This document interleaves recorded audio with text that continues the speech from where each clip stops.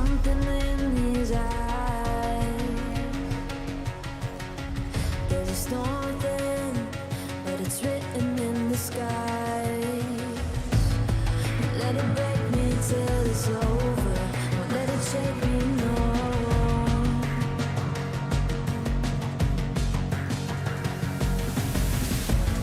Won't let it make me go under. Won't let it make me go under. So now it's time to fly. Nothing's gonna stop me now. Nothing's gonna stop me now. Nothing's gonna stop me now.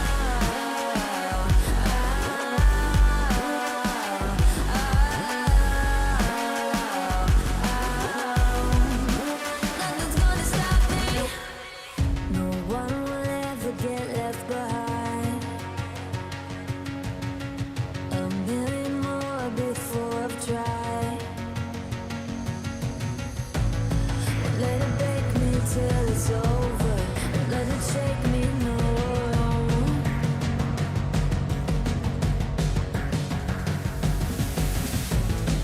Let it make me go under. Let it make me go under. So now it's time to fly.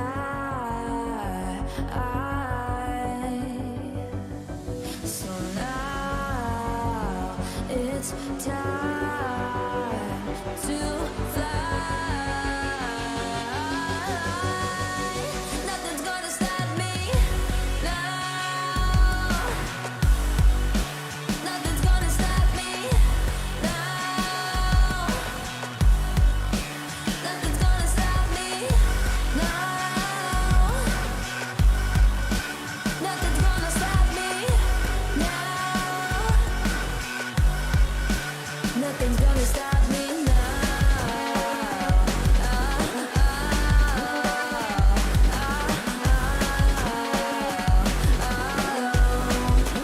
Nothing's gonna stop me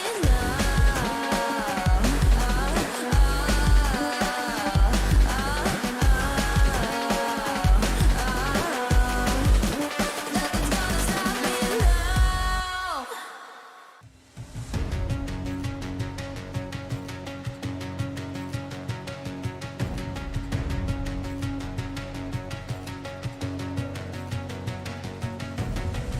There's something in his eyes.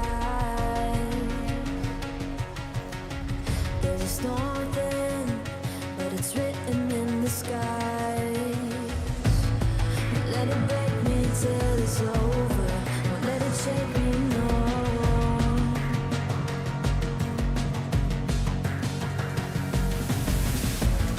Won't let it make me go under.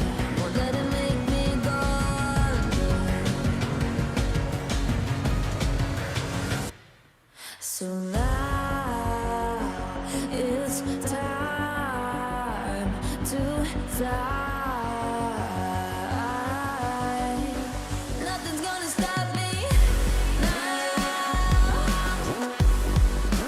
Nothing's gonna stop me now.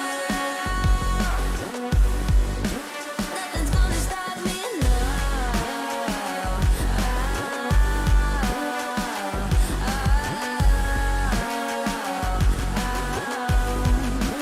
Nothing's gonna stop me. No one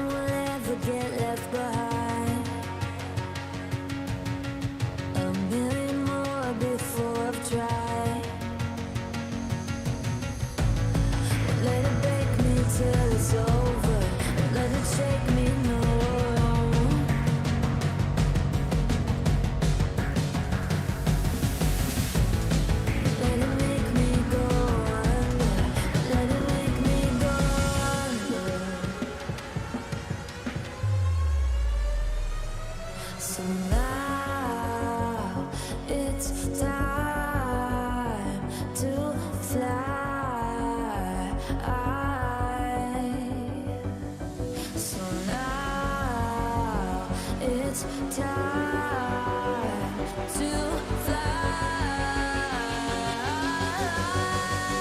Nothing's gonna stop me now. Nothing's gonna stop me now. Nothing's gonna stop me now. Nothing's gonna stop me now. Nothing's gonna stop me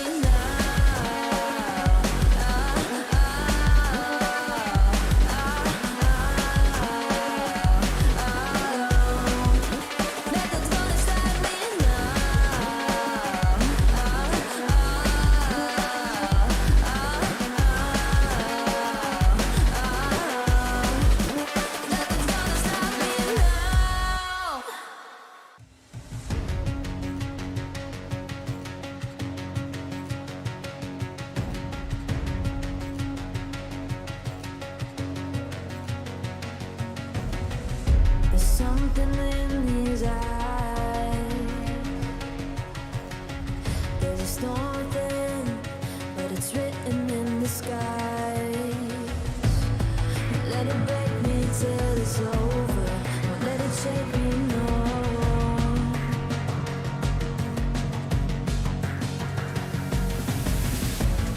Won't let it make me go under. Won't let it make me go under.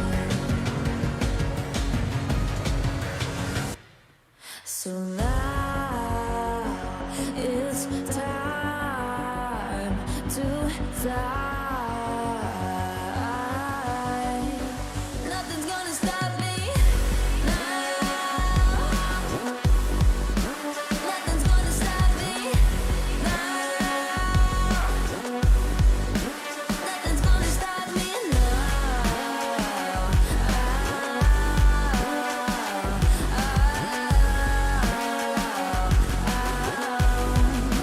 Nothing's gonna stop me. No one will ever get left behind. A million more before I've tried. Won't let it break me till it's over. Won't let it shake me, no.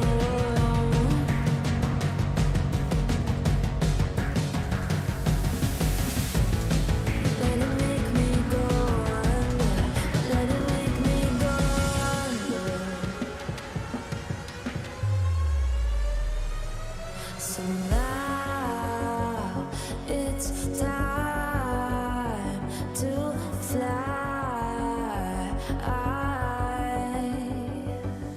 So now it's time to fly.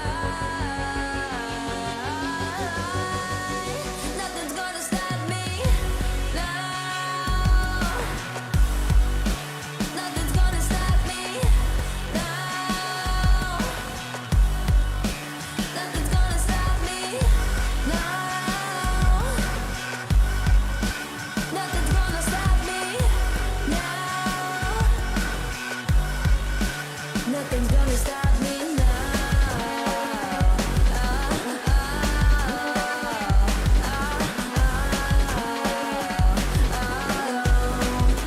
Nothing's gonna stop me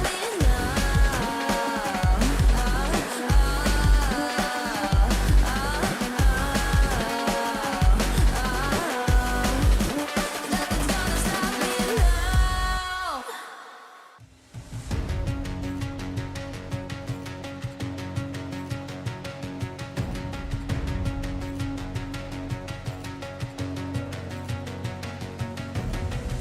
There's something in his eyes. There's a storm within, but it's written in the skies. Let it break me till it's over. Won't let it shake me, no.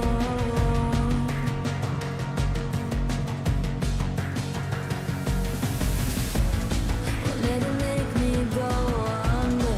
Won't let it make me go under. So now it's time to fly.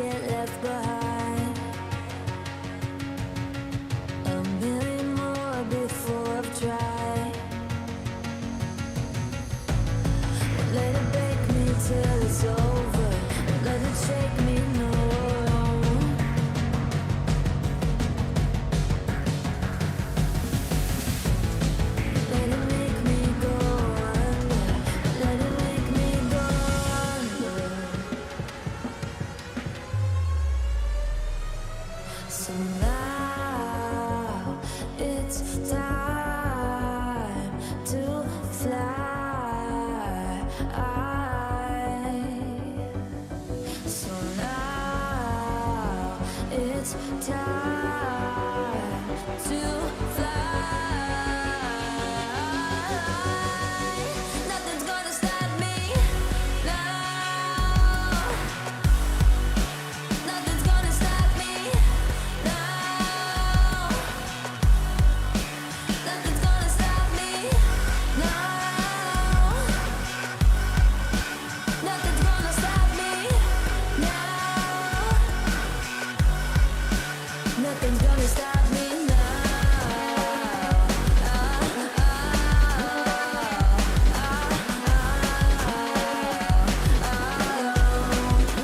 Nothing's gonna stop me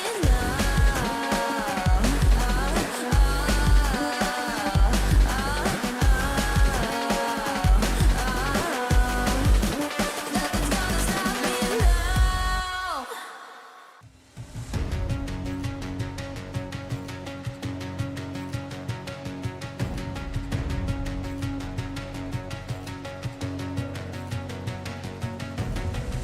There's something in his eyes. There's a storm within, but it's written in the sky. Let it break me till it's over. Won't let it shake me, no.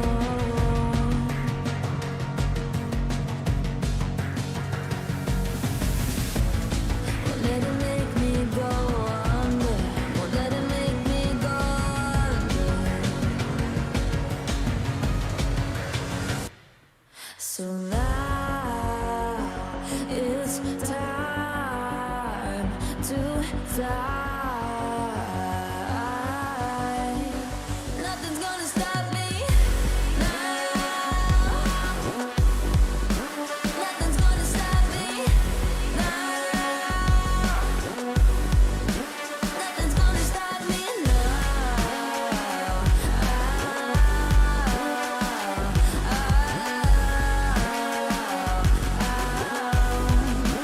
Nothing's gonna stop me.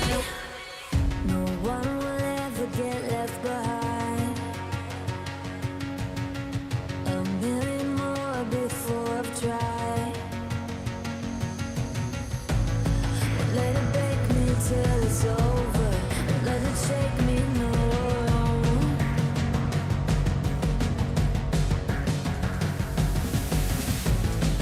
Let it make me go under. Let it make me go under.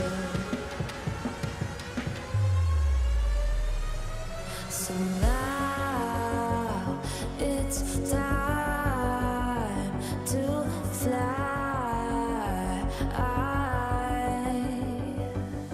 So now it's time to fly.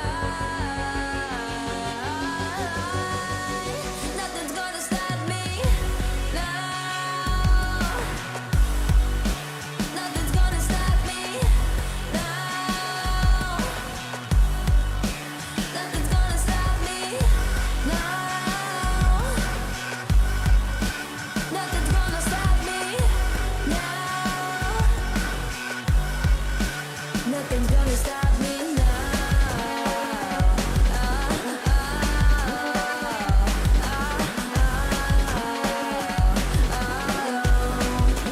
Nothing's gonna stop me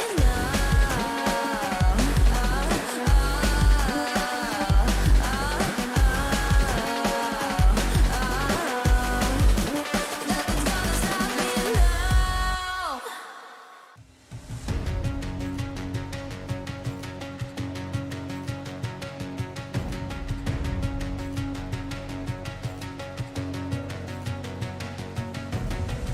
There's something in his eyes.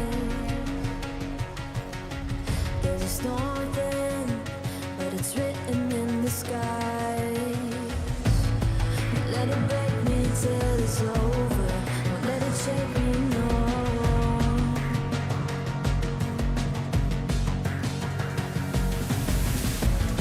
Won't let it make me go under.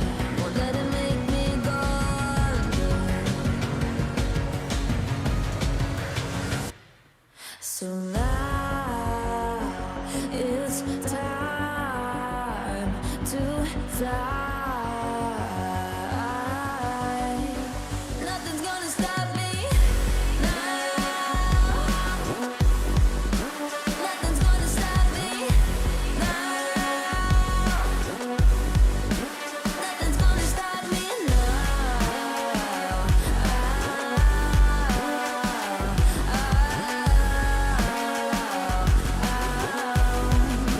Nothing's gonna stop me. No one will ever get left behind. A million more before I've tried. Won't let it break me till it's over. Won't let it shake me, no.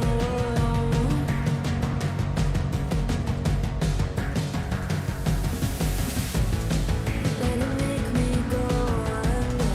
Let it make me go under.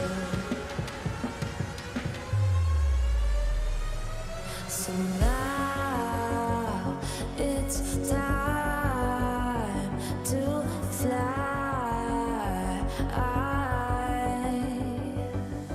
So now it's time to fly. Nothing's gonna stop me now. Nothing's gonna stop me now. Nothing's gonna stop me now. Nothing's gonna stop me now.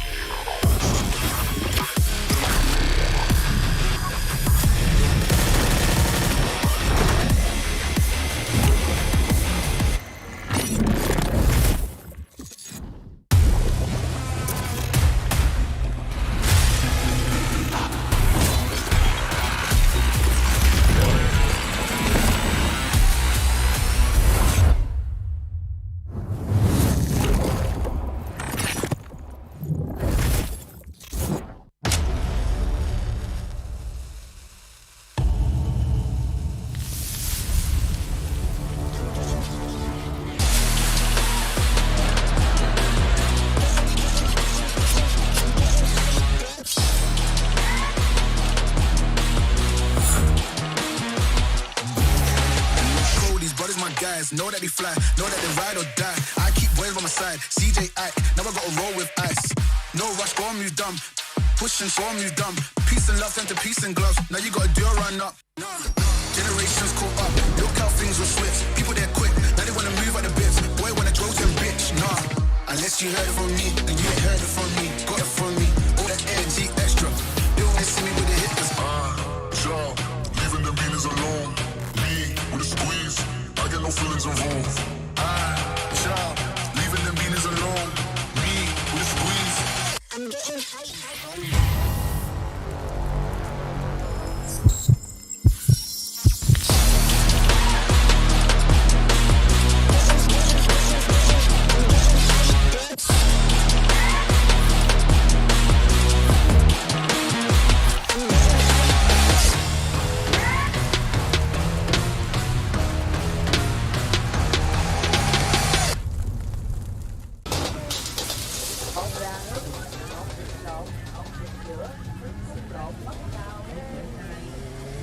Cho một lẩu Thái anh ơi. Yeah. Play games.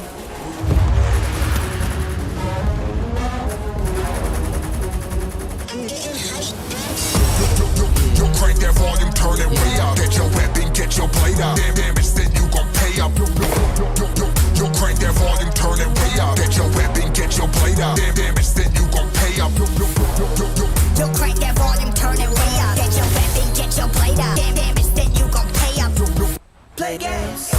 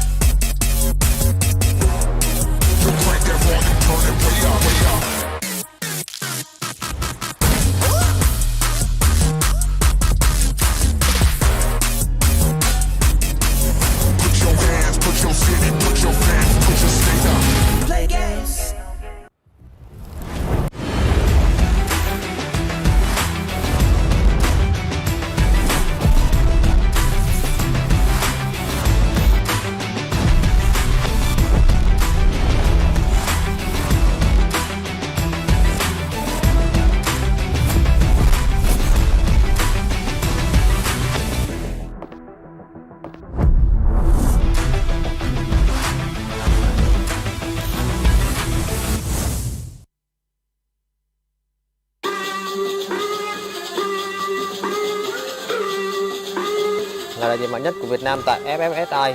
Team Flash không sợ bất kỳ một đối thủ nào.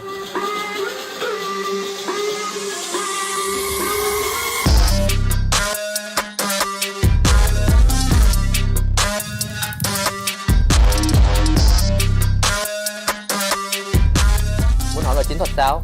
Và đây mình chỉ cho giúp bài. Muốn thấy ác quỷ không? Đưa mà 187 đây. Với 4 chức vô địch tại Việt Nam, sức mạnh của chúng tôi không phải dàn bừa. Kinh nghiệm của Team Flash sẽ để bẹp tất cả. Cân 4 nhiều rồi, muốn xem highlight cân 8 không? Thôi, không nói nhiều, hẹn gặp ở chung kết.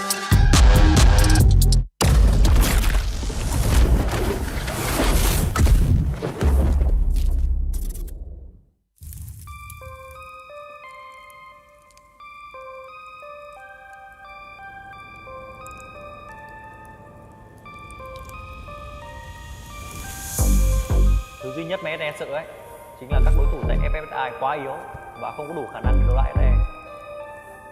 Mùa này là mùa của chúng ta. Alpine.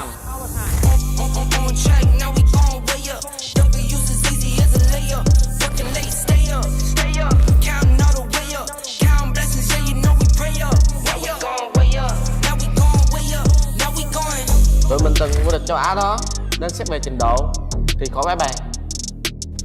Ai đó cản tôi lại đi, nếu không tôi sẽ càng quét bản đồ đấy. Các bạn nên nhớ, ai là người loại Evox Point ở FFSI.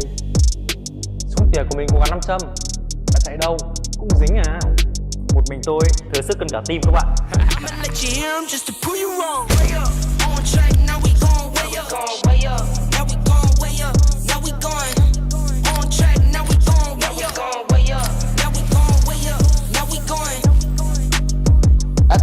mang win quay về cho Việt Nam.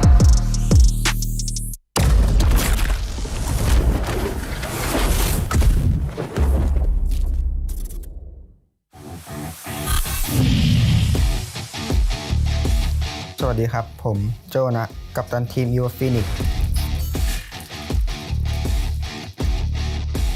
นักสู้ที่ดีที่สุดในเกมอยู่ทีมผมนี่แหละครับผมเป็นคนชอบกินส่วนถ้าถามผมว่าชอบกินอะไรผมตอบได้เลยว่าก๋วยเตี๋ยวไก่มะระชีวิตผมสบายมากแล้วผมเล่นเกมอะไรก็เก่งแน่นอนว่าสำหรับเกมนี้ผมนำมาเพื่อชนะอยู่แล้ว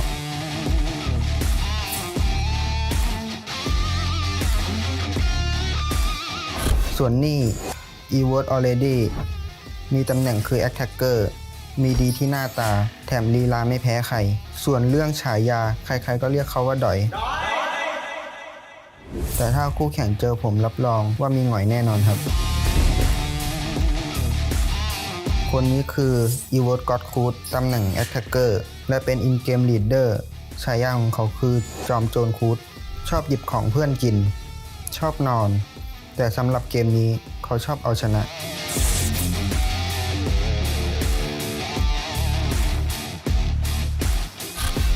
คนนี้คือ e-word mochi อยู่ตำแหน่งสไนเปอร์มีงานอดิเรกชอบเล่นกีตาร์ชอบท้าคู่แข่งและชนะได้ด้วยทำให้เขาได้ฉายาอุลตร้าแมน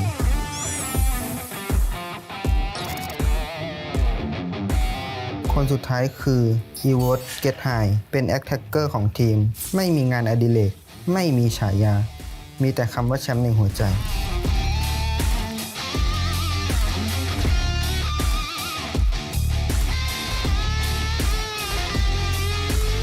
พวกเรา e-word Phoenix ฆ่ามาก็ไม่ตายล้มก็ล้มไม่ได้เพราะนกฟีนิกซ์เกิดใหม่ได้เสมอ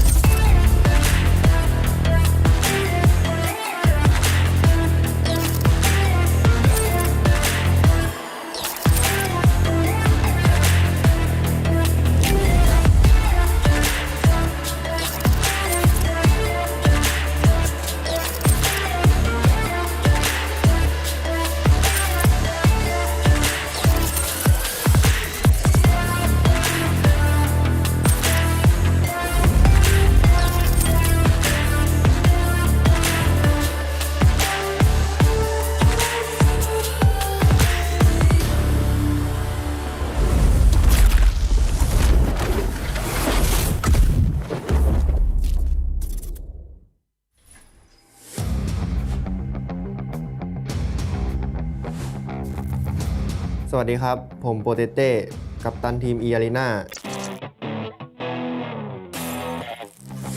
ชีวิตผมดีมากอยู่แล้วไม่มีอะไรคิวมากมายผมเป็นหน่วยจุดโจมของทีมและชอบสร้างแรงบันดาลใจให้กับเพื่อนๆวันว่างๆผมชอบไปเที่ยวชิลๆชมบรรยากาศแล้วก็ชอบกินต้มยำกุ้งด้วย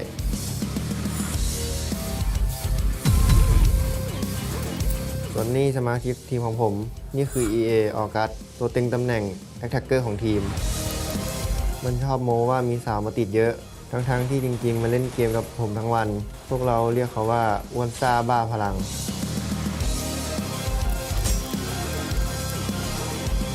คนนี้คือลิมิตเขามีคติประจำใจอยู่ว่าอยู่นิ่งๆอย่าขยับเพราะมือพี่จับสไนเปอร์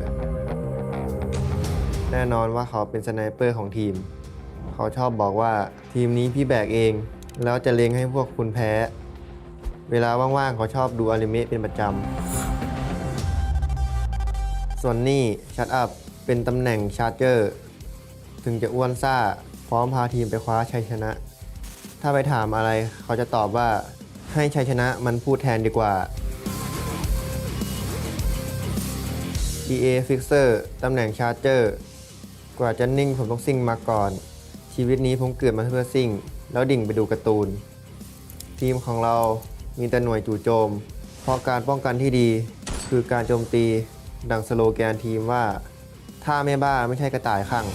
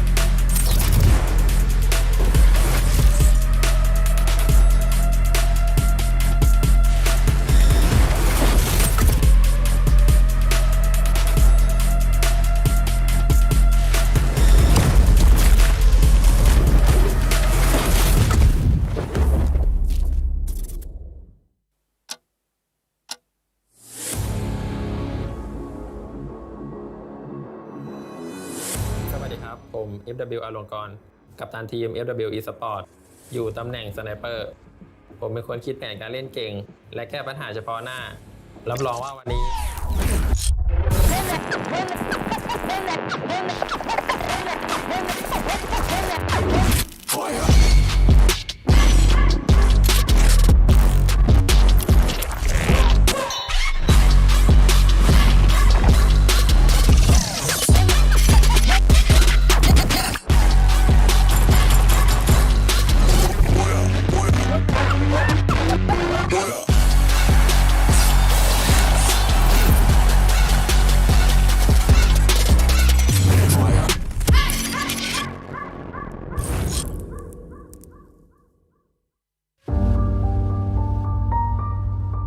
Iya sih, terus belajar jangan cepet puas. Apalagi kalau udah merasa paling jago, gue paling ya gitulah. Kepikiran ini nggak bakalan lolos ini. Udah sedih banget bang, bahkan hampir nangis. จากเด็กติดเกมสู่นักกีฬาอีสปอร์ตมืออาชีพครับพี่ทำให้ครอบครัวภูมิใจด้วยครับจากแรกๆเขาไม่ยอมรับ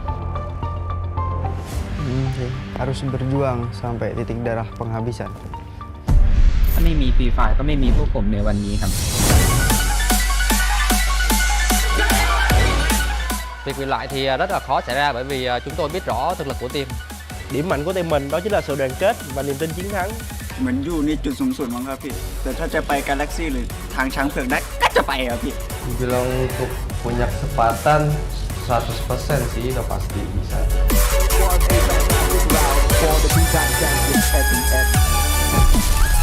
เราคือที่สุดของเกมฟรีไฟร์แล้วครับ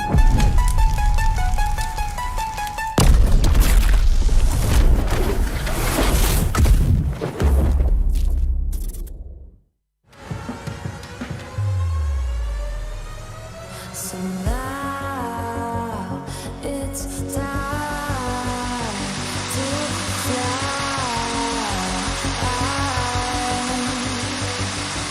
So now EVOS Phoenix to fly. First Raiders Eclipse Nothing's gonna stop me. Team Flash SBTC Esports, Genesis Dogma SM, Magic Esports, Arena, Morph Team, PE Sports, Expand, GRC Aphrodite, FW Esports.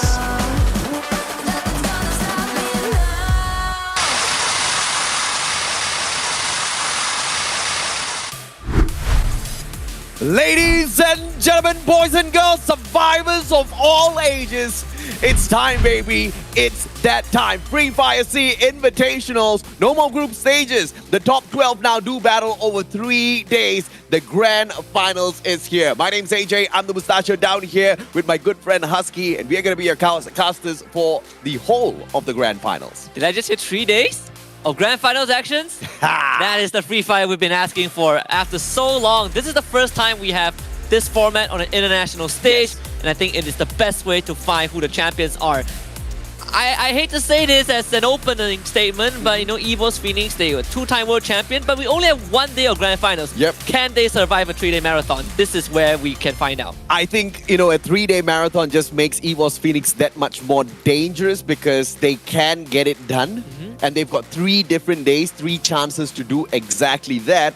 But there's one bad habit that EVOS Phoenix also has. They usually like to sleep at the very start. They like to take things easy and then make that final awakening, right? But can the other teams punish them for that strategy this time round? Because as we know, even to qualify for this stage, they were the 2nd-seeded team out of Thailand. But let's take a quick look at the tournament format before we move on. 17 teams started things off at the FFSI. We broke them down into 3 groups, and all 3 groups had 4 days of play each. And the top 12 out of the 17 have now made it here to this stage. Yeah, and of course they will be playing with each other. It's like sharing a dorm room with people that you don't like for 3 days straight. But this is what you gotta do to prove that you are the best. You outlast everyone else. And when it comes to competitive Free Fire, it is governed by a very strict set of rules that hasn't changed for aeons. It is the point system. 12 points for Booyah, 9 points for 2nd place, minus 1 point for every position below that, all the way down to 1 point for 10th place. 11 and 12 gets nothing, but every single kill converts to 1 point. And if we have a tiebreaker situation, we will look at these 3 circumstances to determine the winner. The number of Booyahs, total eliminations, and the placement in the last game. What's all the hustle for? What's all the fuss for in terms of tiebreaker and all? Well, it is for exactly what you see in front of you. Everybody's aiming for that lion's share of $100,000 US. But even if they do fall slightly short from that first place, it doesn't mean that they walk back home empty-handed. In fact, nobody walks home empty-handed, Husky. It's like Halloween. You either get a small candy or you get a big lollipop, and this time that big lollipop is the $100,000 US. But of course, for the 5 teams that didn't qualify for the grand finals, they at least get to leave with $4,000 US. Absolutely right. And of course, those are the teams, unfortunately, who have not made it to the list. Let's talk about the teams that did, though. EVOS Phoenix, the 2-time world champions, are back in it at FFSI, followed by Magic Esports, those that ranked 2nd in the overall group stages to make it here. Team Flash from Vietnam, the 1st-seeded team from their region, and they are number 1 representing Vietnam here in the top 12 as well, followed by PE Sports, Arena, Expand, FW, First Raiders, Morph, SBTC, Genesis Dogma, as well as GRC Aphrodite. And of course, we have the maps and schedules coming up. Nothing has changed. It's the same as the group stage. We start with Bermuda, we move on to Purgatory, we go to Alpine for game 3, and after the halfway point, we start with Nextera, go all the way back to Bermuda, and we will spin the wheel to find out which of the maps will be our last map. I'm just so curious as to who's hoping and praying that they get a specific map, and which one of those teams out there just do not care. I mean, I kind of know exactly who would have that sort of a mentality. Thus far, throughout the whole of the group stage, there has only been 1 team that has had a Booyah on every single map. That is your two-time world champs, EVOS Phoenix. Apart from that, everybody else just seems to have a favorite. Now, this is the problem here, Husky. If you've got a favorite, and if there's one that you don't really like and you don't perform at, and if that is the deciding map of the grand finals, oopsie daisy. Yeah, we have seen some examples, right? You know, we've seen examples like Arena on Alpine, Morty on Xterra, etc., etc. We will break that down as the day progresses, but now we got to look at the two teams heading into this grand finals, PE Sports and Morph Team. These two teams, you know, funnily enough, on week 1, Morph Team performed better than PE Sports. On week 2, it was the complete opposite. And you look at the stats, PE Sports, they outshine Morph Team on every average. Every single average when it comes to the glue walls that are being laid out there defensively, when it comes to the assists that PE Sports get, when it comes to even the amount of HP healed out there on the battlefield, PE Sports beats down Morph Team, and they also do the exact same thing on the overall leaderboard. And nothing much changes when you look at the player head-to-head between these two teams. And I think there's a very good explanation, right? Because how Nero leads his team and how Susanna does for Morph Team is the complete opposite. PE Sports ultra aggressive in week number 2, but Morph Team, they like to play slow. They wait until the final second or the last circle to spring into action, which was why when we look at a lot of Morph Esports Booyah, they have slightly lower amount in terms of eliminations. And of course, Nero is just a monster all on his own, right? Supreme number of eliminations, crazy number of assists as well. But let's also take a look at the top 3 players as far as damage is concerned. Limit leads the fray with the most amount of average damage. Yeah, followed by Saming in second place and Darko in third. Limit week 2 MVP, Saming week 1 MVP. And there's a reason these two take the spotlight. Of course, you have Darko. I wouldn't say it's a consolation prize. Grand Finals MVP maybe. Probably. We've seen him lead one of the best clutches in terms of final circle plays, so I'm not surprised to see Darko on that list. But we also got to talk about the weapons that these players use to be on top of that list. With the AC-80, we have the Trogon, we have the M1014. AC-80, not only is it the most popular weapon, but it's also the weapon that dealt the most damage throughout the whole group stage, followed by the Trogon. This is just absolutely insane. The Trogon even outdoes the M1014, which is the selected gun for obliterators, those that love those 1v2, 1v3 situations. Absolutely. But we also have to take a look at what these players select in terms of their character lineup and pets going into each game. Now I want to talk about Jonah and Yenmin just a little bit. These two guys, they both run the Steffi, but when you look at Jonah, he has the Hayato, he has the J-Beeps and Kelly, plus the Falco. So it allows him to take spot faster, but also have 1v1 potentials.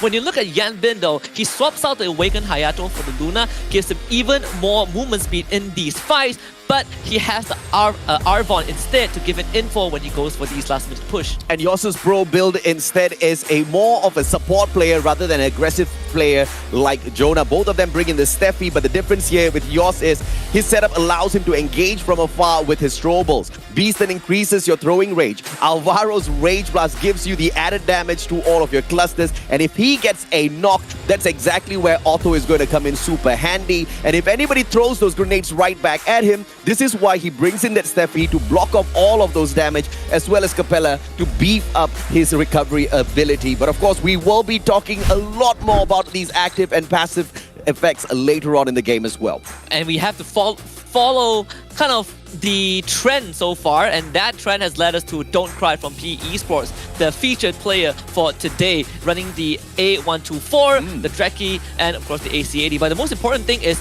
how much he has done for the team, right? Highest average in terms of eliminations, extreme amount of damage done. But on top of that, he was kind of the secret clutch weapon that PE Sport needs. I mean, Don't Cry is most definitely a monster, but when you pair him up with the MVP Nero, I think PE Sports is just that over-the-top team that can even topple the two-time world champs. Let's take a look at their performance here at Bermuda with a 56% top 3 rate. A total of 4 Booyahs accumulated on Bermuda, and this is the most throughout anybody else that they have been able to achieve in the group stage. 12% higher average than First Raiders Eclipse and EVOS Phoenix. That is insane. If you're achieving top 3 rate on a single map by more than 50%, you know you're going to have a really, really good time. And now the question is, can PE Sports do it again? We have Team mình chưa đạt được phong độ cao nhất.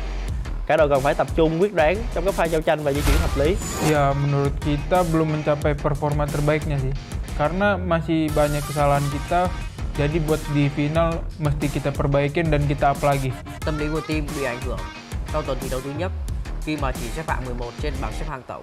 Kinerja kalau dari gua ya, gua belum puas sih, soalnya gua belum full main gitu. Tapi kalau dari tim gua ya, gua pasti ngedukung mereka, kinerja mereka. Mình tạm thời hài lòng, nhưng cả đội cần phải cố gắng nhiều hơn nếu muốn giành chức vô địch trong giải đấu lần này. Dari awal permainan hingga saat ini. Untuk bisa sampai hari ini. Kita bisa!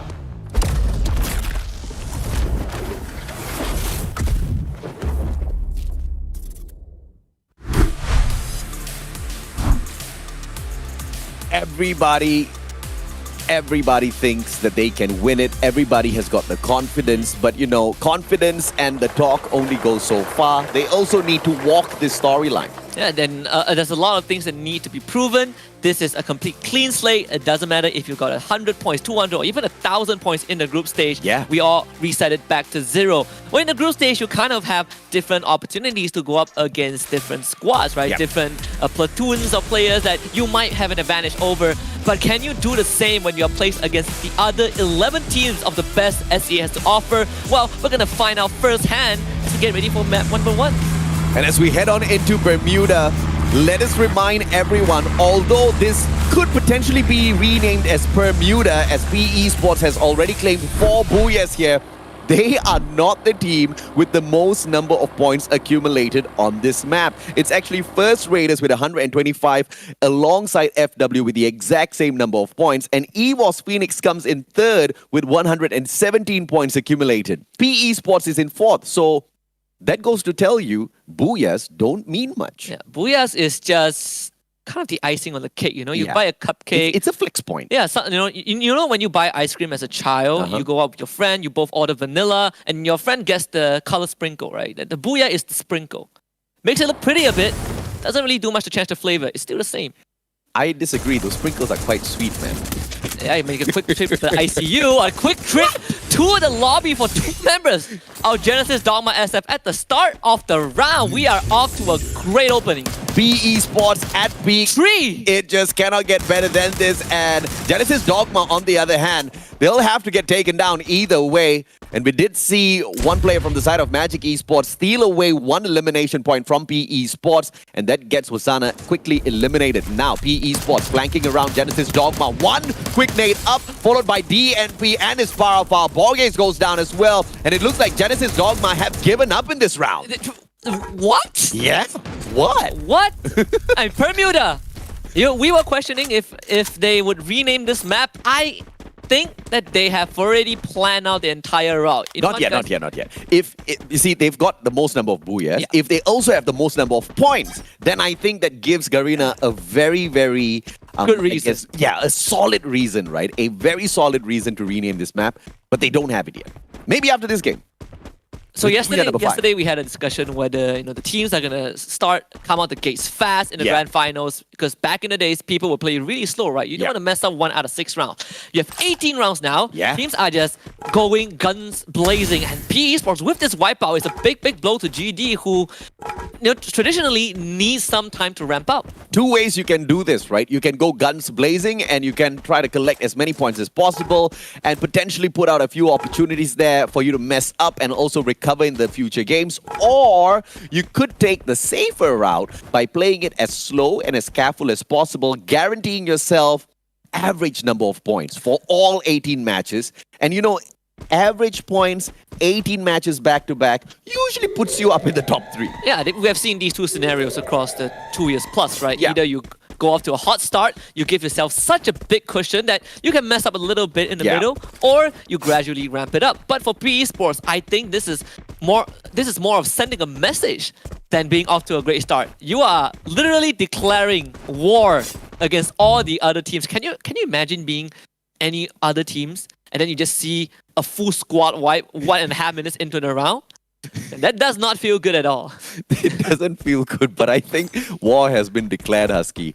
Even before the competition started, everybody wants it for themselves. Dude, it's $100,000 on the line. Right? That is true. It is war. It's war even before we stepped in here. But I agree with what you're saying. I mean, it's a huge statement from the one and only PE Sports after such a dominant run within the group stages on this map to show up here today strong as well. Yep, it's a huge statement. It's also a huge call out to any of the other teams who want to take over their dominant spot at Bermuda. And I think it's also fair to say that when you look at the regions by average in terms of performance, we put MCPS aside because we only have Expand, right? Yes. You look at Thailand, Vietnam, Indonesia. Indonesia is now ranked 3rd in FFSI yes. because all 4 teams, 8th, 9th, 11th, and 12th. Yep.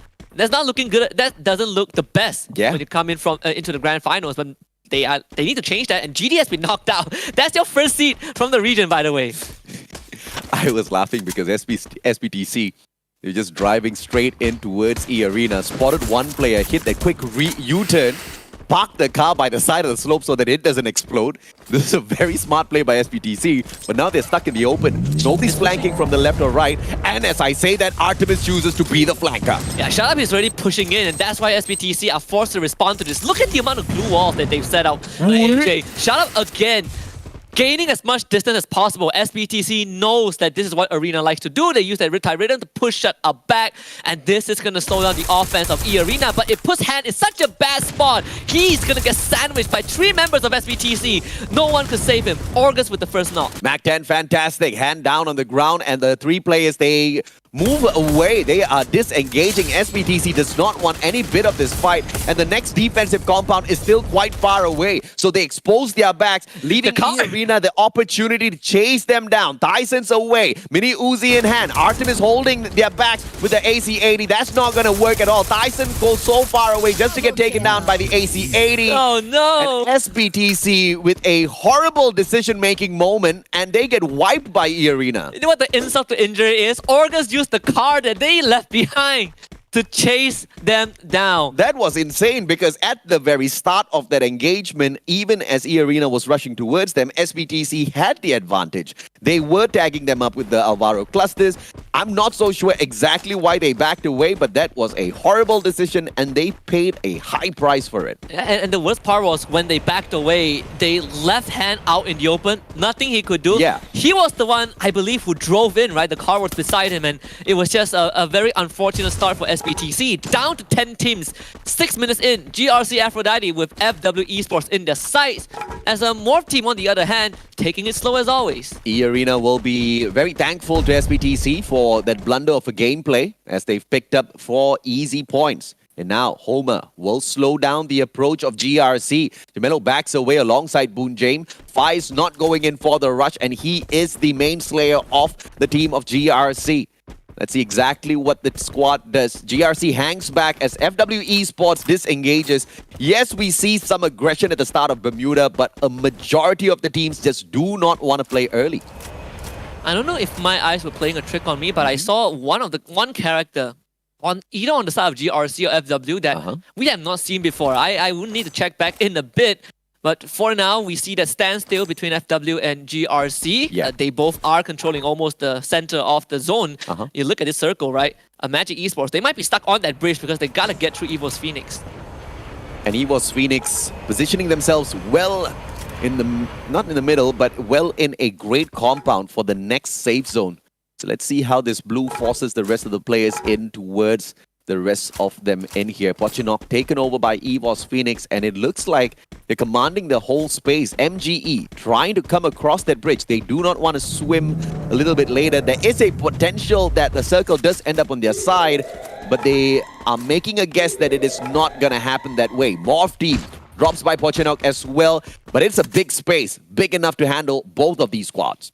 Morph team generally doesn't like to take these early fights, but in this spot, you have to be ready to respond to these aggressions, right? And Morph team, they still decide to take it slow. Team Flash, they're going to come and gate crash the compound of PE Esports. Big fight that Team Flash needs to win, but so far they are taking chip damage from their own RGS 50. That's not looking too good. Rip God only down to 70 HP, and Shin gets dropped by Nuke.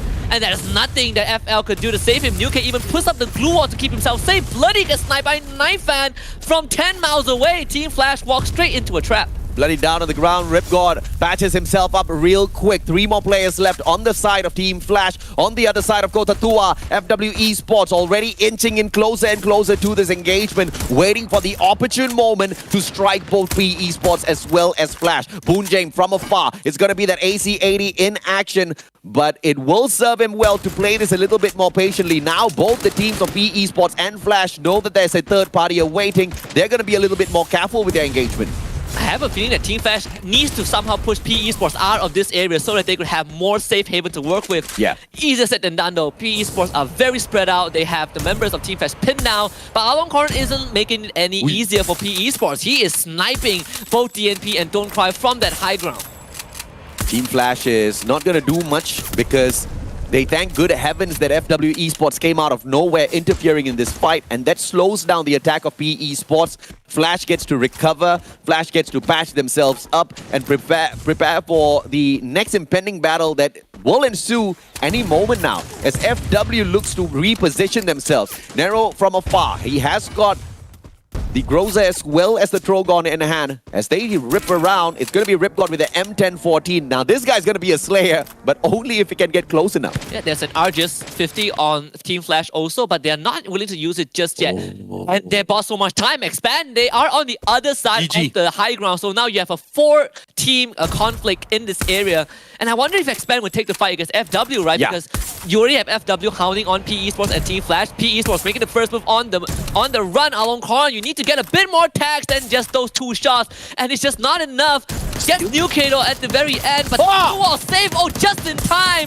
PE Esports, are they really going to be able to get Nuke out of this? It would be massive if they do so. So much glue wall expended, but it will be worth it if they are able to get him out. What a golden glue wall laid out there. I have no idea who popped that out, but that was a masterful glue wall. And PE Esports very quickly abandons the area, leaving Flash all in the hands of FW. From the opposite side, Expand does not make a move at all. Boonjame stops by, but he gets knocked down instantaneously. Off-screen Saming does make a quick work of Souza as well as his team member as well. Team First Raiders Eclipse having a tough time going up against MGE. Alongcon brings Boonjame right back in, but First Raiders are getting toasted by Saming. And in the meantime, Team Flash, they are holding on to this so well. Gime Low, he cannot stay here for any longer, and Ripgod clips in on the very end and finds the finisher. While that was happening, PE Esports was like, alright baby, you guys can take this, you are our first seed, you are strong, just deal with FW while we try to hit into the circle for the Booyah. There is a secondary squad there, so PE Esports, they gotta be ready. Meanwhile, EA, they're gonna run into Expand, a team that they have been having a decent time eliminating in the group stage. Expand here for revenge. Fantastic repositioning by PE Esports, but as we continue, Shut Up finds X-Roy out in the open. Drogon pushes up forth as well as Shut Up does manage to go ahead and take him out of the equation. Argus with the RGS-50. Cobra goes down, too fast down to the ground as well. Can we see them recover? Answers no. Out in the 10th spot is Expand as E-Arena picks up their 9th elimination. E-Arena coming off to an incredibly hot start. 9 points already, and they are looking unstoppable. FW Esports forced to slow down thanks to that very drawn-out attempt to get PE Esports and Team Flash. This is one of the more underwhelming trades, right? You end up losing one member for nothing, but PE Esports, they do find themselves trapped out in the open with GRC hounding on them from afar. DNP and UK are the only 2 members of PE Esports in that area. Very smart repositioning by PE Esports, but now that puts them out pretty much in the open with one boulder behind them, not even in front of them. And with GRC continuously annoying them, sending shot after shot, forcing them to use their utilities pretty early before that final fight. From the back, it's going to be a potential backstab by FW Esports. Fixer finds Ripgod. Team Flash still struggling to get out of that compound. First by FW and then finished off by them as well. But FW now, 2 players approaching PE Esports. This is the moment for PE Esports to rise up to the occasion once again. Magic Esports running straight into Evo's Phoenix. There is someone supporting from afar. FR down out in 9th place. Jonah in a 1v2 gets punished by Donbu. You'll love to see it by Magic Esports. Already wants to provide some help of Wasana with a good glue wall and some campfire. It's going to prevent already for doing much. Wasana down to 7 HP, still holding on as Donbu drops. But the rest of Evo's Phoenix completely dispatched by Saming. They dismantle the team. Classic EVOS Phoenix just not showing up on day one, game number one. They will try to set up a huge comeback gameplay to rile the casters up later on. I am pretty sure that's going to happen.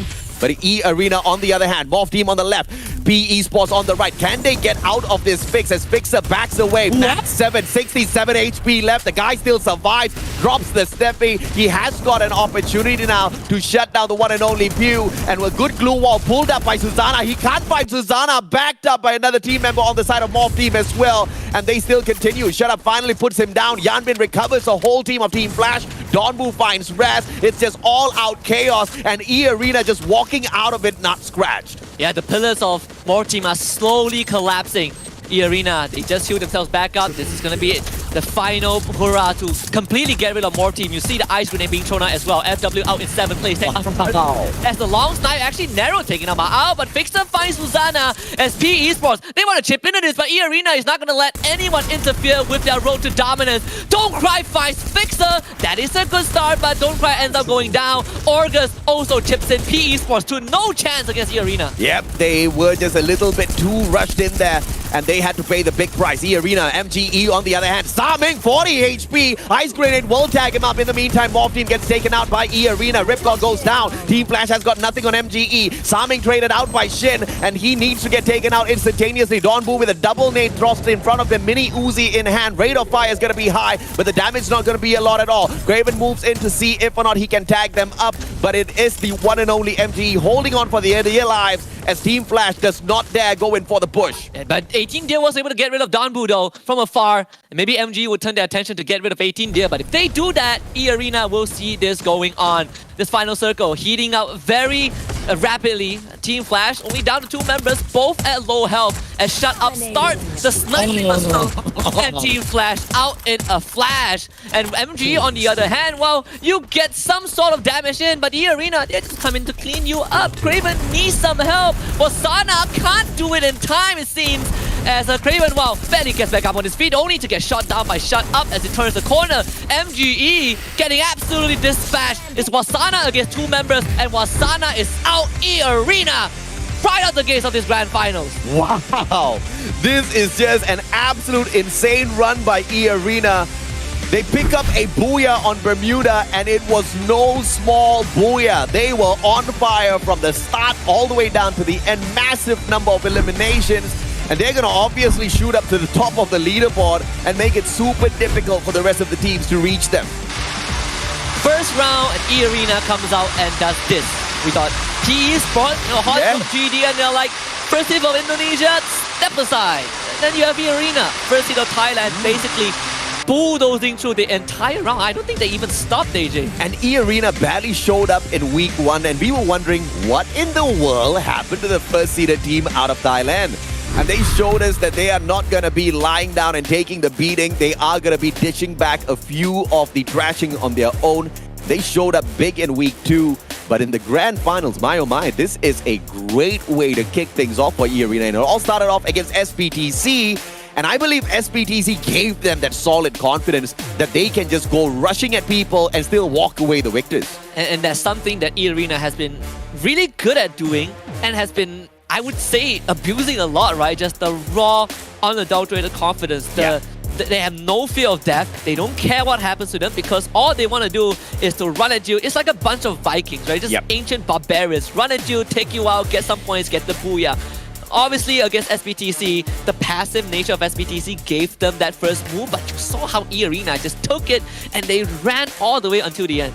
And of course, the engagement between EVOS and Magic, this just ended prematurely because it was Jonah that got initially tagged up as well as down by Donbu's grenade launcher. And you know, when you take out the MVP Jonah, the task of shutting down EVOS Phoenix just becomes so much more easier. And it was exactly that. MGE continued to run on into Team Flash to meet them halfway, almost putting them out of the equation, only to, of course, take their eyes off for a tad bit for E Arena to take the drop on them. And that actually is kind of a case study for you to see how to be aggressive and how to punish aggression. Yeah. Right? If you're SBTC, you're looking at game 1 and you're like, well, we probably should have just took up that fight. But if you're EVOS Phoenix, you're like, well, we probably should have considered the circumstances. Having a grenade launcher changes a lot. But if you are E-Arena, you are completely happy with this opening 31 points to start off the grand finals. I mean, you could not have asked for anything else. I mean, you could have asked for a record-breaking start to the grand finals, but I guess that's asking for a little bit too much, I guess. But, you know, a little bit of a misplay there by Sa Ming. He brings in the Iris. Iris was available for the pop, but instead of going aggressive, he wanted to wait for the rest of his team members to recover a little bit first, and they used that tower as a bit of defense, not really expecting the rush from E-Arena. E-Arena got a knock and instantly knew that they popped that Steffi. They didn't want to toss wasteful nades at them. They didn't want to give the spot to MGE to recover even a tad bit. They go in for the rush, and that was a smart decision by E-Arena. Absolutely. There are only two players that run the Iris. One of them is Sa Ming, but in these final circle CQC, it becomes slightly less effective, right? You would rather have a Steffi, you would rather have an A124, or you would rather just be E-Arena with a massive 19 eliminations in game number 1, with Limit being the MVP, continuing to carry the team on his back. Yeah, I mean, Limit, there's a reason why he was the MVP of a whole week, right? This guy really knows how to put on the damage and pull the elimination points for the team. But the backup by Shut Up as well as Orgus earlier was just absolutely fantastic. Limit brings in the Skylar, Riptide Rhythm, continuously downing each and every single one of those glue walls in a timely manner. And look at his setup, man. You've got the Moko Raphael as well as Maro making Limit's AWM absolutely fatal out there on the battlefield. On top of that, they run 0 Steffi. This is how you know E-Arena only cares about fighting you in your face. Double Chrono, A124. They have tools to break your glue off. They have tools to avoid all these close range damage. If you have a grenade launcher, we have 2 time turners. And we disable your abilities. We do not care what you have. It's all about the timing. And E-Arena had every single attack on perfect timing. Once again, 6 eliminations coming through from this guy. Brings in the Woodpecker of all things. And dude, you've already got the Maro and Raphael. You're already going to get that extra bit of damage from the range. You are going to make sure your opponents bleed out. You've got the Moko to tag them up. You've got a Woodpecker, a long-range gun that has got a fantastic rate of fire as well, with the ability to penetrate through the armor. What can you need? And he can break glue walls. And he has Arvon. I mean, he has... This guy's playing with packs. Absolutely. That's the... From his characters, of course. Top 3 weapons for game 1. Again, Trogon, the AC-80, and the RGS-50. Pretty... We saw a lot of RGS-50 in game 1, honestly. Yeah. I think Team Flash had one, MGE had one also, but overall, nothing much has changed. But I think, you know, it's time for us to take a while to talk about the lack of Steffi on E-Arena. We talk so much about Steffi. Prevents grenades to be effective, prevents, you know, all these explosive. Chrono does the same, but prevents bullet shots as well. Yeah, it does prevent those bullet shots. Steffi does give you a little bit of a damage reduction, but I guess it's not as effective as Chrono in those open out battles, right? Let's take a quick look at the match standings for game 1 real quickly here. E-Arena, once again, they get a massive 31 for game number 1, followed by Magic Esports with a total of 22 to their side. PE Sports manages to rake up a total of 13, but look at down at the bottom. You've got teams like First Raiders, EVOS Phoenix, as well as Expand, just picking up 1, 2, and 3 points. That's a little bit too much for some of these top flight teams. EVOS Phoenix also got 3 points. 3 placement points. They didn't even get a single elimination this game thanks to Magic Esports. Well, at least we know which teams decided that, you know what, guys? Game 1, the grand finals, we're gonna drop from the plate and we will try to run everyone down. Magic Esports, E-Arena, GRC Aphrodite of all teams, PE Sports. These 4 teams are off to a hot start. Well, ladies and gentlemen, boys and girls, that's just the tip of the iceberg for the day. We have just kicked things off. 5 more matches to go, but we got to take a quick short break. We'll see you guys in a bit.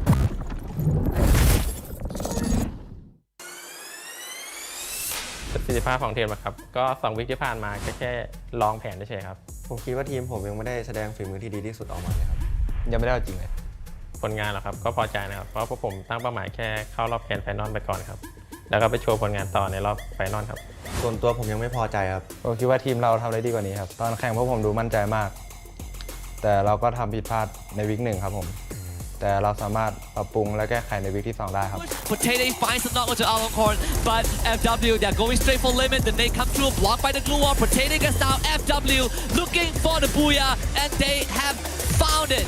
เยาลีน่าเบาได้เบาให้พวกผมได้ขึ้นมั่งจะโชว์หลายจริงให้พวกผมโชว์มั่งเถอะ เยาลีน่าเหรอครับรอบแกรนด์ไฟนอลเจอกันครับ เชียบ หวานเจี๊ยบ ไฟนอลเจอกัน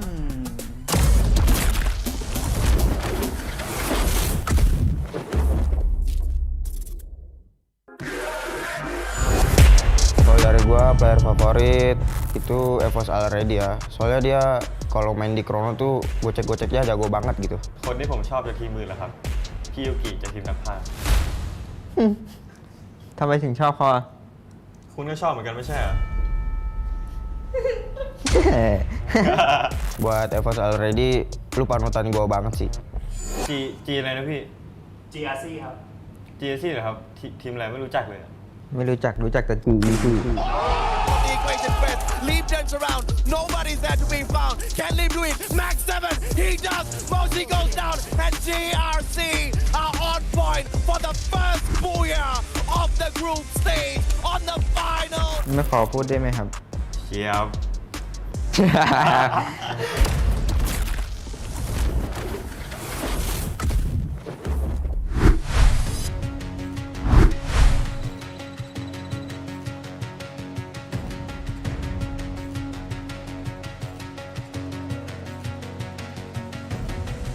There's something in his eyes.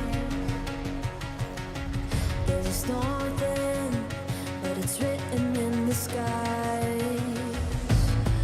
Let it break me till it's over. Won't let it shake me, no.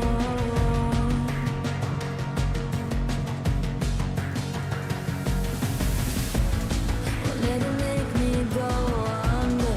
Won't let it make me go under. So now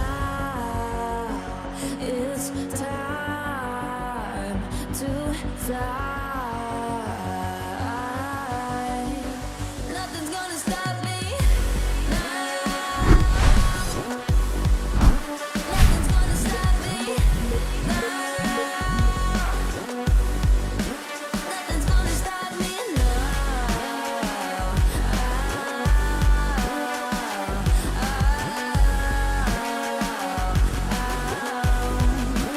Nothing's gonna stop me.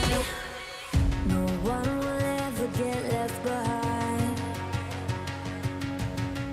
A million more before I've tried. Won't let it break me till it's over. Won't let it shake me, no.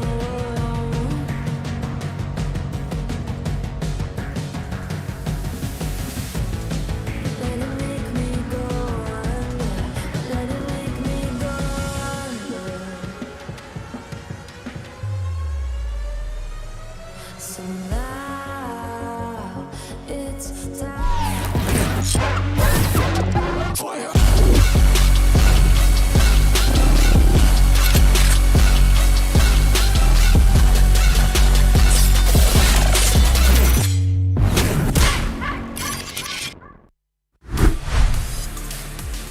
E-Arena started off the grand finals, should I say, breaking the speed barrier, basically running through every team for a booyah and 19 eliminations, totaling up to a massive 31 points. And it's time for the grand review. I'm an E-Arena supporter. Look at me dressed in all full red. My name is Husky, and of course this is the E-Arena not supporter.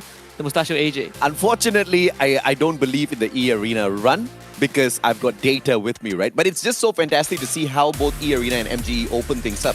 MGE drops at Sentosa, E Arena directly opposite of them on the other side of the map, and they just both basically cleared house all the way towards the middle, with E Arena basically getting multiple backstabs and walking away from battle after battle, wiping out close to 5 squads on the way to that final circle, which is just ridiculous if you ask me. How did they even have enough loot to face off team after team and not really struggle? I don't have any idea. They take out one team, they grab their loot, use that loot to take up the second team and grab that second team's loot, and the cycle. It's like the perfect idea to set up a business, and that's how you make money. You set up a small thing, you get your income, you spend it into something else, you get a bigger income, so on and so forth.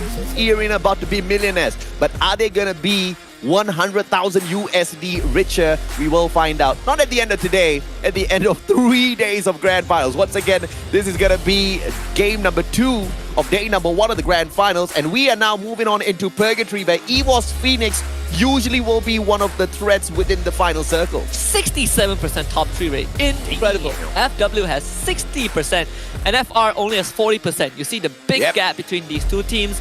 But I would also like to make a disclaimer, right? Tell me. Any other maps aside from Bermuda, when you look at these statistics, is slightly inflated because we play so much more Bermuda than Purgatory, Alpine, and Xterra. But either way, the fact that EVOS Phoenix finished like what?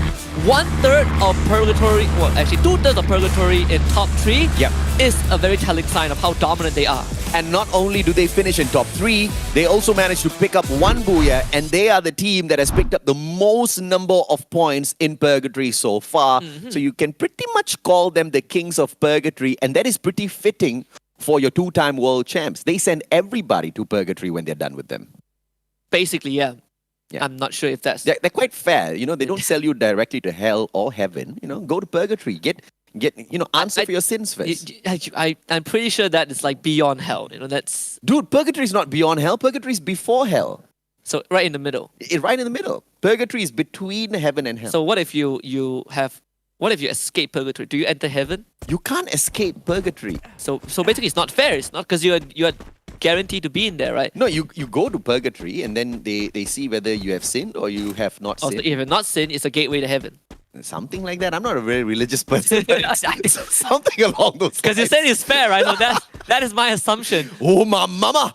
Genesis Dogma, what are you doing? Please, those are the wrong dogs to pick on. Please, not again, GD. Like, I don't want to see them get wiped out 2 games in a row. GRC, they don't run into Expand, but it's just 1 player, and that guy is Leem. So that guy getting knocked out, not too big of a deal. Get high. He's on the floor. And already reviving. Already is, he's ready for this. Jonah almost down. Borges and Yos flanking from the right is going to be Dels, as well as the one and only Kiki going in for Moshi. Moshi with the mini Uzi. Borges, can he get him? Jonah manages to get away in the nick of time. But if that revival hits before the rest of Team EVOS gets taken down, it's only going to play against EVOS Phoenix. But Jonah turns around, takes Borges out of the equation. And that's something Genesis Dogma did not expect. But what a shot by Yos. Already, dude, the timing's perfect for EVOS. And this is exactly what I was talking about, right? If he gets that revive before the rest of the team gets taken down, it's not going to fare well. But he timed it so well. And I think EVOS Phoenix also forced themselves to get taken out by Genesis Dogma so that he can have that opportunity. Supremely planned by your 2-time world champs. Dude, who gets eliminated just to get revived? The only time that it is acceptable to die, you know, to kind of give yourself away. Both teams get some free points to start it off. Meanwhile, the EXO, pressured by 2 members, actually gets Bunjin. What a snipe! But the grenade launcher actually flew before Bunjin gets knocked, so EXO ends up getting knocked down, and now he is pretty much going to get taken out. Bit unfortunate on the timing, but a good attempt from EXO nonetheless. Axel all alone. I'm just not digging this at all. Too fast. Backing him up. Let's see if he can find some. Yes, he does. Finds double. FW dealing with Expand, and Too Fast still holding the fort all on his own. Grenade after grenade. Drogon brings it out, and it is going to be an opportunity for that RGS-50 to do the damage as well. Alongcon backs away. Gemello has to face the one and only Too Fast, but he better watch out. The flank comes through from the right. They're going to try and pincer in from both angles. RGS-50 not the best weapon in this close range. Too Fast! Oh, winning it out with the Drogon! And Too Fast building his reputation right now on the big stage. Oh, gets dropped. Expand, a hot start. 4 points already. I don't know where Roy is, but Roy quickly got put out of commission by PE Sports. Too fast, 3 eliminations. Now, this is the captain of Team Expand, and he has got the least number of eliminations on Expand. And you would think that's an embarrassing start for a captain, but let me remind you guys as well that he has the most number of assists in comparison to anybody else out there throughout the whole group stage. This guy is always tagging, walking away, continuously flanking, getting into good positions, also to rescue the team, where he allows the rest of his team members to get those elimination points. A truly selfless leader Too Fast is. When you need him to step out, he can clutch fights also, right? We've seen him done it multiple times. Expand, they know exactly what the job is. Get rid of Knifeman so that he doesn't revive the entire team. Cobra and Too Fast. Can they make this happen though? 1v2. The zone is about to get capped, but MG are nearby. They need to get this done as soon as possible. Knifeman getting pushed from both angles. Cobra takes him out, and now they gotta find a bit of time. Their revival point just at the very end. Expand steals it away. Expand manages to take that away from FW, but Cobra gets slain by SBT's Neo. Too fast. Can he respond? Answers no. He gets taken out of the equation as well. And it was a great steal of that revival point because the rest of Team Expand gets brought right back in. Only 2 members, but good enough to keep them going. FW biting the back end of that. Evo's Phoenix, on the other hand, was able to somehow get Borges from afar with that mini Uzi of all guns. As Dels gets knocked out, Borges also drops. Evos literally coming back in here for a little bit of revenge gameplay. How dareth thee take us down at the start of a match? Genesis Dogma, all they can say is, I'm sorry, master, whilst they run away. And Neo sniped perfectly by Saming, the absolute deadly eye, and he didn't even need to pop that iris. It didn't even need the glue wall. This guy is standing out in the open with a sniper rifle, and he gets that 6th shot. Ooh, nice. MGE, they're gonna be on that revival point, which has expired. GD might expire very soon. What a shot from Kiki! Yoss actually gets Moshi also. GD, the rest of the team is already back. Evo's Phoenix getting punished. Already not doing too well. Jonah also by his side, but Evo's Phoenix knows that this fight is done. Well, I guess... Again already? Already he's gonna do it again? He's gonna do it again? I tell you, GD... We thought that was the dialogue between these two teams, and now GD was like, psych! Already is gonna go for it. Yoss approaching. He takes the left. They see and he does spot already. AC-80 already backs away behind the turret. And this revival point is gonna be able to save the whole of Team Evo's Phoenix. But the flank from the right-hand side, look at Dels with the vehicle. He's going in solo. Dels, do you think that's a good idea? Time Turner popped out by already. M1887, he just needs to pop out of that Time Turner and get him. And from afar, Yoss nails it down with the AC-80. Kiki in the meantime gets sacrificed, but Yoss finds already, puts him down. And Team Evo's Phoenix goes in for the push once again. Jonah's gonna try and buy someone back. And he will buy 2 of them before he gets drawn off. At the very last second, Jonah saves his squad. But you know what is unfortunate? Expand got knocked out. Come on, Evos. Don't fly away. Come back. Come back to Marblework, says Genesis Dogma. I tell you, the funniest thing is that all 7 points were from Evo's Phoenix. That's insane for Genesis Dogma, who pretty much scraped through the grand finals in their own... Okay, I can't say scrape through because GRC, they are the true scrapers through. What did Evo's Phoenix say? Good job. Don't know which English school I went to, but I assure you I did not pass my exams. It's okay. I saw the character again. Hold on, I need to go on a mission to uncover what was being ran just now. And this is the 2nd time I saw that character. On which player? What was the team we were on? Was it FW? It was so fast, honestly. Could have been FR. Saming pops the iris. Gets the information. Nope. 2nd shot does not connect with any players around the area. He needs 1 more shot towards the glue wall, but I think Iris's time has run out, and that's pretty much a waste from the side of Saming. In the meantime, Wasana pushes up 4th. First Raiders Eclipse have already barricaded themselves up with some pretty decent glue walls up top on the hill. They have got that bird's eye view as well. Darko goes down. Lozzie tries to respond, finds absolutely no one. The grenade does not connect. Wasana shows up from nowhere, and First Raiders Eclipse taken out before they can even do much. At neck-breaking speed, Magic Esports 7 kills. As Evo's Phoenix, well, Jonah, he's back to life for the 2nd time. After all of that. Come on, I just want to see EVOS go up against Genesis Dogma again. The stats not doing too good for EVOS. Nah. It's like 3-7, okay? But this is what you expect from the Undying Phoenix. They are named EVOS Phoenix for a reason. They need to die first to show you exactly what the true capability of a Phoenix is. Yeah, it's a bit tough when some of your members have died twice, okay? They're getting farmed by GD. I dare make fun of EVOS Phoenix because there's just no way you can put this team down and out so quickly. E-Arena will miss a buffet opportunity as they choose to play defensive within this compound as Team Flash rotates right outside, I would say, under their noses. MGE, on the other hand, will find a couple of glue walls with nobody behind it, but SPTC just skirting around this next circle. MGE gets some... MGE, just like us, we get some time to finally breathe as these teams have been ultra aggressive. I say these teams, but there's only a few. You know, MGE, Genesis Dogma, that, well, at least they get to play this game. Yeah. Last round they only played 1.5 minutes. Not getting burned by Husky Genesis Dogma. That must hurt. It's only 1.5 minutes of playtime, man. That's not much to work with. EA, they're gonna start getting pressured by Team Flash from the low ground. But Team Flash deciding to back off, keep that distance. You don't want to take this fight. But the bad news is that they have to pick their poison. More team or EA. How often do you see Genesis Dogma leading the fray with the most number of eliminations? That's insane, man. And if Genesis can keep this up, it looks like they are going to have a lot of...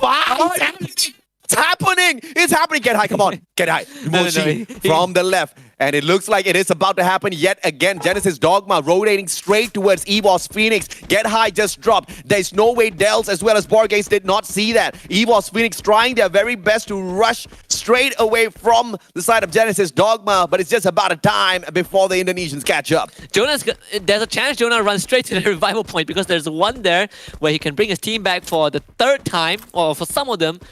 The bad news is that on the other side of that zipline is Team Flash. So EVOS Phoenix don't really have much places to go.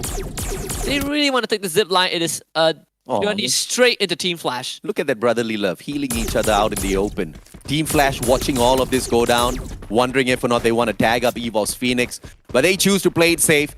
E-Arena now with an opportunity to do exactly that, but E-Arena as well backs away, thinking that they want to find that final circle. A lesser aggressive side of E-Arena this time round, and I don't think that's a good thing for the rest of these teams. You say that, but they have taken spot right in the middle of More Team and Team Flash. And now, this is going to put them in the center, but it also gives them a lot of control over these two teams. They get to pick their fight. We saw this exact same setup earlier on as well. In the meantime, EVOS Phoenix just going for a swim because why the hell not? They only have 3 glue walls on Moshi and 1 medkit. These guys have spent most of the round reviving them. There's actually not much to them, and already they're getting sniped from afar by Yanbin. EVOS Phoenix just not catching a break. EVOS Phoenix, I am so excited to see exactly how they come back from this abysmal start, but I have no doubt that they will do exactly that. EVOS Phoenix went swimming earlier. Genesis Dogma showing that they have got good flippers as well. They go for a quick swim. Tagged up, albeit from the side of Team Flash. And now they get shot at as well. Shin! Who pulled up that glue wall? Oh no, the drone also slowed him down. Whichever Homer drone that hit him really messed him up. But thank goodness they brought him back up. As already, they're taking some damage from More Team. The battle has already begun on 2 different fronts. Team Flash trying to keep GD behind as E-Arena struggles to get their own teammates back up. Orgus is going to be back on his feet as Fixer needs help also, but GRC not letting EA breathe. Morph Team, fantastic snipes towards E-Arena, and Team Flash continues the onslaught against Genesis Dogma, dropping their players back-to-back with no eliminations just yet. PE Sports now taking out the one and only EVOS Phoenix. Team Flash does not want to wait. They bring in a burning truck all the way to the doorstep of the one and only Genesis Dogma as EVOS Phoenix gets put out in the 9th spot. Glue wall melters courtesy of Genesis Dogma. Bloody stands back with the 8 M82B, continuously penetrating through those glue walls, hitting Genesis Dogma, flank from Yanbin. Yanbin gets tagged up. He cannot push on fourth, but Del's on the ground. 3 more players left here for Genesis. They also have to worry about More Team, who is watching this unfold from afar. This train track, not the best area to fight, and all these glue wall melters, all these grenades are being tossed in as well. GD forced into the open, into the hands of Team Flash, who have been waiting for them as Ripguard. He's going to make contact in the corner alongside Yanbin. Yoss gets naded by Ripgod and taken out, as you also have Bloody supporting from afar. This is perfect for Team Flash. It's a fantastic attacking maneuver coming through from Team Flash, and leaving Bloody with the M82B is just the perfection, right? The icing on the cake as the rest of them go in for a rush. But Dels clutches it out alongside Kiki. Dels and Kiki both up on their feet, and now it's Bloody all alone. Lonely. He is so lonely. We'll get back to him a little bit later. GRC in the meantime, 18D down on the ground, gets eliminated as well as Neo brings out that nade out of nowhere. SBTC finally makes their way into the circle with MGE waiting smack dab in the middle of it. And GD clutches against Team Flash, keeping 2 members alive. 11 kills. E-Arena also got knocked out. But Dels brings Kiki back out there. Blue's gonna knock him again. Kiki needs to somehow bring his health back. On kicks. And he is gonna hold on just in time. Dels, he's gonna send himself into the circle. There is a chance that Kiki doesn't make it, but he was able to use that medkit just in time. Now Dels, right in the middle of this battlefield, has the time turner and an arsenal to use as a temporary bunker. But they have to plan their next move quickly. Kiki gets knocked. He is gonna be out. Yep, Dels in the bunker, made it in just in time. Umbot did not miss a beat as he manages to take that Pharma straight towards the team member of Kiki. How unfortunate for him. Liam loses his life. He has got the least number of eliminations for his team, so it's not going to hurt them all that too much. He is not the Rager, but he is that best support player that can bring them back in a pinch. In the meantime, it's going to be Genesis Dogma holding on to the bunker, and looks like the circle hunts them down. Yeah, Genesis Dogma and GRC, 2 members. Dels, that trip mine. He's thinking about it. Walk on forward. He gets 18 deer. He wins, of course, as he does have a better weapon, so 18 deer. Losing out this one, unfortunate, but GRC still has 1 guy left alive who is still flying down. Raz, just stop bringing 18 deer back to his death. This man has suffered enough. Is that what Purgatory is? You just get revived and killed off once again? It's not what Purgatory actually is. By the way, SBTC storming the front as they knew there was only 1 player there. Quickly puts him out of his misery. In the meantime, PE Sports still taking shot from team. And this is now a little bit too late for Team PE Sports to go and make a move. Circle as Morph Team makes a move first. Circle's going to tag them up, and PE Sports gets eliminated purely by the blue circle. Yeah, they push the bunker, but the blue zone instantly punishes them for that aggressive maneuver. Morph Team, in the meantime, is going to try and take on Magic Esports. GRC also around that area. But SBTC fighting Morph Team outside of the building. This is going to be a very messy fight. MGE trying to find the remaining members of GRC. Aphrodite have not seen them just yet. Dawnbull, Charge Buster in hand. They're going to turn their attention over to Morph Team. Alvaro Cluster coming through from Susanna, getting the initial knock. Pew also shows up. Tyson supporting from afar. A 3-way fight between these teams. MGE down to 2 member. Wasana also drops. Morph Team bulldozes through them, and GRC also falls. Morph Team doing fantastic against MGE. Summing right in front, but that sniper cannot do much. SPTC has got the most perfect play. They got the bunker to back them up, and now they finally rush into the fray. Artemis circles around. That Max 7 is going to put out Ma'al, and it's just 2 more players for them to deal with, and SPTC has got this Booyah in hand. 1 final one. Ambot puts up a good play, but SPTC with a fantastic second Booyah of the day. Where has this team been? I mean, they were one of the quieter ones in the entirety of the group stage. Yeah. But they show up with a Booyah on game number 2. Neo as our game 2 MVP. Definitely a breath of fresh air to see these boys on the silver screen. One of 2 ways you can pick up that Booyah, pick up the most number of points on the battlefield. You can get aggressive like E-Arena, or you can play passive like SPTC and just reposition in a timely manner. They saw a bunker. They saw 1 player within that bunker. They kind of calculated their chances, rushed on in there, out in the open without using their utilities, because all of the fight was on the opposite side of the map. And that was the perfect decision coming through for SPTC. They take out the player from the bunker, and that was unfortunately Genesis Dogma. And that just leads them to having a perfect defensive spot when nobody looked at and nobody shot at Husky. Yeah, I wonder if we are sleeping on SPTC, but we definitely did not sleep on this. This felt like a halftime show of the Super Bowl between GD and Evo's Phoenix, where GD basically got 7 points just by killing Evo's Phoenix member. 7 points, AJ. And I can't believe that's actually Genesis Dogma and not any one of these other teams, right? And obviously, no offense to Genesis Dogma, but in a usual circumstance, one would expect the 2-time world champs to make quick work of them. But this time it was just Genesis Dogma torturing them over and over again, and they almost got a third encounter with them. It's just that luck just wasn't on their side. First Raiders Eclipse, they were putting up a fantastic fight against MGE, or at the very least, they had a great position to begin with, but no aggression at all led them to get wiped out. In the opposite case was for Expand, right? Very aggressive against FW, but caught out in the open at the most unfortunate timing, leading to their eliminations. I think they finished that round not in 12th place, but they have 5 eliminations, right? It is a consolation prize overall. This final circle, incredibly messy. More team going in for the final push, gets the finisher onto MGE, only to get picked up by SBTC, getting a booyah and 8 eliminations, 20 points for them. And if you ask me, that was unfortunately a misplay coming through from Expand, because you have to look at the overall grand scheme of things. Do you want an extra elimination point as well as a badge of honor for eliminating a squad, or do you want to survive into that final circle? I think they had already gotten enough from that engagement in itself, and that revival point was just way too much out in the open. Even if there was this one final player there, you can't just guess that there's nobody else within the map that's going to take a shot at you. And unfortunately, that's the decision they made. Yeah. Well, thankfully, you know, this is a 3-day affair. If this was just one day, I would have counted them out. No. I'm still not counting out Expand just yet.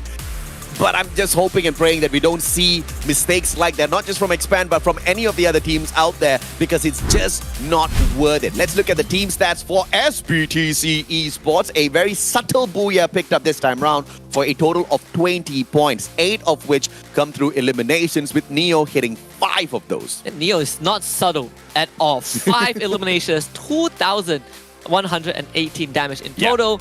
But, you know, from the overall numbers, you can clearly see that SBTC didn't really come online, didn't really activate until the very last phase of the game, which is completely fine. You know, a bit of a throwback to how Morph Team played their second week of the group stage. But we also need to look at what SBTC has been running with their team composition. And in this case, it is going to be the jack of all trades, Homer, Skylar, Steffi, A124. And surprisingly, this is the first time we are seeing the team comp, because guess what? This is the very first booyah SBTC is getting within FFSI, and to do it on the grand finals, or the first day of the grand finals, is a fantastic way to start the final leg of the journey. Yeah, I asked, you know, where have these boys been? I don't think I've seen their faces on the broadcast. Now we have our answer. And it's a very balanced team composition, nothing out of the ordinary, but it's also how SBTC has been playing that group stage, right? Never really making a splash, but always inserting themselves somewhere. A124, and this is when you get into those close quarters combat. The Awakened Alvaro combined with the Beastin as the pet gets you the extra range in terms of throws, and the Awakened Alvaro just makes that into a Rage Blast cluster grenade that's going to be tagging everybody up on the battlefield. Kelly gives you the extra boost in speed, and Awakened Moko, the extra ability to mark your targets. It makes Neo quite the annihilator out there on the battlefield, even though he was not the most aggressive one. And this one here, the top 3 weapons, not big of a surprise. Yeah, the Woodpecker, AC-80, and RGS-50, so the only weapon that got replaced was the M1014. And overall, I think this is a very balanced game. You see that early to mid phase, a lot of teams were just engaging in early fights. So suddenly, the Woodpecker and AC-80 shot out in popularity due to that. RGS-50 still the top 3 favorites of these teams. We saw Expand use it, we saw FW use it extensively also in their earlier trades. So this is going to be the trend for the grand finals, I assume. The current match standings, at least after that round, 20 points for SBTC Esports. Magic Esports coming in close second with 18.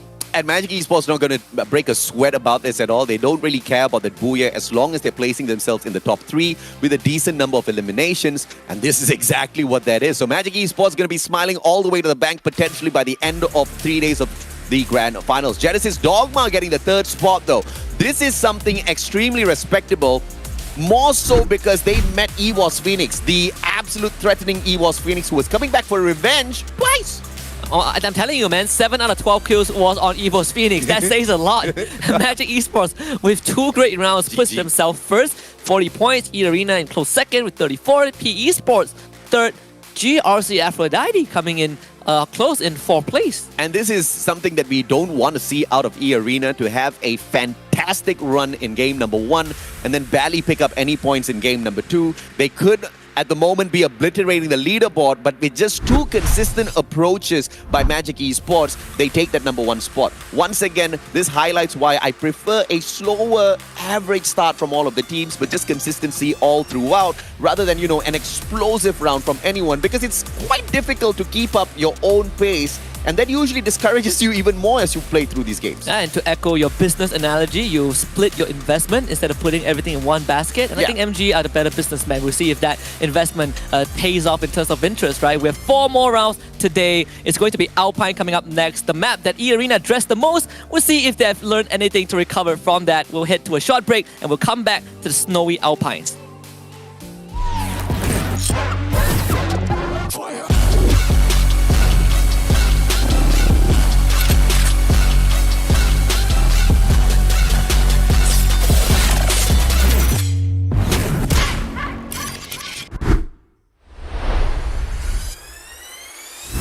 ประสิทธิภาพของทีมนะครับก็2 วีคที่ผ่านมาแค่ลองแผนเฉยๆครับ ผมคิดว่าทีมผมยังไม่ได้แสดงฝีมือที่ดีที่สุดออกมาเลยครับยังไม่ได้เอาจริงเลยผลงานหรอครับก็พอใจนะครับเพราะพวกผมตั้งเป้าหมายแค่เข้ารอบแกรนด์ไฟนอลไปก่อนครับแล้วก็ไปโชว์ผลงานต่อในรอบไฟนอลครับส่วนตัวผมยังไม่พอใจครับผมคิดว่าทีมเราทำได้ดีกว่านี้ครับตอนแข่งพวกผมดูมั่นใจมากแต่เราก็ทำผิดพลาดในวีค 1ครับผมแต่เราสามารถปรับปรุงและแก้ไขในวีคที่ 2ได้ครับ Potato finds a knock onto Aloncorn, but FW, they're going straight for limit. The nade come through, blocked by the glue wall. Potato gets down. FW looking for the booyah, and they have found it.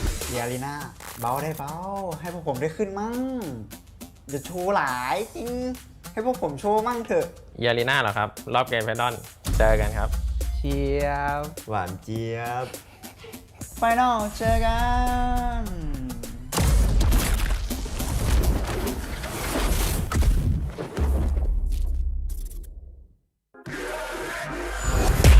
Kalau dari gua player favorit itu FFSI already ya. Soalnya dia kalau main di Chrono tuh gocek-goceknya jago banget gitu.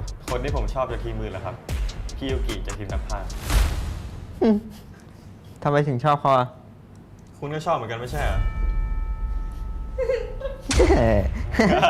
Buat FFSI already lu panutan gua banget sih.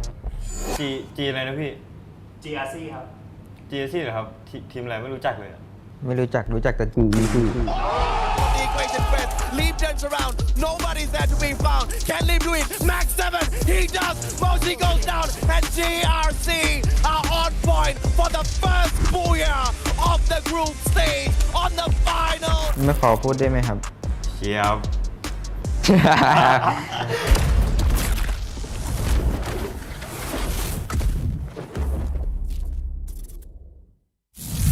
คนนี้ชื่อเกตชื่อในเกมเกตไฮ คนนี้โจฉายาในเกมโจนะ พวกเราเล่นได้ทุกตำแหน่ง สิ่งที่ท้าทายของทีมผมนะครับก็การเป็นแชมป์ของรายการนี้ครับ พอทุกรายการพวกผมเป็นแชมป์มาหมดแล้วครับ ก็สบายๆวีคหน้าผมก็คิดว่าสบายๆเหมือนเดิมครับทีมที่เป็นเป้าของผมในรอบไฟนอลคือแฟดครับ Too many members for one guy. Team Flash is here to take over. Hello mọi người, đây là Bloody, người nắm giữ vai trò bánh tỉa của Team Flash. Xin chào mọi người, đây là Bell, là đội trưởng của Team Flash. Một từ dành cho đồng đội của mình là Chất. Mình khá vui và tự tin, mong rằng phong độ này có thể duy trì đến trận chung kết. Mình nghĩ chìa khóa dẫn đến sự thành công của team mình là sự đoàn kết. Mục tiêu của team mình là FFSI của Thái Lan, vì họ là đương kim vô địch thế giới. Nhưng mà mình nghĩ rằng Việt Nam sẽ vô địch. อยากบอกทีมแฟดว่าไม่ได้แชมป์ดอกครับ ขึ้นมาจากที่สุดท้ายบ้างครับ เขาก็เก่งดีนะครับ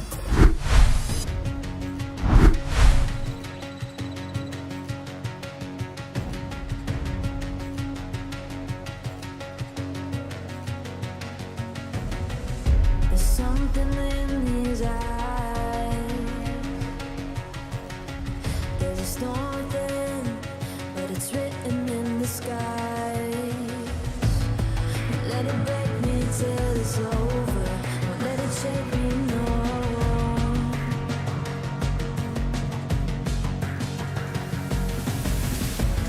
Won't let it make me go under. Won't let it make me go under. So now it's time to fly. Nothing's gonna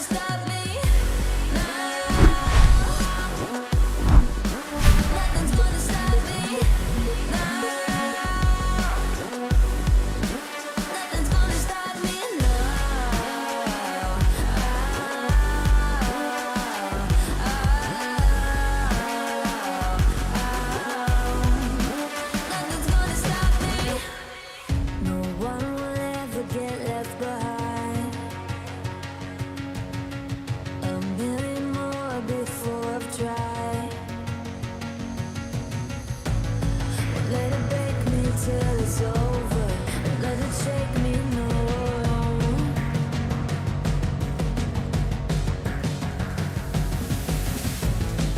Let it make me go under. Let it make me go under. So now it's time. Fire.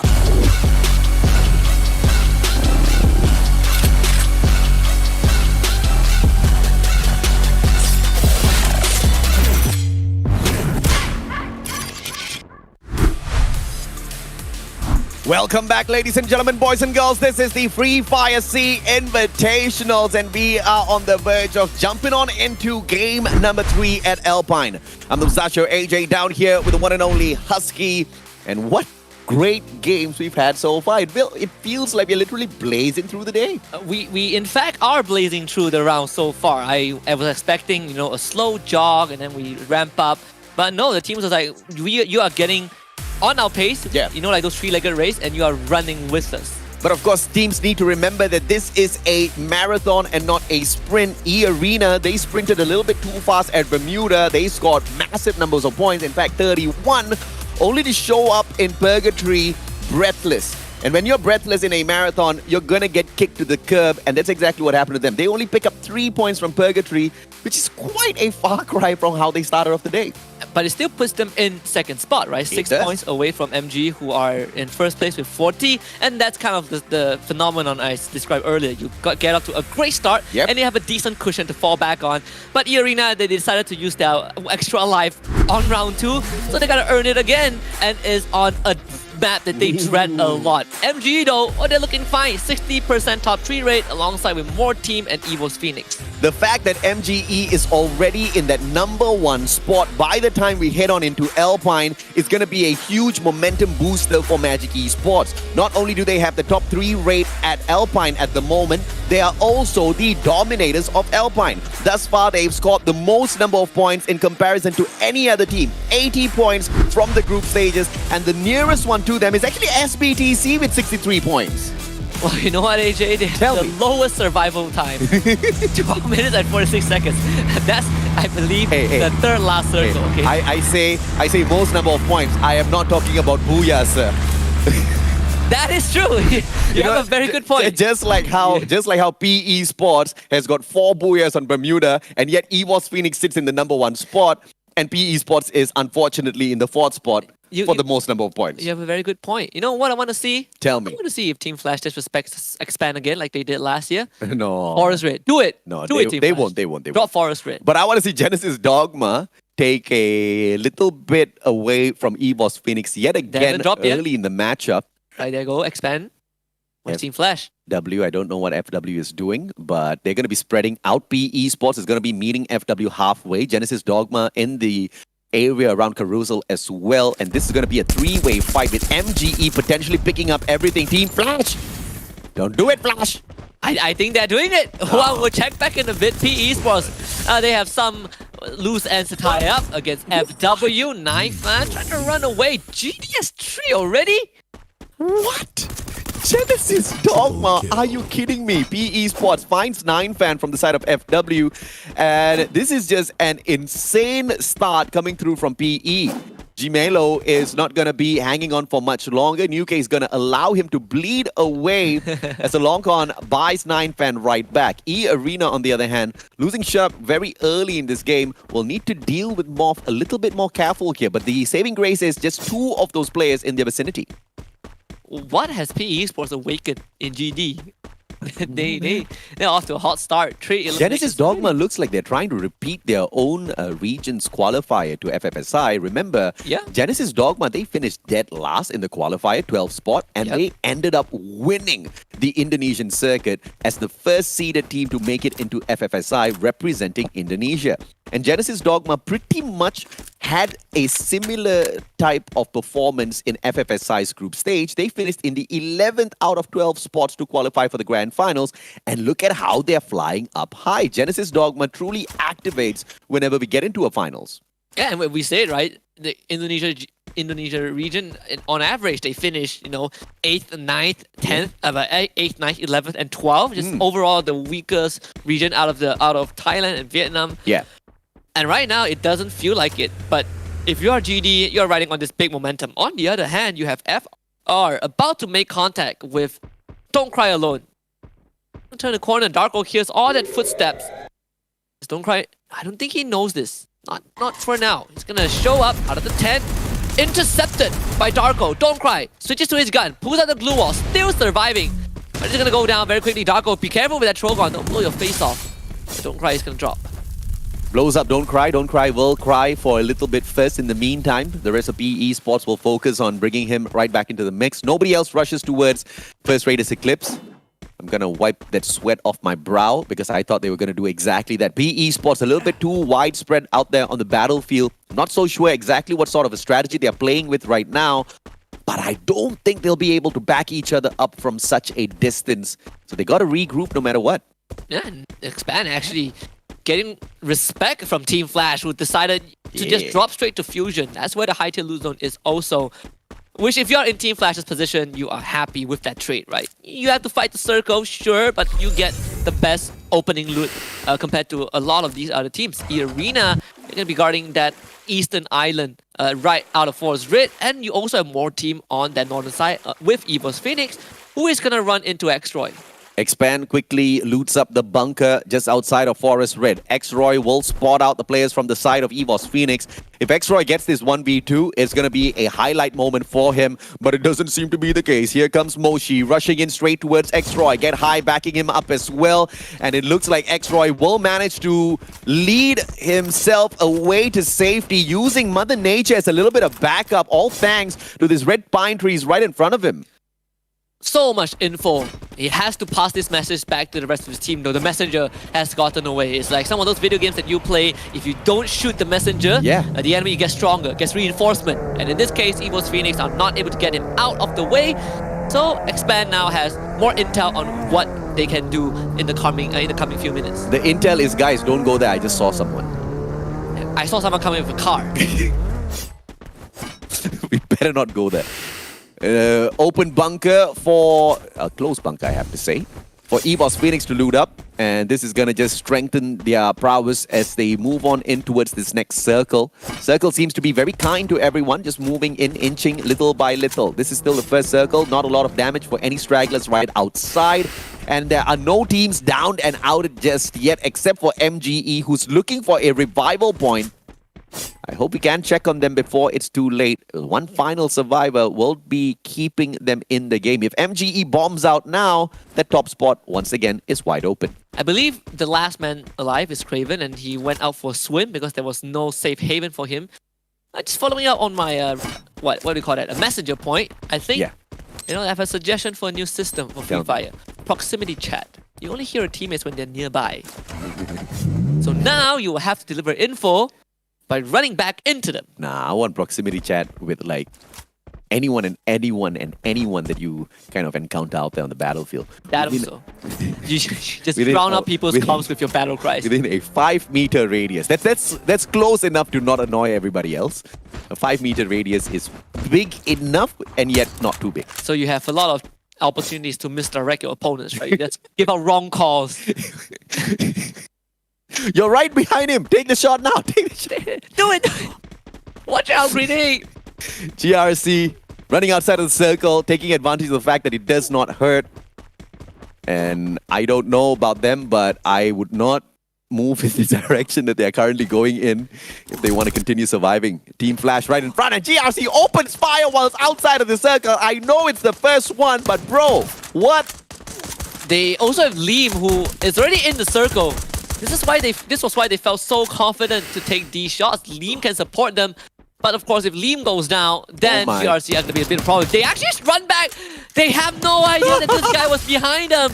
Oh, Team Flash getting absolutely punished. But Yanbin was able to get the snipe onto Raz. 18 dear, he's not doing too healthy. Also, Team Flash, they're like, well, you want to poke at us? Guess what? We will run straight into the blue and we will take you out. Yanbin has got a great position now. He's keeping an eye on the left-hand side as well. So Liam's not going to be able to find him just yet. Even if Liam does poke his head out a little bit with a power foul, Yanbin's going to be able to AC-80 that back to the lobby instantaneously. GRC tries to recover. Rip God drops by. RGS-50 sent one directly to 18 Dia. Has got the Trogon in hand as well. But glue walls all erected. One player up on the windowsill and Raz finds Rip God. Fantastic shot.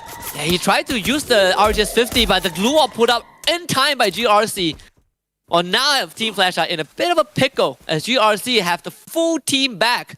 Thanks to Liam being near a vending machine, so he revived, I believe, Raz, who got taken out early on. Yanbin put up the glue wall to get away, but they have to get through Liam. Team Flash put on the run. Liam gets Yanbin, and there's only one guy from Team Flash left. I cannot believe this is happening to you, Team Flash. You could have gotten away a long time ago, and yet you turned around to take on GRC, albeit they were in a disadvantageous position. Now Expand has got the best opportunity above and beyond these two other teams who were already dragging this fight out long enough. Expand drops by for the finisher. Will find 18 Dia halfway through, too fast. LMG in hand, shot after shot. GRC stuck outside of the circle, and this next circle is gonna hurt double. You gotta find Liam though. This guy has been very, very sneaky. Expand know about this. Too fast is so close. Breathing right beside each other, but Liam he is staying completely still. And judging by the maneuvers from Expand, I don't think they know that Liam is there. They're gonna just take this launch pad and shoot towards GRC. Wow. Wow, this is just gutsy moves coming through from Team Expand. Cobra as well as X-Roy. Raz, he drops a trip mine. Is someone gonna eat that trip mine instantaneously? Here comes that glue wall, and Raz backs himself into a corner only for X-Roy to pop him with the Trogon. They still don't know that Liam is there. Team Flash does get wiped out by 18 Dia in the meantime. As Liam now, vending machine, is gonna buy his buddies back again. This is just, this is pure torture for GRC, just getting revived again and again. But Fires and 18 Dia, they're gonna be under the full surveillance of Expand. 18 Dia knocked down. Liam now runs out of resources, goes on the run. As Fires also gets dropped by Cobra. Expand, they reap the reward. Expand is going to be able to loot up enough, and so they can pretty much patch themselves up perfectly before getting into this next circle, but they do have to get a proper move on in.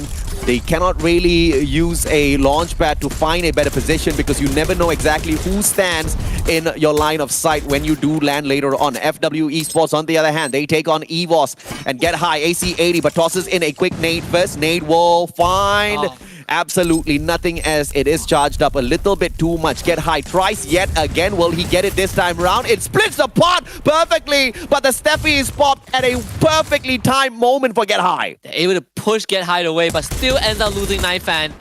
Gmelo is gonna follow thanks to the blue zone also helping out Evo's Phoenix. FW with an early exit at 11, so Evo's Phoenix continues to stay alive, purchase some of those arsenal up at the vending machine. They're gonna continue their trip into the circle. Souza ever slowly pushing on forth. This is First Raiders Eclipse, and they are your second seed out of Indonesia. North is gonna be your point man, but he's getting shot at left, right, center. He's all alone, nobody to pick him up as well. So this is gonna be a risky maneuver for First Raiders Eclipse. They have to keep North up. And this can only be done by having North stay down and not show up anytime soon. But the main squad is taking pressure from PE Esports. Lozzy gets a good snipe from afar. Slowing down PE Esports just a little bit. Don't Cry repositions as Nero goes in for the push. Grenade in hand. Alvaro, watch out. This cluster is gonna hurt. Not really connecting onto much though. Lozzy taking some chip damage from Don't Cry as the Homer drone this spot out where Don't Cry is. He even uses the A124, negating all these abilities from FR, and now PE have a good chance, but North is suppressing them from the side. Good supporting fire from the side of First Raiders Eclipse, even making sure that they can't threaten the main squad. FR doing this very well. Flash freeze, but Homer's tagged up two players from the side of PE Sports already. New K circles around. Souza has got the grenade launcher. This can be a game changer for First Raiders Eclipse. Nero backs up his team member, but North and Darkall, they hold the front perfectly well. Lozzy gets picked right back up. This is for Souza's time to shine now. Pulls out the grenade launcher, finds no one, but finally with the elimination onto New K, PE Sports put out a commission and First Raiders survive the battle. But will Expand survive this though against Evo's Phoenix of all teams? They're gonna intercept this. Expand Pushing in from the open, Xtroy and Cobra leading the charge. Alvaro Cluster missing out. Jonah in the front line has the Steffi to protect him from grenades as well. Xtroy, Trogon turns the corner, 34 health, can't beat Jonah with the Charge Buster in hand. As Exile gets sniped by Dels from afar, Jonah even finds Cobra. Expand falling apart so quickly and completely wiped out by Evo's Phoenix. You mean completely wiped out by Jonah? Jonah's a monster. Jonah is absolutely cracked in a game of Free Fire. You just cannot do anything to take him down. And when he is on fire, he absolutely blazes and burns everybody down to ashes. Donbu down on the ground. Fantastic shot out of limit. And as they try to circle into this next safe zone, MGE as well as First Raiders Eclipse gonna be in their way, but they'll happily take them on. Maybe not MG. MG is just... well, they're in the way, but... they're out of the way. Unseen. They are watching this happen. Limit. Oh, he's gonna be there. Shut up. Good snipe onto Lozzy. Evo's Phoenix faces off against their nemesis, GD. As Kiki's first one to get down. Evo's Phoenix with the push. Yours, can you hold on? They do get it ready, but Evo's Phoenix, they are striking back hard and fast. Jonah already on the ground. Get high third to fall. Moshi, can you clutch this out against GD? As he runs the corner. Moshi, does he really do it? Yes! Moshi once more pulls off the impossible. GD, Genesis Dogma almost put down Evo's Phoenix, but the clutch god Moshi, the perfect backup player. And once again, man, when you've got Moshi as your backup player, you know the other teams are not going to be able to get a one-up on you. MGE, in the meantime, eliminated by E-Arena. So unfortunate for the guy who was up top. The circle moved away. Maal gets an easy 1-on-2 MKS. And if you are GRC, you're regretting sending him out so far apart, because that was the star player out of GRC. 18 Deer, he is basically trapped right now. Bunch of hunters in front of him. More team. Occupied by Fixer. Pew against him. Fixer drops that glue wall. They do get an initial snipe onto Morph Team's member. Shut out repositions for the support. Suppressing Morph Team, but he is also taking a lot of punishment. Limit needs to join in. That's the discipline right there. He could have popped that chrono. The time trainer would have come in handy, but he wants to keep that for the final circle, and that is a right decision for sure. GRC is going to be pressured by the circle. 18 Deer, and 18 Deer takes some wild shots against Team Morph as Evo's Phoenix tries to tag them up from the front as well. Literally, Morph ignores him, and the circle sorts out 18 Deer. Morph Team now getting tagged by both Evo's Phoenix and E-Arena at the same time. E-Arena spots out Evo's Phoenix, but can they divide all of their shots? Jonah goes in for the rush. Pew goes down, and the rest of Morph Team, they're not going in for the save. Pew gets taken out of the equation. Evo's Phoenix should be done here now. Yeah, they don't really have much firepower left to work with. This feels like the Lion King, but instead of Simba on top of the boulder, it is actually E-Arena. They decide that they are gonna take on Morph Team head on, just in true E-Arena fashion with the push. Look at all the artillery from afar. Those glue wall melters destroying every single layer of protection that Morph Team has. But E-Arena showing restraint at the most important moment, making sure that they have control of the safe zone. Moshi, glue wall pulled up. Can he get in? Yo!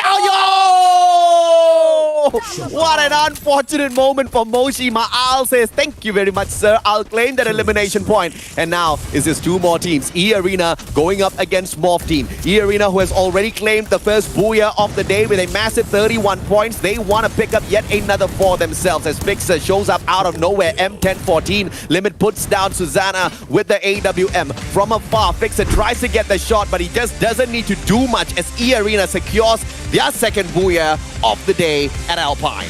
What better way to do it than to do it against some of the best teams in week 2, and also overcoming the map that has been torturing them throughout the entire 2 weeks of group stage on Alpine. E-Arena has got the confidence. E-Arena has got the data with them as well. They've done this once at their own Thailand qualifiers for FFSI. This is your #1 seeded team, and they did not get there by chance, Husky. Yeah, we said, right, E-Arena, you can be the first seed, you can be the best team from Thailand based on statistics. But then you have Evo's Phoenix that just overshadows whatever achievement you have. For E-Arena, they're coming here to prove a point that the first seed has its reasons. You see all these fights this game, a lot more calculated ones. For example, first Raiders Eclipse against PE Sports, very well executed, not dropping a single member. You saw how Expand go up against Evil's Phoenix, and Jonah not only just clutching it out, but they also received some help from their rivals, which was Genesis Dogma, and then proceeded to wipe out Genesis Dogma themselves. Genesis Dogma did have a decent run in towards this final circle though, until of course they came across a couple of players from the side of EVOS Phoenix, but that wasn't the end of them just yet, until of course push came to shove and EVOS Phoenix needed to move up in towards a safer spot. They had to take the fight and Genesis Dogma wasn't ready. But Morph Team, they stayed hidden long enough to finally engage with E-Arena, but E-Arena just wasn't any bit slower in that engagement. They responded perfectly. Trogon AWM M1014 combination led them to a booyah. Well, this is certainly a sprint for E-Arena. They had a slow map too, didn't deter them. Came back in, they recharged after a short break, and they sprinted towards another booyah. Second one of the grand finals already. Yeah. I expected a lot more diversity at the very end. I mean, like you said, man, it's a 3-day grand finals. A lot of the other teams still do have enough time. But are they going to be sleeping on E-Arena whilst E-Arena sweeps up every single bit of point available out there? They bombed out in Purgatory. They recover in Alpine.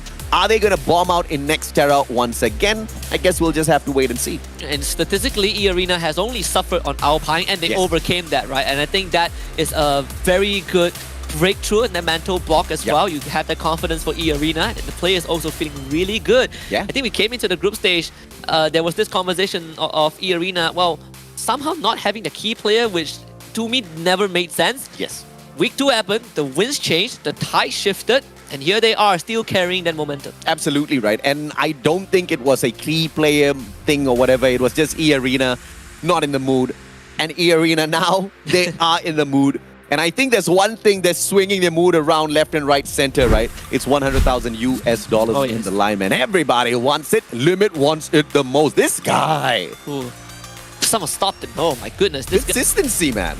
Week 2 MVP, right? We focus so much on Shut Up August, but Limit, he is definitely putting himself out there, and I wouldn't put past him to prove that he is actually the pillar of the entirety of E-Arena, consistently putting up those numbers, consistently supporting his team in terms of this push. And the craziest part is he's the MVP, but he's also enabled by players like Shut Up, who just puts his figure in front of these battles. Yeah, no doubt about that at all. And the main reason why Shut Up does that is because he can play around with the defensive chrono, and that just gives him an extra bit of confidence. He does have the Awakened Hayato running in as well. So he's literally running headfirst at all of his opponents. Yes, you're going to take a little bit of the damage, but that Hayato is going to be able to just bounce off some of it away. Limit, as usual, super aggressive with that Riptide Rhythm. I am starting to believe in this mental phenomenon, psychology warfare, where if you just run at your enemies with enough confidence, they will get scared. I would like to tweak that a little bit. If you run at your enemies with a active A124 ready for the pop, then yes, they're going to get scared. Because yeah, you see one mad guy running towards you, and then all of a sudden you cannot use any one of your skills. It's time to run, boys. Yeah, but if that one mad guy has wiped you plenty of times, you get conditioned. I don't know if that's the case with August, but I know Shut Up has definitely made an impression. Limit once more, MVP. We went through him in game 1, now game 3 he does it again. Limit single-handedly can annihilate you if he spots you out in open grounds, right? Look at Maro, Raphael. Raphael's going to make you bleed out instantaneously. Maro's just going to be adding on the damage as the further away you are from him. And he's got one of the longest range weapons, the AWM. Once he tags you, that Awakened Moko is going to keep an eye on you. And of course, if you pull up a glue wall, Riptide Rhythm, hello, sir. Top 3 weapons, Trogon, AC-80, M1014.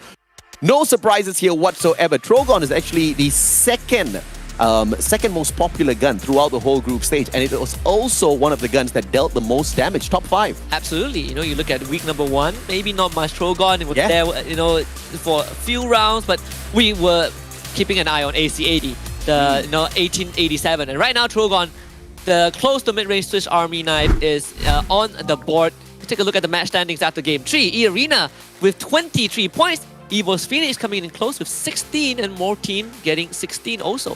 Fantastic play from them. Genesis Dogma brings in the consistency with a total of 11 for themselves. GRC Aphrodite, not too fancy with the approach, but not bad at all with an 11 for themselves at all. Let's take a quick look towards the bottom. Team Flash, FW as well as PE Sports. This time, they bomb out and surprisingly, Expand follows suit as well. And this is Alpine of all places, where Expand really knows the map. Yeah, it's one of their strongest map. I would say their strongest map also. Good news is that for that round, all 4 Indonesian teams are 3rd to 6th. And look at the overall standings. E-Arena back at top again, 57 points. MGE 47 in 2nd, more teams still in 3rd. GRC keeping themselves safe in that 4th spot. You have a 10-point gap between E-Arena and Magic, almost a 10-point gap between Magic and Morph Team. And this gap can potentially grow if the consistency continues from Magic and E-Arena continues to pop off as well. But if E-Arena falls yet again, you know exactly who's going to be taking their spot. But looking at GRC on the 4th spot in the overall leaderboard in day number 1 of the Grand Finals, this makes me so excited, man. Isn't that the 12th team from the group stage? Yes. They are trying to pull the GD. They are. Sort of. It looks like they're on the way to do exactly that. They definitely are. I mean, maybe the goddess Aphrodite is blessing them in this Grand Finals, right? They are really heating it up. Still some fights that it really felt like GRC were outclassed, but you see the initiative taken by these boys. Yeah. And as long as, of course, you maintain your consistency, you don't get too crazy, but get into that final circle, gonna be able to put on average points to get onto the top 5. But we're gonna take a quick short break. When we come back, match number 4.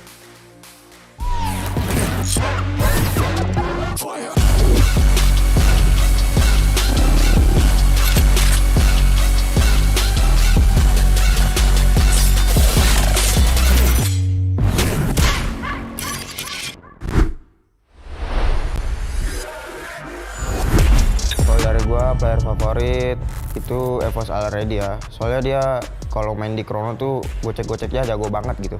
คนที่ผมชอบจากทีมมือเหรอครับพี่ยูกิจากทีมนักพากย์ ทำไมถึงชอบเขาอ่ะ คุณก็ชอบเหมือนกันไม่ใช่เหรอ Buat FFSI Already lu panutan gua banget sih. G อะไรนะพี่ GRC ครับ GRC เหรอครับทีมอะไรไม่รู้จักเลย ไม่รู้จักแต่กู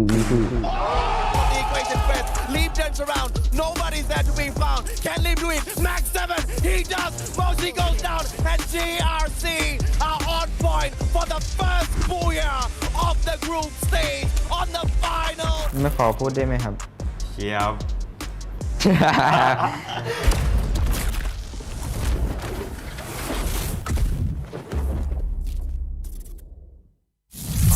คนนี้ชื่อเก็ตชื่อในเกมเก็ตไฮ คนนี้โจฉายาในเกมโจนะ พวกเราเล่นได้ทุกตำแหน่ง From the start of the game. สิ่งที่ท้าทายของทีมผมนะครับก็การเป็นแชมป์ของรายการนี้ครับ พอทุกรายการพวกผมเป็นแชมป์มาหมดแล้วครับ ก็สบายๆวีคหน้าผมก็คิดว่าสบายๆเหมือนเดิมครับทีมที่เป็นเป้าของผมในรอบไฟนอลคือแฟร์ครับ Too many members for one guy. Team Flash is here to take over. Hello mọi người, đây là Bloody, người nắm giữ vai trò bánh tỉa của team Flash. Xin chào mọi người, đây là Bell, là đội trưởng của team Flash. Một từ dành cho đồng đội của mình là Chất. Mình khá vui và tự tin, mong rằng phong độ này có thể duy trì đến trận chung kết. Mình nghĩ chìa khóa dẫn đến sự thành công của team mình là sự đoàn kết. Mục tiêu của team mình là FFSI của Thái Lan, vì họ là đương kim vô địch thế giới. Nhưng mà mình nghĩ rằng Việt Nam sẽ vô địch. อยากบอกทีมแฟดว่าไม่ได้แชมป์ดอกครับ ขึ้นมาจากที่สุดท้ายบ้างครับ เขาก็เก่งดีนะครับเก่งแต่ในคลิป Hey Evot, bạn có biết ngày cuối cùng team mình kiếm được bao nhiêu điểm không? Hãy cẩn thận ở chung kết. Việt Nam vô địch. ก็อยากบอกทีมแฟดนะครับดูผมคิดทุกเกมอะครับ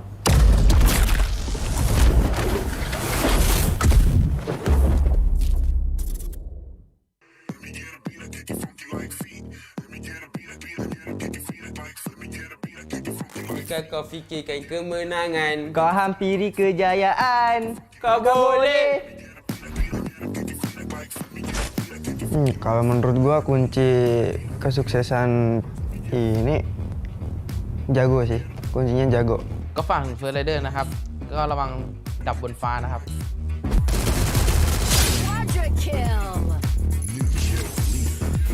Ancaman sih nggak terlalu ancaman. Mungkin kita yang jadi ancaman buat mereka. Benar, kita yang jadi ancaman buat mereka. Itu Magic Sport. Are you okay?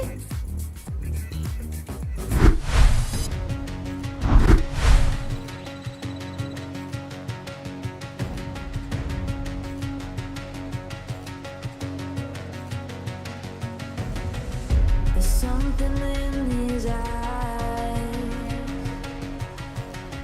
There's a storm within, but it's written in the sky. Let it break me till it's over. Won't let it shake me, no.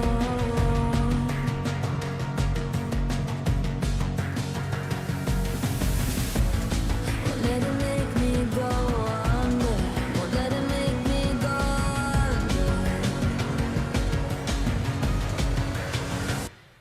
So now it's time to fly. Nothing's gonna stop me now. Nothing's gonna stop me now. Nothing's gonna stop me now.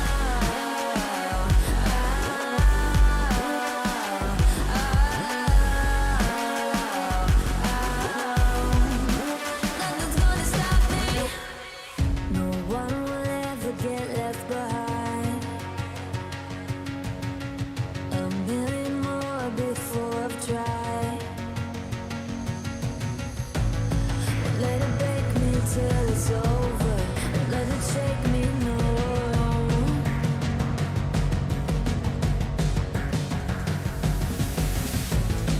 Let it make me go under. Let it make me go under. So now it's time.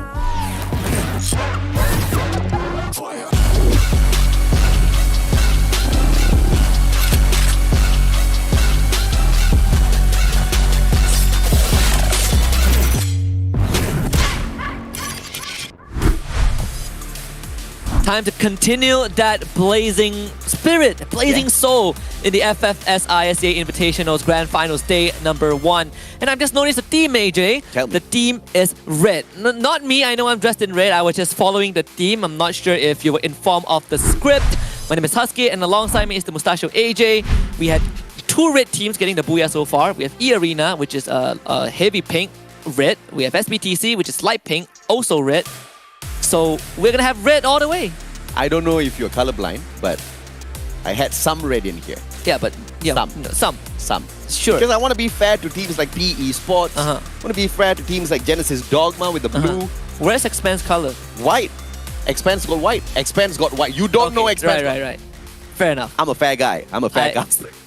So I'm not one-sided like him, okay? I have white also. Arena train. My paper, my stack of paper is fair. I have white. The paper was given by broadcast. You did not bring that from home now, did you? No, I brought it home and I brought it back, so it's fair. You are a liar. I saw it on the table when I got it.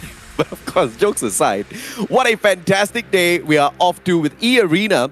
Just when you thought that they were gonna show up once and then get obliterated all the way through, they say no. We are still in here to play. We're still in here to score our booyahs, and they get into that final circle without any bit of problem whatsoever. But I am quite curious as to how they made the journey, and we made a request to production to bring up the overall map once again for us so that we can discuss their journey right through, because it just seems so unlikely that this is just a luck, Husky. Yeah, I think that if you have done it multiple times, it stops becoming a fluke and it becomes, it starts becoming just realistic results from months and years of effort, right? Yeah. And the heat map is something that a time lapse, or in fact, is something that I think a lot of our audience might have noticed every time during the break. You get an idea of what these teams were doing, how the circle moved, how these teams maneuvered.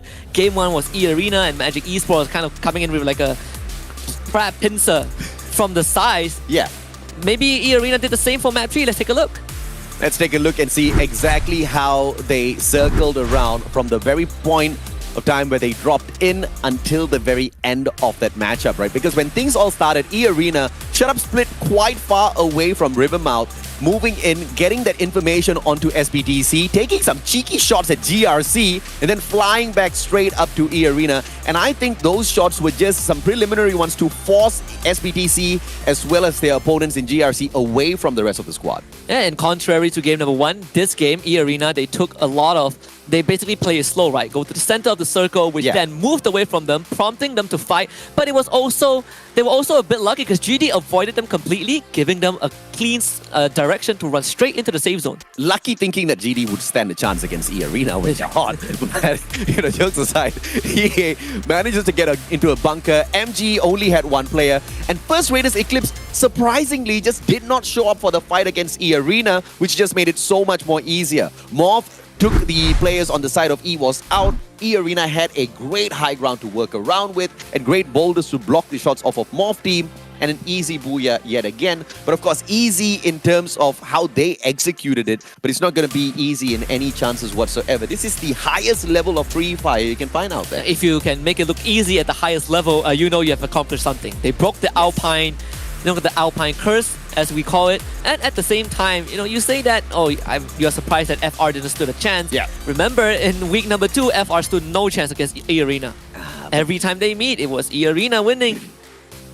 First Raiders Eclipse, what are you going to do so that I can back you up a little bit here, right? I mean, I want to say things on your behalf, but unfortunately, the performance is not that fancy against E-Arena, but hopefully that does go ahead to change when we head on into next Terra in a bit. And so far, the most consistent Indonesian rep is actually GRC Aphrodite and Genesis Dogma SF, right? Yes. But GRC Aphrodite, I think, deserves a bit more credit because they are in 4th place. They are like almost 20 points away from first, but the fact that they are in 4th place, they have had decent finishes all 3 rounds that we had, means that they are on to something. I'm a personal fan of the Indonesian scene, mainly because, a lot of the other teams, they take great pleasure in teasing all of the other squads, right? But the Indonesian squads, whenever they do get camera time, all they're saying is, come on Indonesia, let's go brothers, let's win it for our nation. And I love that camaraderie. I love the fact that they're all looking out for each other.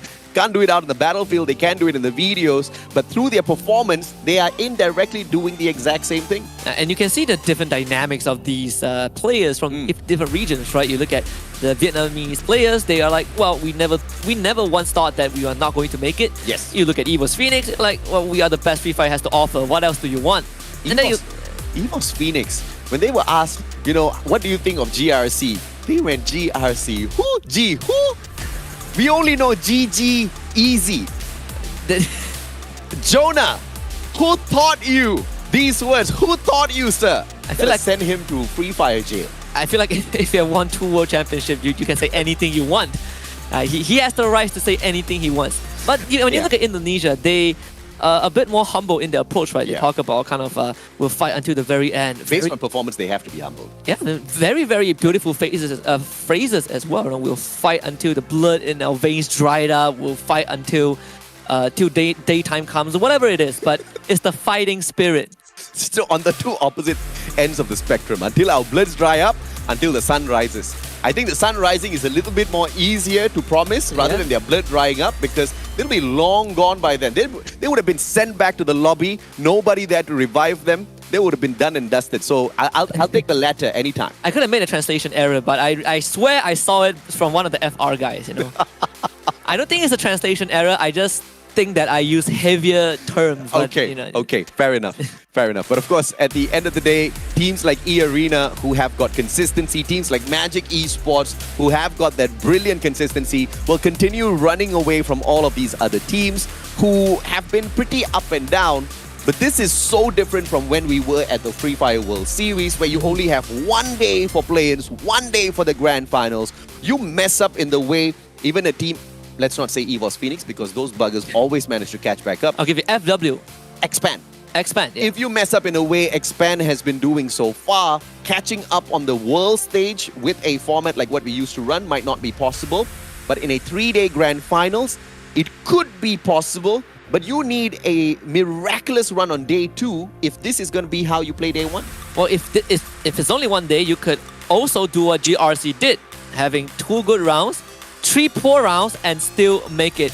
We also need to check out some numbers. I love to crunch numbers. This is one that I have really been excited for. The highest damage in terms of what the teams dealt in total. The more team in the first place, PE Sports in second, and E-Arena in third. And there's nothing, let's take nothing away from E-Arena. Yeah. They are in third place, not because they are not taking much fights, it's that they're taking all the fights and they're making sure that those knocks convert into points. But let us be very specific. This is the top 3 highest damage teams, which in no way translates to eliminations because they may be tagging human beings up there on the battlefield without the possibility of elimination. And when I say that, I can only think of Expand, and I can only think of players like Axel who are so proficient in getting those knocks, but just not good enough to follow it up with an elimination and bring the point up to their side, put that pressure on teams. So having great big damage is all fine and dandy, but it's the conversion that matters the most. And if you talk about the conversion, this top 3 is actually going to be flipped all around. Oh, yeah. With E-Arena having the most damage conversion to eliminations, followed by PE Sports, and then of course more. And I think the craziest character, well, the craziest part is that the character that has the best conversion is Raphael plus Maro, right? Yes. That is 100% conversion. Yes. You don't need to worry about any extra chip damage, but very less player runs that. We also need to check out the top 3 teams of Nextera. EVOS Phoenix has a 75% top 3 rate alongside Team Flash. What in the world is up with these two teams? EVOS Phoenix and Flash.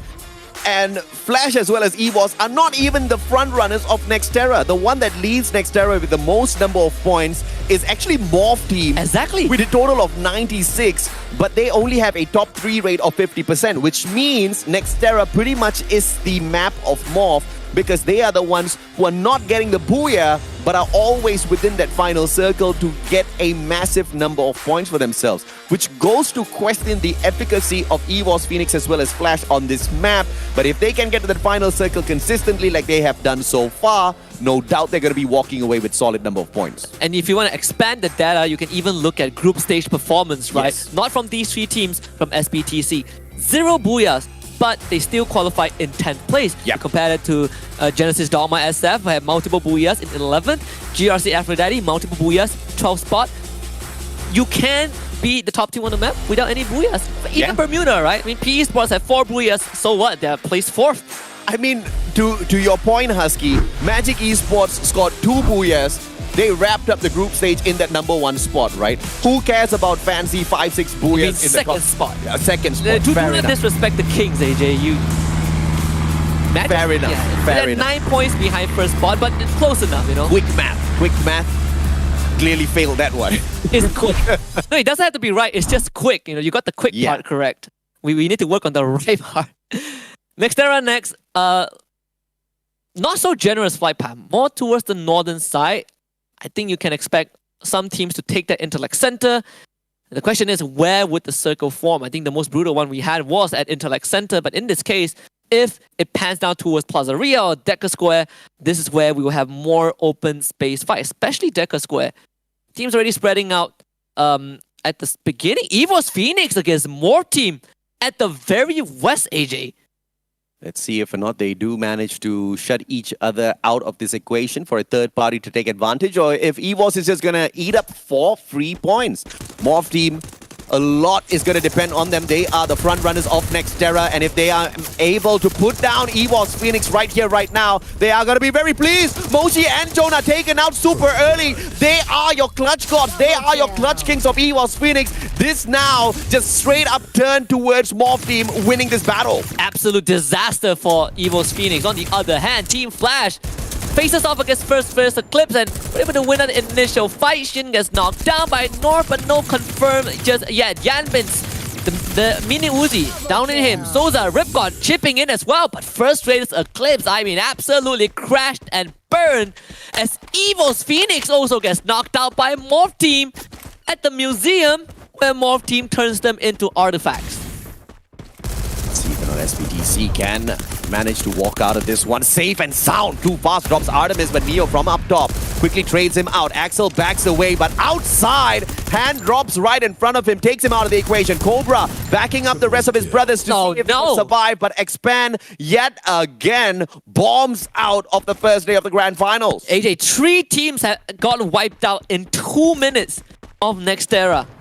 That is incredible how these teams, how we are finding all these hot drops, right? I mean, we don't get to observe most of these. because the group stage, you get different group pairings, and now we get to see some of that variation. Donbu, good snipe onto Limit, and that's going to end E-Arena's aggression against them, against MGE. FW, on the other hand, you have Gimelo just isolated out in the open as Limit gets revived by Orgus. We finally get to slow down a little bit. I mean, the blessing in disguise here is EVOS Phoenix getting taken out early, but Expand bombing out super early just fares absolutely terribly for the region of MCPS. The team's not doing too great at all in the overall standings. In fact, they are second from last with a total of 11 points picked up from the first 3 games. And this match pretty much gave them nothing. This is definitely going to be a tough spot. Well, for Gimelo himself and the rest of FW, they're out there somewhere. Wasana and Donbu will lead the charge, and the footsteps very, very audible from the second floor. So we'll see how much Gimelo can get out of this. And you see the attacking posture from MGE here, with Saming continuously keeping an eye on that window, making sure nobody steps right in front of it. Gimelo doesn't, but in the meantime, Wasana just forces his way in alongside Donbu, and they get an easy elimination. But as quickly as they take him out, Gimelo brought right back in by Boonjay. Yeah, his body hasn't even hit the floor, and he's back in the skies. Yeah. Quickest revival of all time. His soul left him and barely had the time to get to heaven. It was right back on the map. Yeah, didn't need to check in, you know. Intercepted by the plane. Intercepted by the plane. PE Sports. I love a couple of players running around out here at Decker Square with nobody to tickle them whatsoever. Team Flash taking those pot shots against FW already. And that fight is going to be dragged out. All fights on Nextera usually get dragged out because of all of those defensive compounds. But I guess it just doesn't apply for hot drops. I mean, it would, yeah, definitely not. At least for the rest of the round, it would definitely be a bit slower because we lost 3 teams within 2 minutes. UAV sent out, I believe, this one by more team. Could be towards MGE, who are kind of hovering around that intellect center towards the very edge. Also taking control of that big bridge. E-Arena moving all the way to Zipway. You have the high tier loot zone there as well, where FW trying to kind of collect a lot more of that weapon as they just revive one of their teammates. The next fight could be between 2 of the Indonesian teams. GD needing to enter the circle, but they also have to go to GRC to do so. Let's see if or not Genesis Dogma can swim away from GRC, whilst 2 of their players are walking straight into the crosshairs of GRC. This is a very long route to take to flank around, but let's see exactly what Genesis Dogma has got planned here, because it's not like GD does not know the presence of GRC is right here. Oh, they're flanking from that left-hand side. This is a tremendous setup coming through from Genesis Dogma. Execution is all that's left here, but they're not pushed up far enough towards that left-hand side. They're going to walk straight in towards Raz's AC-80 if they miscalculate this one. Yeah, GRC, you have to kind of make a decision. Where do you want to go next? Because the blue zone has already closed in. It's not the most painful one for sure, but it does restrict how much space you can work with. Do you really want to backtrack if you're Genesis Dogma? I don't think that would be a wise choice. So you do have 2 of their members trying to take some point and really gather as much intel as possible to allow the rest of the squad to have a safer rotation. But either way, they will have to go to GRC, who basically have them in their sights. It seems like the final decision is to have this 1-3 split. Kiki on the left and the rest of GD on the right. How are they going to take on GRC? GRC is just playing this as slow as possible. Genesis Dogma took the long way around twice, and they are still outside, wondering exactly what they can do. All those rotations were absolutely wasted, time wasted. Now Team Flash has an opportunity to drop by and check them out if any case they do get into an engagement with GRC. Liam flanks on from the left-hand side. Not the best thing to do when you're the support player of the squad. So we'll see exactly how that fares for Liam a little bit later on. In the meantime, MGE struggling to get into a defensive compound with Morph team awaiting them. Yeah, GD wasting so much time. Kiki, he was taking a flank position and they decided that, okay, that's not where we want him to be at, and he has to run all the way back, double back to get to his team. We're checking on them a little bit as Magic Esports starting to put some pressure onto Morph Team as well. 1-2-1 split from MGE, basically covering all their grounds. You have the RGS 50 from Donbu as well. Decent chip damage onto the members of Morph Team. And that's going to allow Donbu to move into the second floor of that building, giving them more info on where Morph Team are. Look at where Saming is, AJ. He's on the other side of the island. Other side, but he still can make a play here if he just catches up with them in a good amount of time. This is just all getting dragged out. One good nade on board. Turns into a cluster. Donbu, what a beautiful toss. Susanna's going to be pressured away by the exact same cluster. Wasana, M1014, but it's all barricaded up already. MGE finds no access, finally gets on in. Pew put down onto the ground. MGE taken over, and Morph Team just doing absolutely nothing to hold them back. This is just a quick dispatch of Morph Team by MGE. So well done. Surgical and precise. All started with that one grenade from Donbu, getting the knockdown and the finisher, and there was nothing that Morph Team could do. PE Sports on time. UK going for the rotation, spotted out by Team Flash. It's a 3 versus 1 occasion. Homer drone sent out as well. UK is going to get tagged up, but does have some time to work with.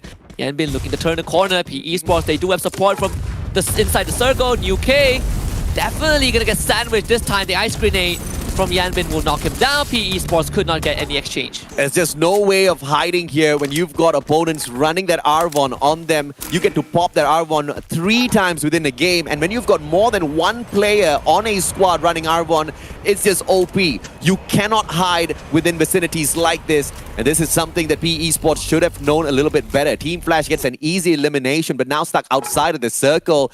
In the meantime, Don't Cry, DNP as well as Nero just waiting for a little bit of action, and SBTC welcomes a little bit of action, tosses a quick homer towards them, slows the players down, and SBTC still waiting for Nero to show his head. Don't get distracted, Tyson. Team Flash planted themselves on the very opposite, and he's forced to respond. Yanbin just absolutely shreds Neo. He needs help right now, brought back up. Good support from Tyson. Gonna get these members of Team Flash down low, but all the explosive is not making it easy. Artemis sniped by Bloody from afar again, prompting Tyson to come in for the help. 4 glue walls just to make sure that there's enough layering to prevent any more damage. You never know, man. They might have an Iris, they might have an M82B, but Neo gets down yet again. But this time it is from Genesis Dogma from the back. GD doing quick work on SBTC as Team Flash pressures them from the front. Ripcord drives straight in towards the compound of SBTC alongside Shin. Shin with a grenade launcher takes hand out of the equation, and that's just about it as they quickly dispatch the whole squad. Genesis Dogma, on the other hand, get tagged up by Yanbin from afar, leaving one final player in the mix. But GRC going in to finish the job off. And GD, they are out of this as well. Team Flash, they're gonna have some bit of info. You see that one member of Magic Esports is actually running kind of pretty close to GRC, as the rest of the team will show up. But GD getting knocked out, I think it's pretty much expected, right? With how they were rotating. It was so hard for them to do much. GRC have good position. Look at Liam, he is so far. That is a lot of info, and instantly he gets punished. Saming just better with the snipe. Saming, absolutely deadly. Wasana has got an opportunity to circle around alongside the rest of his team members into a safer ground. In the meantime, it's going to be FW Esports taking on E-Arena, who have that high ground advantage. All they need to do is just shower down a couple of nades. E-Arena goes in for the quick rush, and in the meantime, they see SBTC dropping right in front of them as well. The best position, E-Arena holding on to it. One Spore just having so much free pickings. Team Flash though is going to be the first target to get the knockdown. Ripcord not going to be rescued. Shin gets dropped. Oh, the grenade launcher from Morgus, just too much damage. Yanbin sent on the run straight into that ground 6 feet under. E-Arena with 6 points. They're gunning for more. MGE pushing into PE. E-Arena looking for the 3rd booyah of the day on the first day of the Grand Finals in itself. Are we going to see an absolute explosive run? We are already seeing it. Don't Cry is going to cry. Craven props him with the RGS, and it looks like MGE wants to get to that final circle as well. PE Sports with DNP all left alone here. 2 other players on the other side not able to back him up. This is going to be a pretty easy one for MGE. Yeah, and we know with E-Arena performing so well, it's time for us to also address the fact that Fixer is playing instead of Potato, right? So the 5th member of E-Arena showing up, and it's good to see, you know, him every once in a while. We are so familiar with Purgatory, and then they do ignore what Fixer has been doing for his team, but the supporting plays have been phenomenal so far. Orgus, what was that damage onto Raz? Half of his health bar from that range. Fixer usually is not the kind of guy to put a lot of points on the board through eliminations. If you compare him to the performance of Purgatory, Fixer does shy away a tad bit. But let's see if or not he can provide the team this time around. He's the one holding the off angle and he pressures the team. But I don't think that's the right decision. But he's going to be the distraction. And I cannot believe they brought in a backup as distraction. Hey, that's what EXO does as well for Expand. This is almost the same thing. The rest of the arena in the circle. We do have one member of FW Esports nearby. If they can get rid of him, give them more control. Limit can get a kill. The DNP right to the glue wall. The M28B a bit too strong for DNP to deal with. Way too good. Switches out between the AWM to the M82B. M82B has got the capability to penetrate through those glue walls. So that's what you call a proficient sniper. Yes, Limit, that's what you call week 2 MVP. They're about to go for the finals MVP at this point. Donbo able to get rid of Artemis as, oh, Magic Esports, your backs are wide open. Shut up. Taking those shots, MGE forced to hide behind the wall. They are still taking chip damage. All those body armors are going to start cracking thanks to Shut Up. Yeah, Shut Up's already putting the damage onto the potential opponents in this final circle. And MGE just needs to make quick word of GRC as well as SE. Nero all alive on his own. FW Esports 9fan should be able to make quick work of him. But 9fan chooses to remain under the bridge of E-Arena. So when E-Arena drops by, 9fan is going to be in a lot of trouble. MGE 9 eliminations so far. Glue Wall Melters will be dropped in front of GRC first. They want to take down those defenses before they go in for the wipe. E-Arena, they're slowly preparing for the drop from that bridge. And this is going to be a very crucial move. They got to get rid of 9fan first. E-Arena biding their time, but they only have around 20 seconds to make the decision. Neo is keeping Limit pinned now, but E-Arena got to make a move. Final circle time, baby. Blue Wall Melt is still in action, working against GRC. 18 Dia gets tagged up. Saming out of nowhere finds 18 Dia. MGE should be able to find this finisher. RGS goes in for the pop. Wasana as well as Craven in for the rush. They should be able to find Raz. Raz gets taken out of the equation. In the meantime, Limit out of nowhere takes Donbo out. Limit, what a monster! Look at Orgus. He's in the back. He even has that Riptide Rhythm and a grenade launcher in hand. This is going to be a bit of a split fight for E-Arena. But if Orgus can make big plays right now, it's going to secure E-Arena so much space. Grenade coming through. He's going to bounce right in. Unfortunately, the second one is a bit of an iffy one. Orgus still taking some point on that high ground. Getting a snipe onto Wasana. Fixer supporting him from the other end of this map. E-Arena just eating up the circle, AJ. E-Arena figuring out exactly where the biggest contenders are, and they flush them out one after the other. GRC's Bias claims that elimination onto MGE, but E-Arena not tickled by that at all. 8 eliminations in hand already, going for the third booyah of the day as GRC gets eliminated by Shut Up. E-Arena pretty much doing everything out there on the battlefield. The other teams all have just one player each. Nero eats a cluster, super low on HP. Orgus gonna go in and finish him off. Glue Wall Melters drop by. Limit takes that in for himself. 10 eliminations already, 2 more to add to the list. And the sprint continues for E-Arena. Supersonic speed with how they perform so far. 11 points, and they're about to get the 12 if they can find the last member of MGE. Third booyah on the first day of the grand finals. Can you believe it? Saming hiding in the corner. Gets a snipe onto Fixer. Damage not enough. And there's only so much that Saming can do. Blue zone closing in. Only one medkit left. There is not much hope for this man, for MGE. They have fought valiantly, but E-Arena, they're going to be the victors. Saming healing up for the last time.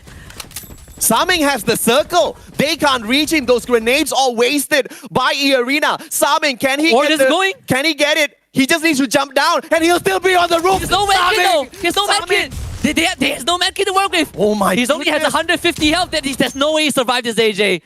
Saming, come on. Oh, Fixer. Out of nowhere, E-Arena claims the third booyah on the first out of 3 days of grand finals. The first seeded team out of Thailand, showing exactly what the region is capable of. I don't know much about soccer or football, depending on the country you live in, but I know this is what we call a hat trick for E-Arena. The only map they have more scorer booyah is on Purgatory. Yeah. They have overcame Alpine, they destroyed Bermuda, and they took over Nextera. none of these maps have E-Arena listed as the best performing team. You know what? They've done it. You know what's exactly going to happen here, right? We're going to head back into Bermuda once again. But after that, we might just see that opportunity for E-Arena. What if the randomizer brings us into Purgatory? And we've been hyping up EVOS Phoenix, the two-time world champs, to be the only team to complete a booyah on every single map available out there. But E-Arena might be able to outshine them by doing it all in a day. And I just want to say that final circle play from E-Arena, though extended, is kind of a case study of how do you make these decisions, right? Yeah. Orgus taking that launch pad, flanking MG, and he doesn't even need to get any knocks. The fact that he is surviving is enough to put MG in a very tricky spot. And E-Arena, they just did this final phase so well. It felt like a dance from this team. This is definitely a highlight reel run for E-Arena. It was the perfect finisher. They were in a great position and they did not abuse that position. They did not just wait for the final moment. They were aggressive out there hunting for eliminations.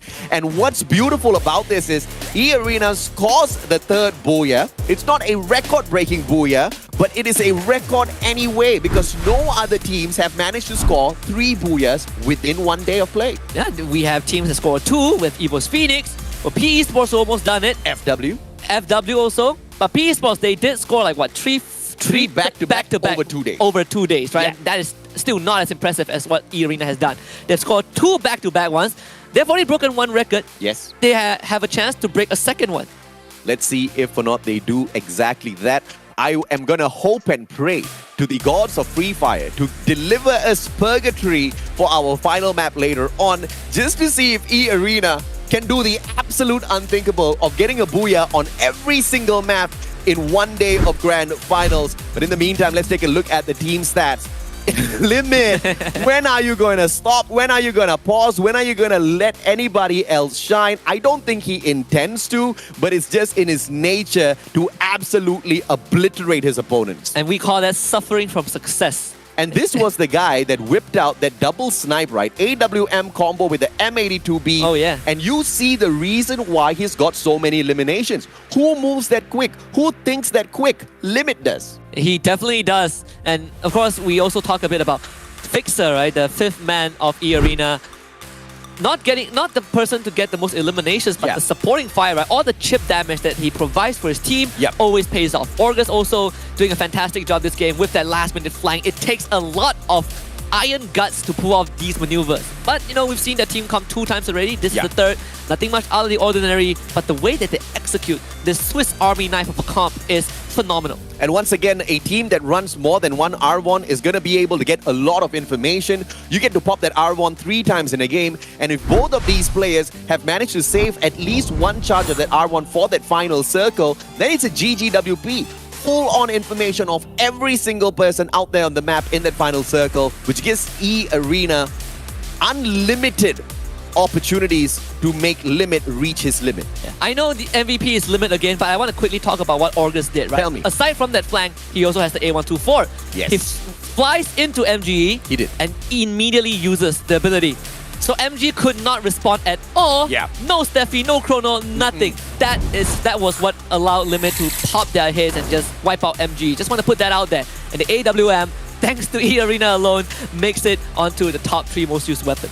AC-80, M1014 as well as AWM. No surprise to see these weapons out there on the battlefield. AWM might not be very popular in the rate of usage out there on the battlefield, but it's at the very same time not an easy sniper to come by. If the players do spot it though, rest assured they will be picking it up. It is the most powerful sniper available in the game. Absolutely. And only downside is you can't penetrate glue walls, but it's totally fine. I mean, Limit has cracked the code.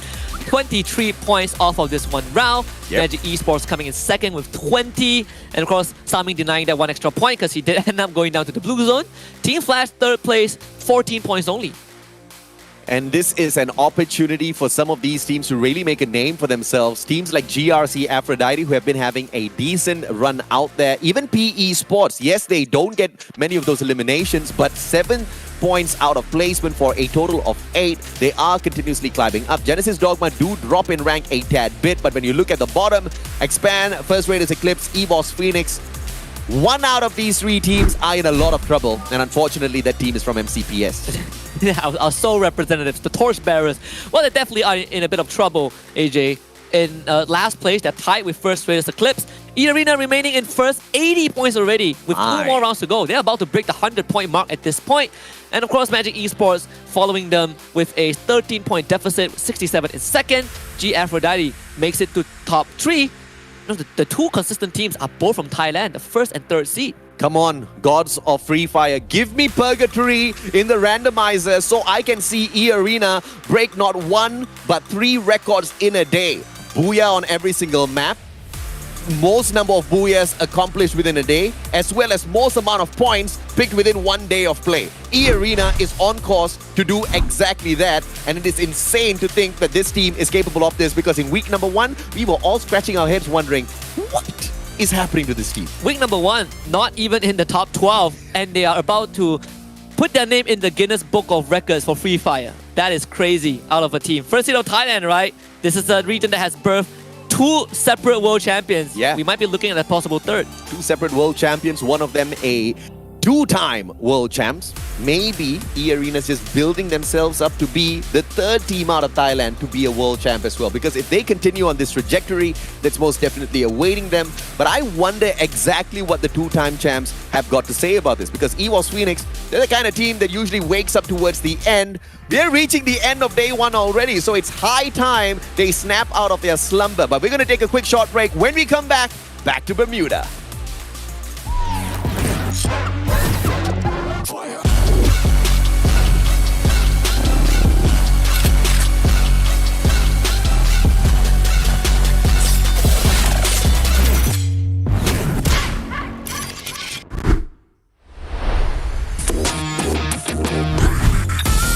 Team mình chưa đạt được phong độ cao nhất.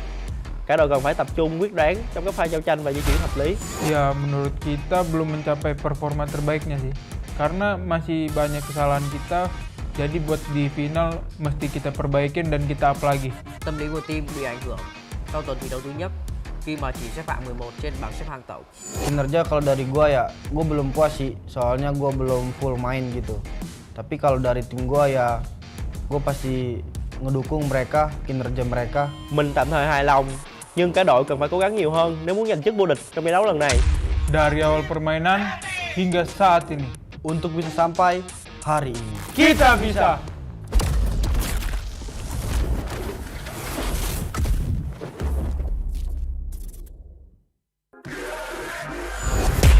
Kalau dari gua player favorit itu FFSI already ya. Soalnya dia kalau main di Chrono tuh gocek-goceknya jago banget gitu. คนที่ผมชอบจากทีมมือเหรอครับพี่ยูกิจากทีมนักพากย์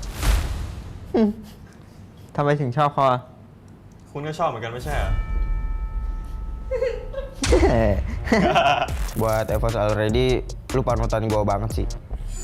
จีอะไรนะพี่ GRC ครับ GRC เหรอครับทีมอะไรไม่รู้จักเลย ไม่รู้จักแต่จี The equation first, Leap turns around, nobody's there to be found. Can Leap do it? Max 7, he does. Moshi goes down, and GRC are on point for the first booyah of the group stage on the final. ไม่ขอพูดได้ไหมครับ เชียบ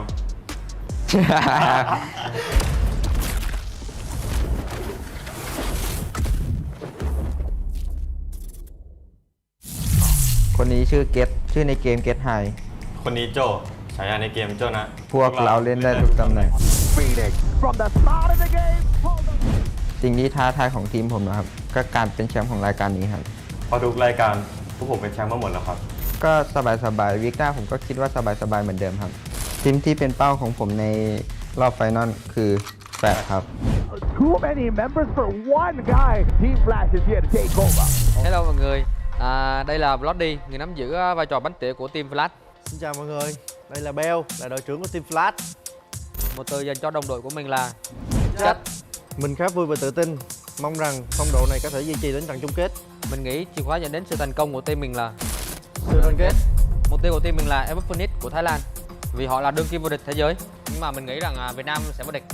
อยากบอกทีมแฟดว่าไม่ได้แชมป์ดอกครับ ขึ้นมาจากที่สุดท้ายบ้างครับ เขาก็เก่งดีนะครับเก่งแต่ในคลิป Hey Evos, bạn có biết ngày cuối cùng team mình kiếm được bao nhiêu điểm không? Hãy cẩn thận ở chung kết. Việt Nam vô địch. ก็ยังบอกทีมแฟดนะครับดูผมคิดทุกเกมอะครับ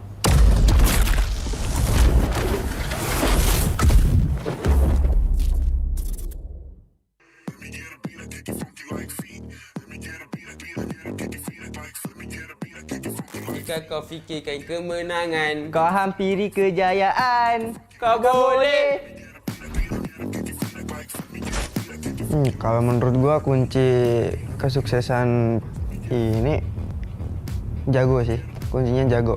ก็ฝั่งเฟอร์ไรเดอร์นะครับ ก็ระวังดับบนฟ้านะครับ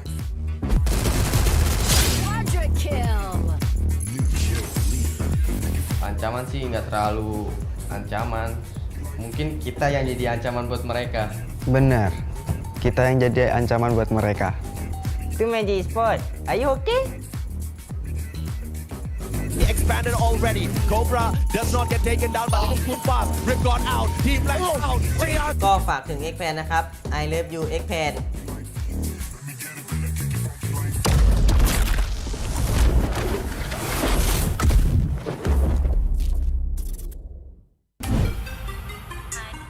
Thách thức lớn nhất ở vòng bảng đó chính là nằm ở bảng tử thần khi xếp chung với các đội khá mạnh của giải đấu.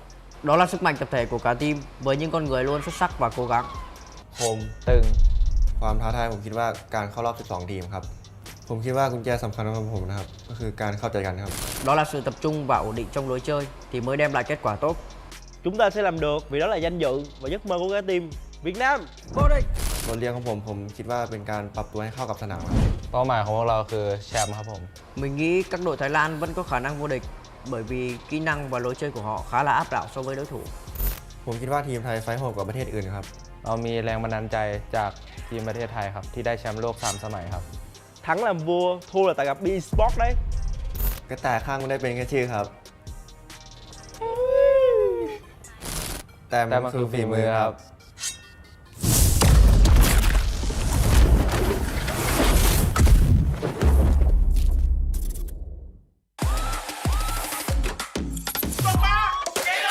Halo, kita dari Genesis Dogma. Kita bakalan jadi yang terbaik di Asia nanti. Không phải là đối thủ của bọn mình bởi vì bọn mình có thể đánh bại họ một cách dễ dàng. Easy deh. Ya kalau buat gua sih player-player sekarang ya emang udah. Untuk menjadi raja, kita harus kalahkan si raja. Vòng bảng mới chỉ là cuộc dạo chơi của SE thôi. Hãy chờ đợi trận chung kết. They might have just met their maker. SPDC looking for the finishing blow. But we have to switch on over to GRC as they move on in to sweep them out of the equation. Double Drogon, can it respond? Genesis Dogma, Gedeobat. GRC, win. Chuẩn bị khăn giấy mà khóc ở chung kết đi. SE tới chơi bro.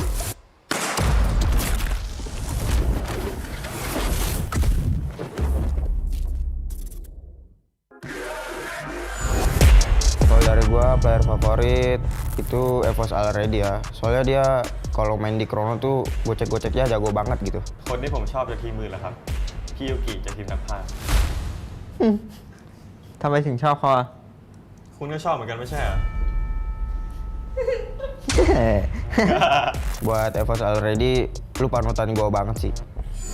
G อะไรนะพี่ GRC ครับ GRC เหรอครับทีมอะไรไม่รู้จักเลย ไม่รู้จักแต่กู The equation first. Leap turns around. Nobody's there to be found. Can Leap do it? Max 7. He does. Mosley goes down. And GRC are on point for the first booyah of the group stage on the final. ไม่ขอพูดได้ไหมครับ เชียบ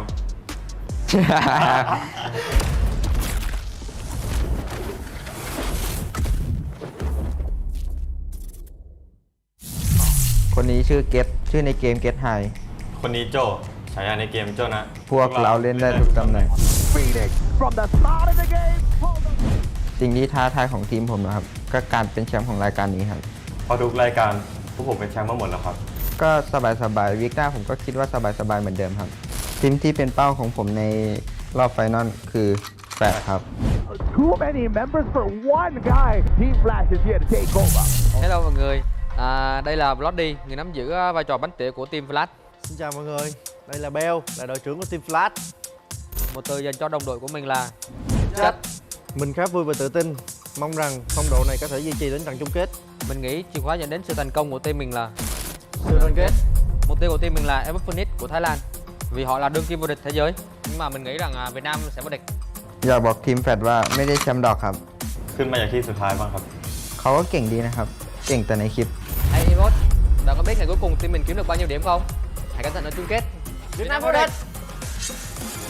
ก็อยากบอกทีมแฟดนะครับ ดูผมคิดทุกเกมอะครับ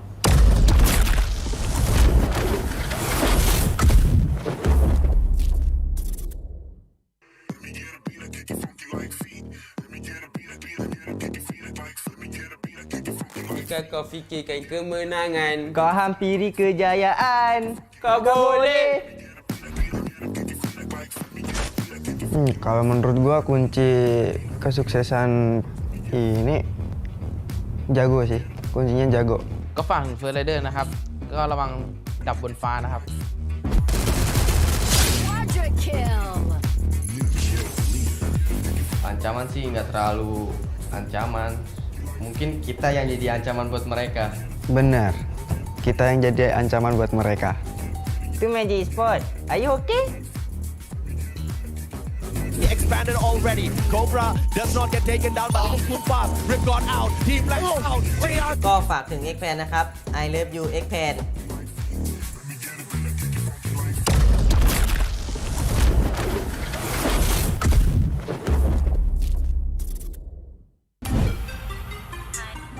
Thách thức lớn nhất ở vòng bảng đó chính là nằm ở bảng tử thần khi xếp chung với các đội khá mạnh của giải đấu. Đó là sức mạnh tập thể của cả team với những con người luôn xuất sắc và cố gắng. คมตึงความท้าทายผมคิดว่าการเข้ารอบ 12 ทีมครับ ผมคิดว่ากุญแจสำคัญของผมนะครับ ก็คือการเข้าใจกันครับ Đó là sự tập trung và ổn định trong lối chơi thì mới đem lại kết quả tốt.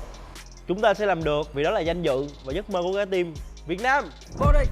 บทเรียนของผมคิดว่าเป็นการปรับตัวให้เข้ากับสนามครับ เป้าหมายของพวกเราคือแชมป์ครับผม Mình nghĩ các đội Thái Lan vẫn có khả năng vô địch bởi vì kỹ năng và lối chơi của họ khá là áp đảo so với đối thủ. ผมคิดว่าทีมไทยไฟท์โหดกว่าประเทศอื่นครับ เรามีแรงบันดาลใจจากทีมประเทศไทยครับ ที่ได้แชมป์โลก 3 สมัยครับ Thắng làm vua, thua là tại gặp B-Sport đấy. กระต่ายข้างไม่ได้เป็นแค่ชื่อครับ แต่มันคือฝีมือครับ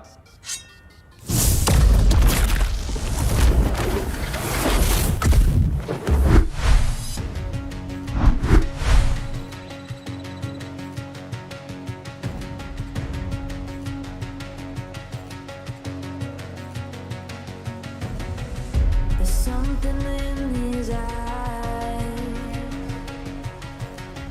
There's a storm within, but it's written in the sky.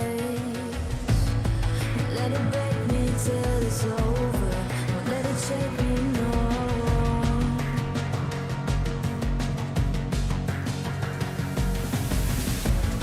Won't let it make me go under. Won't let it make me go under. So now it's time to fly. Nothing's gonna stop me now. Nothing's gonna stop me now. Nothing's gonna stop me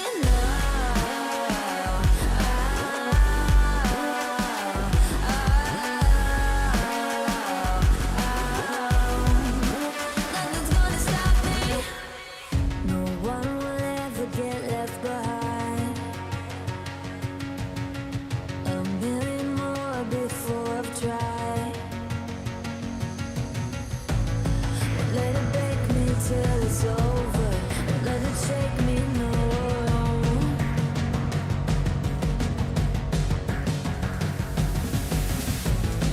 Let it make me go under. Let it make me go under. So now it's fire.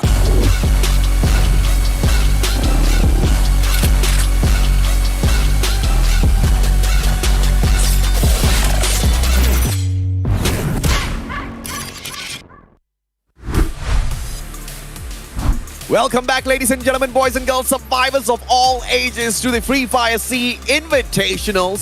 And it looks like today is a day of the Chinese Zodiac. Oh, it is. The rabbit has gotten 3 booyahs. The Rooster has gotten one. Yeah. It is the day of the omnivores. Most definitely is. Do rabbits eat stuff that's not vegetables? They I thought they were They herbivores. do. On very rare occasions. So rabbit has been known to eat their own offspring. No, don't talk to me about things like that. Arena will do no such things unless they do erect a glue wall out of nowhere. Like, which team was that? Genesis Dogma, was it? Or was it? No, It that was was Team Flash. Flash. That was Team Flash. Team Flash. Pulling up a glue wall, technically eating your own brethren by allowing them to get taken down by someone else out there. It's just unacceptable. But of course, boo-boo moments like that, always possible.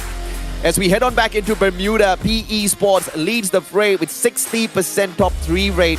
But that by no means means that they are the dominators of Bermuda. Yeah, good news is that they've increased that percentage by 3% after our first Bermuda map. So PE Sports, they are still doing well on this map, just no booyah for them. No more team and Evil's Phoenix having 40% each. You learned something new today, AJ. Yeah. Don't worry, it's a traumatizing knowledge for kids. It is. Just know that E-Arena are destroying everyone so far. They are painting the entire, what do you call that? Match recap red in color. Morph team has got a 40% top 3 rate, but the abysmal rate there of the average eliminations 2.8. I mean, if I was Morph team, I would ask production like, can we like cover that stat? Like just put like error or something. 2.8? Yeah. You want to put a question mark behind also? 2,800, huh?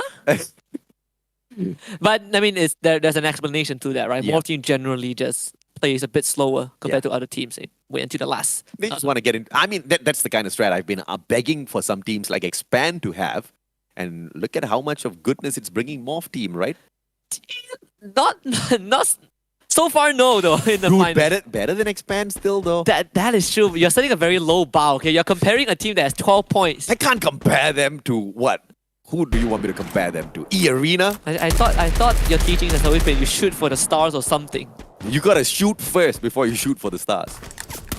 Oh, we see some early fight on two different fronts. MGE actually taking on PE Sports. That's at least 2 members of PE Sports out of the picture. Nero will follow suit very fast, but you see the restraint from MGE knowing that PE Sports has backup. GD will take on FR. Yours getting a very nasty tag. Traces that player all the way across. Car 98 in hand. And it looks like first Raiders Dark Call will be the next one, and Yours strikes the headshot this time around. You cannot stand still when he's got the car. Yeah, the car is that car 98 definitely is gonna hurt just a little bit. While GD actually has one of the players in front. I believe that is Dels. It's gonna be taking care of North also, even as the binoculars just to get a good view. But FR, they don't have much to work with though, so the best course of action, back all the way to Hangar. They don't need to engage in this fight. I didn't even notice Fixer getting taken out, but nothing to worry about as he's just bought right back into the fray. SPTC at Bullseye as well, but they are saying goodbye extremely quickly. MGE on the other hand will spot Nero out in the open air. Oh no. Saming, one more shot, he does not get it. Nero lands to safety, but with just the secondary in hand, he needs to deal with the whole team of MGE. What? Bunjim shows up and just slices DNP in half with the katana. This is not looking good for PE Sports at all. They have 2 teams gunning for them, MG and FW. And PE Sports, Nero doesn't even have much gun to work. What was that? Actually down Saming! And he gets a loot! Where was the backup from MG when they needed it? They didn't think they needed it. This guy just came back. Now has got the mini Uzi in hand, prepared to spray down anybody that attacks him. My oh my, Nero. He most definitely scared the players of MGE away, but not enough to move the one and only Wasana, who's still downstairs. Morph team, on the other hand, alongside Susanna, they'll back away. PE Sports now, it's a 1v2, but a long con trying to get them. Wasana drops UK, but look at who's still alive and kicking is Nero! Nero gets Wasana as well! Nero, he is most definitely the MVP of PE Sports, and he's proving that out there right now. If he can survive this 1v4, he is going to be king for sure. But FW, they're going to push in. They're not going to make the same mistake as what MG did. DNP tried to help. Gets down by knife and a bit unlucky for PE Sports. Nero all on his own right now. He's going to get hunted down by the entire squad of FW. Can he reach DNP? I don't think he can. DNP is just too far away. Nero, that's a vending machine. He's going to buy his own team back. What a hero. This guy, an absolute legend, don't cry, and New K right back in the mix. Nero, the MVP. Opportunity once again. M1887 tags up Poonjain. Poonjain brings out the Trogon. You're no match for Nero, but Nathan brings in the melee and slices him down to shape. Nothing much the Nero could do, but that was definitely a heroic attempt. Oh yeah. 2 members of PE, they still go. And we are just in the first phase of this match, so plenty of time and space for them to work with. Meanwhile, Arena, on the other hand, finds their nemesis. It's just Darko, but point number 2 for Arena.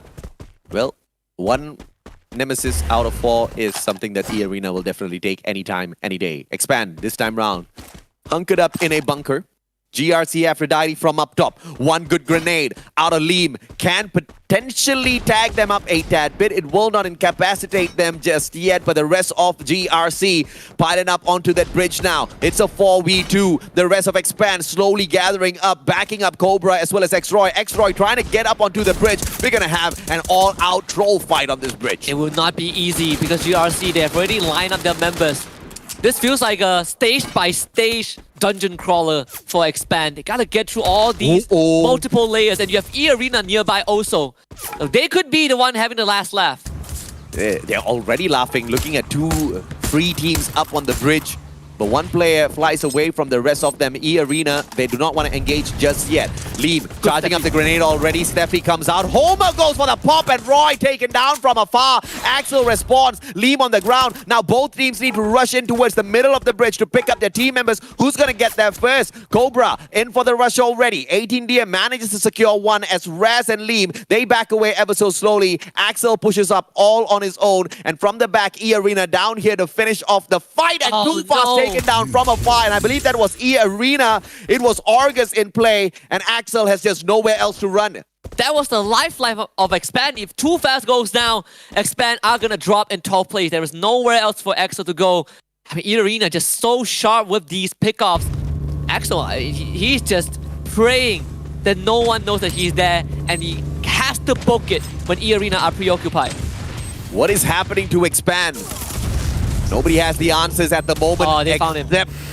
The coach. Expand out in the 12th spot. How unfortunate for them. But now E-Arena pins it in. And First Raiders Eclipse get a little bit of taste for some comeback gameplay here. Revenge is going to be sweet, but that is if they do connect. Mixer already get knocked down. That is a good start. Liam accepting that help. And Lozzie able to get shut up also. E-Arena finally tasting a bit of that defeat in these fights. 8 versus 4, not favorable, but E-Arena, they have a way out. Orgus, he's already on the run. Limit being under the bridge, so Orgus can still bring his team back, as now GRC, they're gonna be left to deal with FR. GRC is still alive on this bridge. Who would have ever thought? 2 teams, 1 Expand, 1 E-Arena, neither one could get the job done. And now it's going to be First Raiders Eclipse. Let's see if GRC Aphrodite holds the fort once again. That home is going to be tagging up all 3 players at the same time. 18 backs away, but a good nade tossed in towards First Raiders. A good nade response comes back through as well. Does not tag up anyone. Steffi popped on the side of First Raiders. That might be a little bit too premature. They abandoned the Steffi circle and move straight into GRC. And then you see all the glue walls being propped up, but once that glue wall goes down, it's going to be an all-out brawl down in the dirt. Limit is still staying around to snipe members, and he actually got 18 deal as well. I mean, E-Arena, they're going to take every opportunity that they can get. 18 deal needs some help. Glue wall melter thrown into the back also. Those glue walls go down, but not enough to eliminate all these layers. Fires with good suppressing fire from afar. What was that shot by Soda? How did he land it from that distance? Russ goes down, needs some help. GRC still has blue walls to work with, but FR coming in for the push. They turn the corner. Soda makes contact. A 1-for-1 trade. That trip might take out North. GRC losing 2. GRC still alive and kicking. First Raiders Eclipse could just go down. North circles around. Liam M1014 does not get past him. Lozzie does take him out with a headshot. And Lozzie and Darko, both of them circling around. And GRC, they have one final hope. The flanker fires. The MVP of GRC. He sneaks away, but they still do get him. Lozzie with the final strike. He jumped, AJ. He jumped at the very end. I honestly thought he could have gotten away, but that last movement just... So unfortunate, Darko fell to his death as he attempts to escape E-Arena by jumping off a bridge. But I guess death by jumping off a bridge is better than taken up by E-Arena.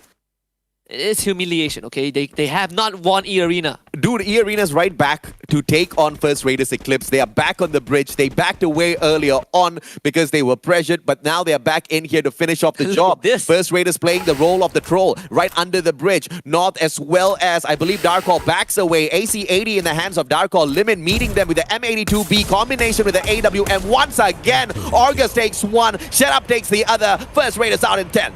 I'm telling you, man, E-Arena is the kryptonite for First Raiders. They almost got wiped out. They almost got, right? And August ran away, revived his team, Limit stayed around and just messed up both GRC and First Raiders. And they find Don't Cry also. 9 eliminations already. My oh my. If only this was Purgatory already, right? We could see a crazy record here, but they are still en route to hit the second record, which is the most number of points picked up in a day, Husky. If you are First Raiders, you must... What's the record right now? 104? 102, I think. No, I think someone beat the 102. Is it 102 or 104? Something. Well, okay, I think they can get 110. Yeah, I was about to say that, right? We raised it to 110, okay? They need like, what, 30 more points. Very doable. Very, very doable. Very doable indeed. E-Arena out in the open this time. Round though, as the circle hunts them down. Lady Luck wants E-Arena to get the record broken. They find Yoss out in the open. Yoss taking shots against Team Flash. Kiki and Del's already pushed up too far into the compound. Team Flash. FW, they get an open nade onto Donbu and Craven. And Magic Esports about to expire in a couple of seconds. Yeah, they are gonna go out in a blaze of... Bye-bye. Basically... embarrassment. They did not know that Naifan was behind that structure. Saming catching them off guard. Saming, sliver of health. I think Naifan knows this. He's trying to hunt Saming down. He buys his teammate back. Only Craven though. Nice one. Saming, you're not rich enough, but just enough to bring Craven back. Now he needs to try and make it out of this. Craven holding basically the hopes of MG in this game. Have you ever been dead broke, Husky, where you needed to buy food for 2 people, but you only had enough cash for 1? Yes, so I buy for myself. It's called survival of the fittest. Okay. That's why you're still not married yet. You're not single, but you're not married. Yeah, I'm not married yet, for sure. We both know that. I think my partner would do the same, okay? Hey! Don't talk about Iris like that. I know she'll buy you food. She'll buy 1 pack and then she'll share 60% with you. She'll take 40% because she wants to stay in shape, right? That is true, but she also doesn't like it when I'm gaining weight. So I think she'll take the 60%. See, she cares about you. She loves you. I love her too. She's not as much, clearly. You'd buy that 1 packet for yourself, Husky. What the hell? Depends on who I have to share the food with, okay? It is very person dependent, alright, AJ? I guess it is. Shut up out of nowhere. Takes Yan Bin out of the equation. Get high, getting tagged up by FW. Look at Nero from up top. Gonna have the M16 in hand. 1 quick grenade sent towards the players of EWAS Phoenix. Shut up now, pressuring them with the M1014. Team Flash taken out of the equation, all thanks to SPTC's Artemis. Shut up, still backing a glue wall. I don't know for what. He doesn't know that guy is already dead. But I guess it also allows him to clear a good way forward. Wow, FW takes on EVO's Phoenix. Get high, already out thanks to the Trogon. Gimelo, 20 health, tanking the blue, healing up with the bonfire, getting pushed as well, but he has support. Bunjin by his side. FW, they're gonna lose Naifan, they're gonna lose Bunjin. Gimelo goes down, 3 of them drop, but EVO's Phoenix already fell as more team will come in to pick up the scrap. Morph will say thank you very much, EVOS, and they meet FW halfway through a long con. Final survivor of the squad stays hidden for the time being. Looks like there is no R1 being popped on the side of Morph team. They are having a tad bit of a difficulty hunting down the final player. And PE Sports drops by to say hello as well. That is the one and only Nero, the MVP from PE Sports, but... okay, that was too quick. He was inhaling a lot of the fumes on top of the... Just about to hype him up. Could he survive to the next circle? Didn't even get there. I'm telling you, if you're huffing that much fumes, you're either gonna die of a lung disease or you're gonna die to the blue zone, okay? No. He respects the rules. Listen. And he brought in a little bit of, lesson from the COVID season. He wore a mask. Yeah, that's a nuclear power plant. I'm pretty mask doesn't save you from gunshots, unfortunately. The mask doesn't save you from radiation, okay? Arena's still alive and kicking. Who can take them on and get this booyah away from them? Morph team is a potential. SBTC does have one Booyah from the day, but do they have enough firepower to knock out E-Arena from the equation? Genesis Dogma engaging with the one and only SBTC first, and that's just going to down their firepower before they get to E-Arena. But Morph Team is going to stay out of this fight. Yeah, just in classic Morph Team fashion, they have a good vantage point to work with. Neo is going to get tagged from afar, I believe, by GD of GD. Morph Team also on top of the roof. This is getting very, very constricted in terms of the circle. So much population. Hey, that come shot on. from Tyson. Fineless.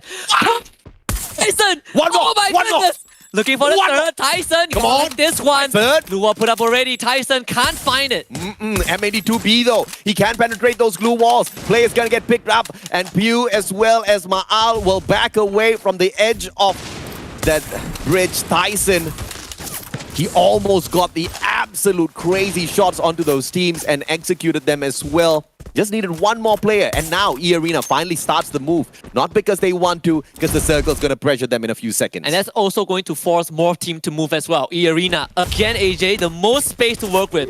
They are just chilling at this point. Would they go through MG? They don't even need to do so, right? Look at how they're cutting through the buildings. This is R1 in play. There is no way in hell they do not have information on all of the other players. Who pop that R1. Argus finds Borges. Kiki goes down as well. E-Arena cleaning house. And in the meantime, Genesis Dogma in that house. Yoss, very low on HP. Barely 40 left on him. Susanna finds him, and Morph Team claims the final life of Genesis Dogma. There's one member of Magic Esports there. Well, he's no more. Clean up by Shut Up and Fixer. Top 4 teams remaining. Aloncorn, the last surviving members of FW. E-Arena still going. Now pressured by SBTC. Limit on the roof. The rest of E-Arena trying to find a way in. But Neo gets tagged down. Has to prone to buy some time. E-Arena continuing that rotation. But they're finally receiving some resistance. Riptide Rhythm sent in, and Limit goes down. Can get picked right back up. Shut Up right in front. Very low on HP. No glue walls erected just yet. Nero continues all of the ambush shots. One good grenade comes towards Argus, and it's a fantastic knock onto the ground. SBTC in control this time round. E-Arena will not find no Booyah this round, but they have done so much work. And finally, some space for the rest of the squad. Morph Team, SBTC, FW, Aloncorn getting chased down by Neo. Tyson gets hit from afar. He's gonna drop. SBTC needs to bring him back up, but they don't have the space to work with. Tyson stand back up on his own as Morph Team pushes right into SBTC. The trade's coming through. SBTC having the numbers. Hand is low, and he drops to Ma'al. 2 versus 2, 3 versus 2. Morph Team have the numbers. Can Neo outrun Morph Team in this labyrinth of glue walls? Tyson trying to support him. Puts up the glue wall for his own, but pressured by Pew in the corner. Tyson gets knocked out. Morph Team finally looking to claim a Booyah. And Indonesia finds some sort of life in this day one. And it's a massive round out of Morph Team here. I believe 17 eliminations alongside that Booyah for 29 points. That's going to be able to propel Morph Team at the very least into the second spot. MGE, I do believe, got taken out a little prematurely. What was that? 5th, 6th spot? MGE, yeah, 5th spot, I believe. Yeah, so this should be putting them in second, worst case scenario, 1 spot below MGE in the 3rd place. And I think that's not something Morph Team's going to complain about at all. Oh, yeah, they have been playing this very, I would say, conservative playstyle, right? Always waiting until the last checkpoint.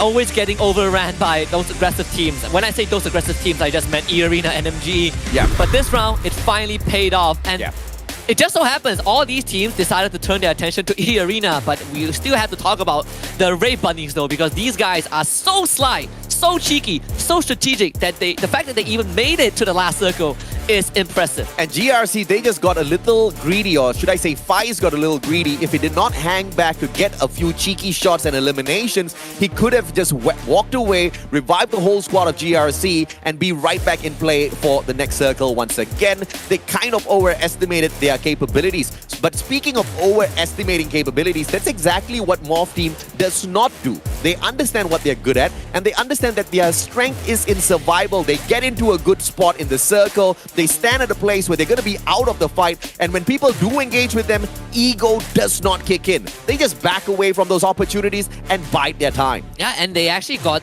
crippled by SBTC also, right? We saw those 2 deadly shots from SBTC. If anything, Morph Team could have gotten eliminated right then and there. Yes. And they hung on. So instead of 17 eliminations, it could be 16, but it doesn't matter. Potato, 29-28, who cares? I'm sure Morph team does not, because they have managed to climb up the leaderboard either way with pretty average performance. And this is exactly what I'm a huge fan of, right? Keep that average performance in there, get towards the final circle, stay silent as much as possible, and then grab whatever points you can within that one final circle. Yeah. And with just that one successful run, you are going to be in the top 3, and Morph team is the perfect proof for that. They have to earn it through blood, sweat, and sweat, right? Because SBTC, not an easy team to take up, and they have to fight them in just this very messy fight towards the very end, like tens of thousands of glue wall built up. It basically could rival the Great Wall of China at one point. But we see the MVP, Pew, of Morph team. They have, let's see, 16 eliminations. Yeah, 16 eliminations and a booyah, 28 points off of this second round of Bermuda. But overall, it is just Morph team finally cashing out on that opportunistic playstyle. And Morph definitely deserves it. I think they've been on a average towards upward trend. I think the first and the fourth match wasn't all that too much to shout about. But let's look at their team comp here. A double Steffi defensive run alongside a 2 offensive active skill with the A124 as well as Skylar combo. I think this is a perfect fit for a team like Morph, who wants to stay away from a majority of those engagements. And when push comes to shove, when they get into those fights, that's exactly where Ambot as well as Ma'al activate. And in positions where you saw just now on top of the bridge, all these long-range anchor spots, this is one of the better comps, right? Because you don't allow people to flush you out with explosive, and yet you can break their defensive structures. In this case, Pew is our MVP, the Steffi, the Otto, the Luna, and the Hayato. Definitely a bit of a special one, because you normally don't see the Otto and the Luna stacked together, but it does give him some flexibility to play close to far. I mean, it is at the end of the day the skill out of Luna, the fight or flight skill that gives you either a extra rate of fire, and you know that's going to come in super handy with the Woodpecker when you're tagging people up from afar. But I think the true MVP is the player, I believe, Ma'al, who brought in the Capella, because in that final circle, Capella just helps your teammates bleed out slightly slower. They almost got taken out. And allows you to heal out more, right? Correct, if you have a campfire, you are going to regenerate more health at the very end. And you know, see, everyone was huddled up together. Top 3 weapons, not much difference. AC-80, M1014, and the Trogon. Trogon, of course, is always going to be here. Whether it's the launcher that you get out of this or the auto shotgun, either way, it's going to serve you up super well out there on the battlefield. The match standings this time round, 16 eliminations from the side of Morph team, 12 from the Booyah, gives them a total of 28 to launch them potentially into the top 3. The Arena, on the other hand, is right back to their winning ways, almost securing the Booyah, but just expiring a tad bit too early. SBTC, who was in the second spot, just didn't have enough eliminations to keep the second place. 2 teams overtake them. Can you imagine if Arena got the Booyah? They would have more than 20 eliminations for sure. They would have broken that record, right? They finished 4th and at 15 eliminations. That is complete lunacy. 102 points so far from Arena. If the record is 104, they are 3 points away from breaking it. But either way, Arena, they are on track on making history in the grand finals. Magic Esports, almost 30 points behind them. More teams still in 3rd place. At this point, I'm going to ask for extra break time so I can go to a small little corner and pray for Purgatory to be the final map for E-Arena. Because if they secure Booyah on there, they would be the only team on the international stage to break 3 records in 1 day of play. And I want to see that. The team's forged in fire. The regional titan. Purgatory, Purgatory, Purgatory, Purgatory, Purgatory, Purgatory, Purgatory, Purgatory, Purgatory. Why you gotta do this to me? Hey man, you know, people might think that E-Arena, they got the Booyah and Alpine, could be a fluke, right? Let's put them to the test again. Let's see if they can get another Booyah. Man, so just 2 records and not 3? Because you know they're gonna break the second record for sure. I mean, at the end of the day, even if they don't get to the final circle, it's E-Arena. You hot drop them, they're probably going to put up one hell of a fight and at least take away 2 lives before they get wiped out. Honestly, if we don't get Purgatory, it's fine. We want to see them dominate Alpine for the 2nd time in a row, right? That would be a strong statement for a team like E-Arena, who has struggled on that map. Like what, 3 points out of the first 3 times to play Alpine? They've covered the bases like 3 foes with that 1 round just now. And maybe it is a blessing for Expand as well to jump right back up on a map that they truly love the most. MCPS surely needs a lifeline, but we'll only find out after a quick short break. We'll see you guys in a bit.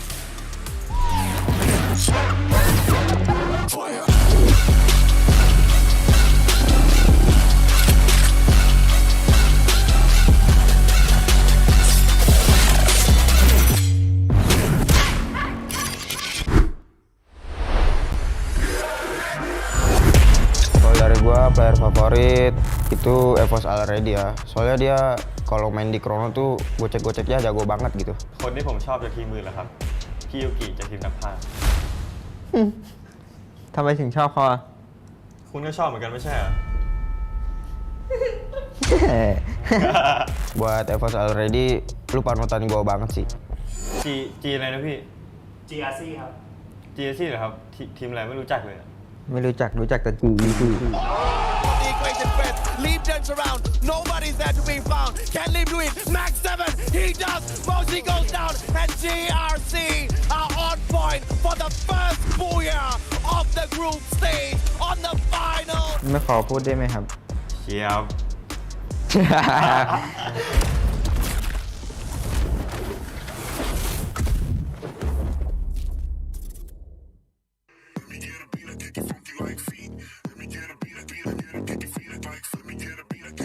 Jika kau fikirkan kemenangan, Kau hampiri kejayaan. kau boleh. Kalau menurut gua kunci kesuksesan ini jago sih. Kuncinya jago. ก็ฝั่งเฟอร์ไรเดอร์นะครับ ก็ระวังดับบนฟ้านะครับ Quadra kill. Ancaman sih nggak terlalu ancaman. Mungkin kita yang jadi ancaman buat mereka. Benar. Kita yang jadi ancaman buat mereka. Itu Magic Sport. Are you okay? He expanded already. Cobra does not get taken down by the fast. Rip got out. Team left out. GRC ก็ฝากถึง Expand นะครับ I love you Expand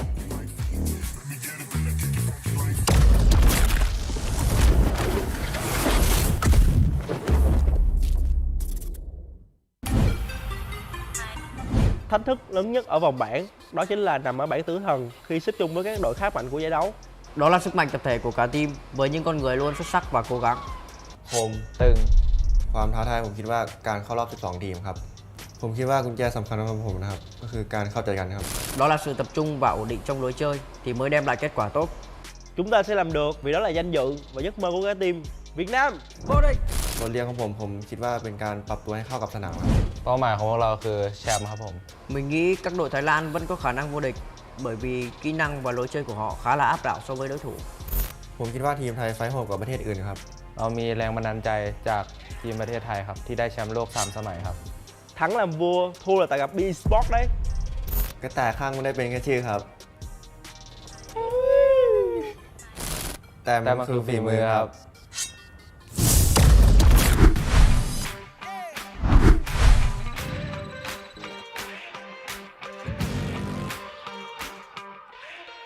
Time to level up and pay attention. Only the best can win, and I got a vision. I'm gonna be everything you said I couldn't be. I'm gonna leave my footprint, P.S. I know you see. I do believe that some things might be destiny. I do believe that I'm gonna give the best of me. I know you can't see, but I'll be on top. Team name tag on every spot.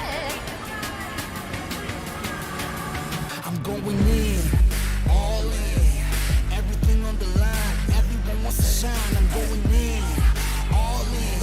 I got my crew right behind, and we would die for the win. One time we gon' level all in. Two times we ain't gonna stop.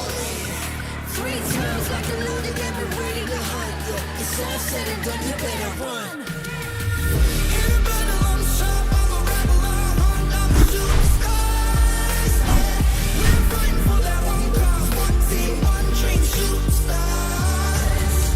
In the battle, I'm sharp, I'm a rebel, I'm hunt, I'm a shooting stars. Yeah. Are you ready for the battle? You know we won't stop. All eyes on me, I smell the danger. Can't turn back now, I can't erase ya. Did they tell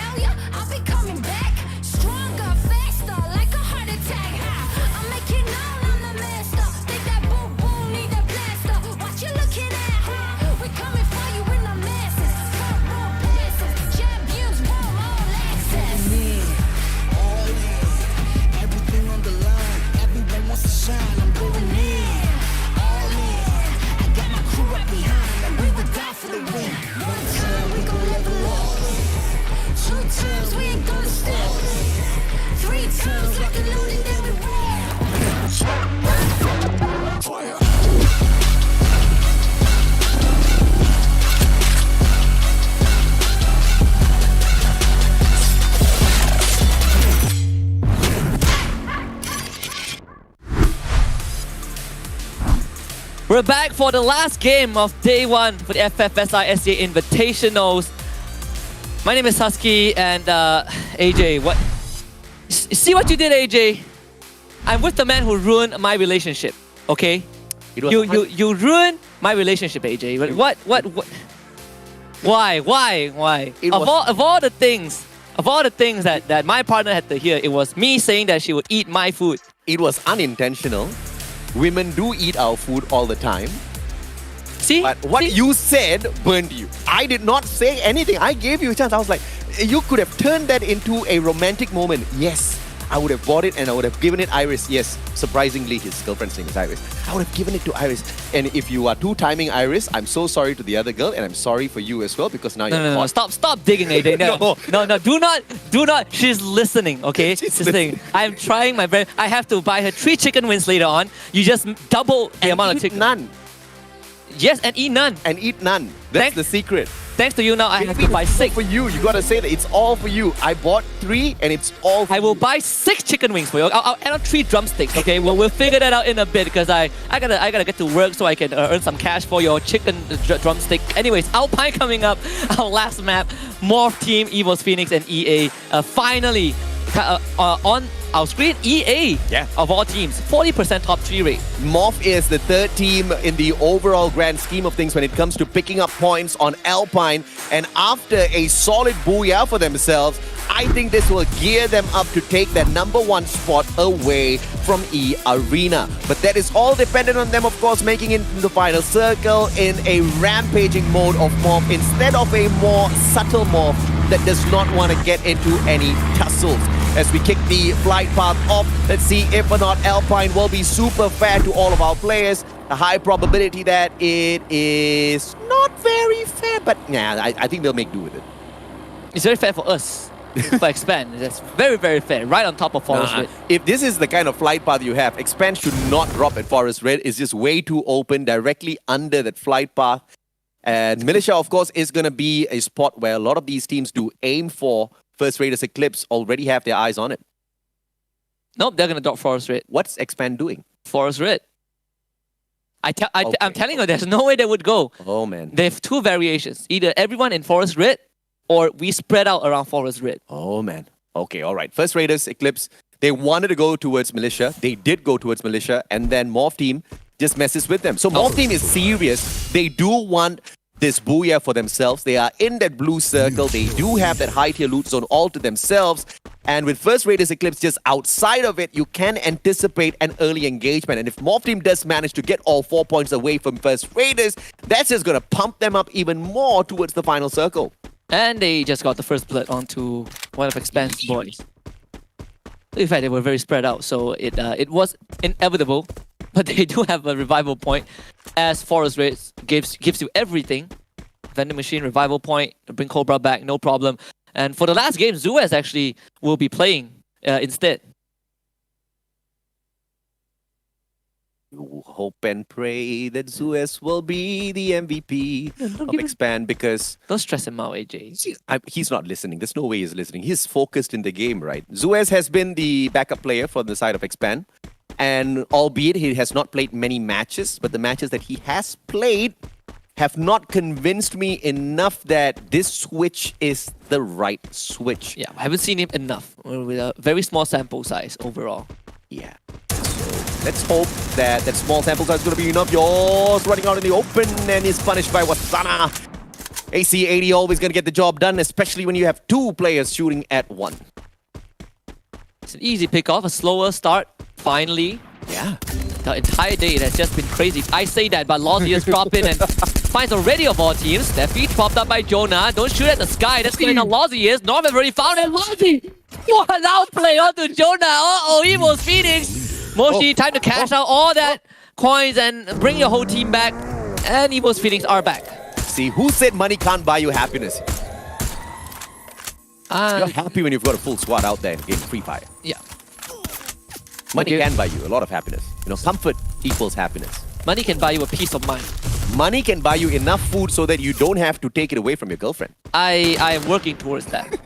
Limit finds one more player from the side of Expand. It's going to be Zuez, too fast taken out of the equation as well. But one final survivor on the side of Expand, the one and only Axel, quickly revives two of the players. Clearly, he's at a vending machine. No revival point just yet. So Captain Too Fast still needs to wait a couple of more seconds. Yeah, they're definitely collapsing. Expand. Just so ever since like what match 3, they have been.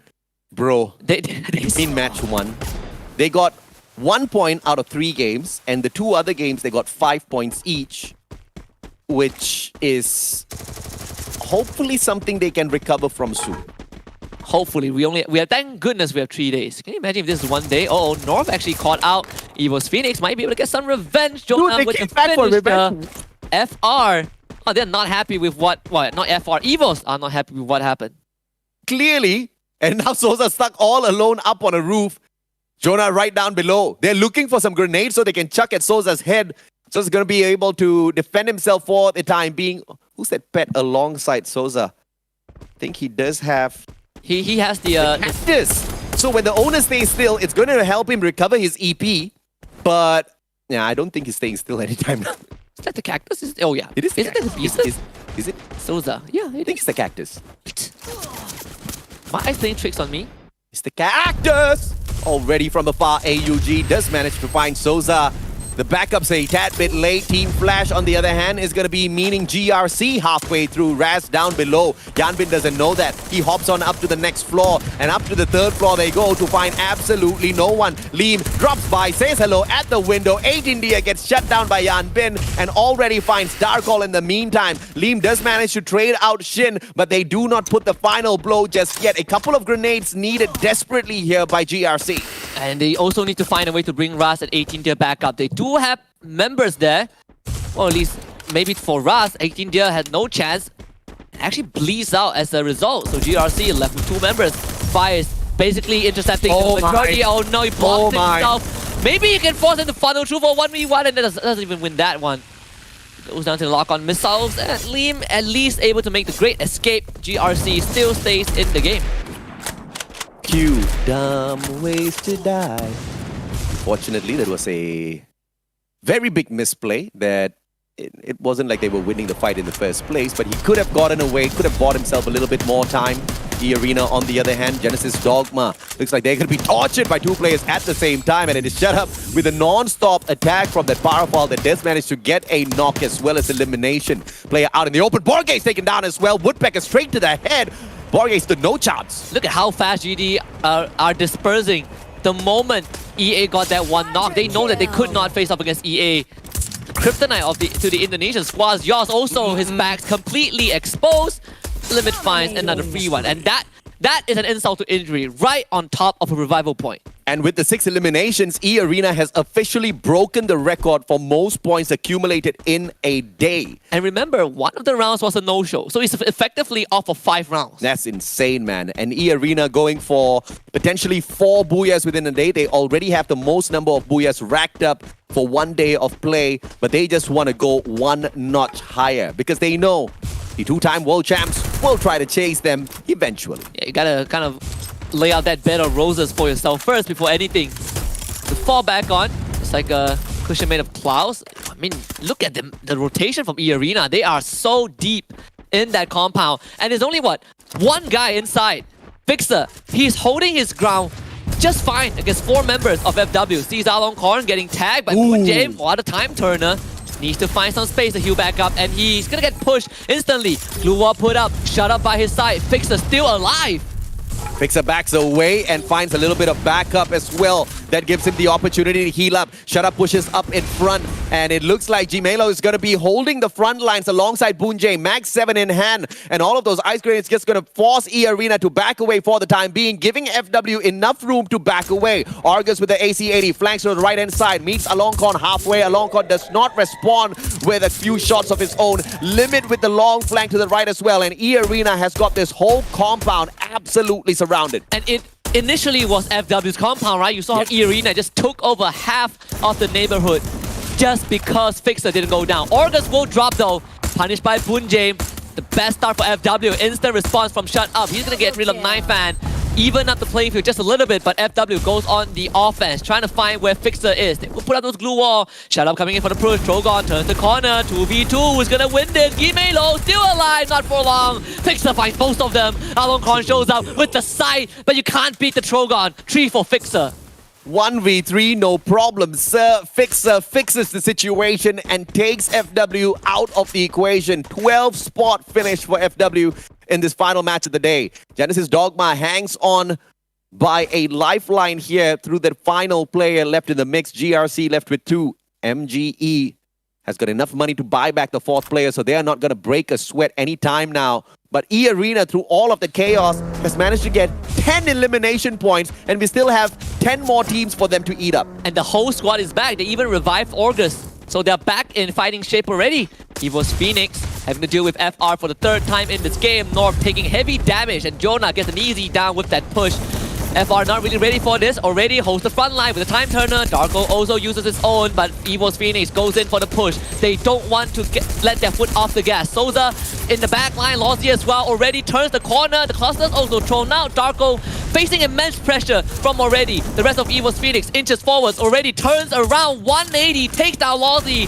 Darko also drops Souza, the 3rd to fall. And FR absolutely destroyed by Evo's Phoenix. And this is just a quick warning out to any of the teams that dares poke at Evo's Phoenix. They will get their revenge.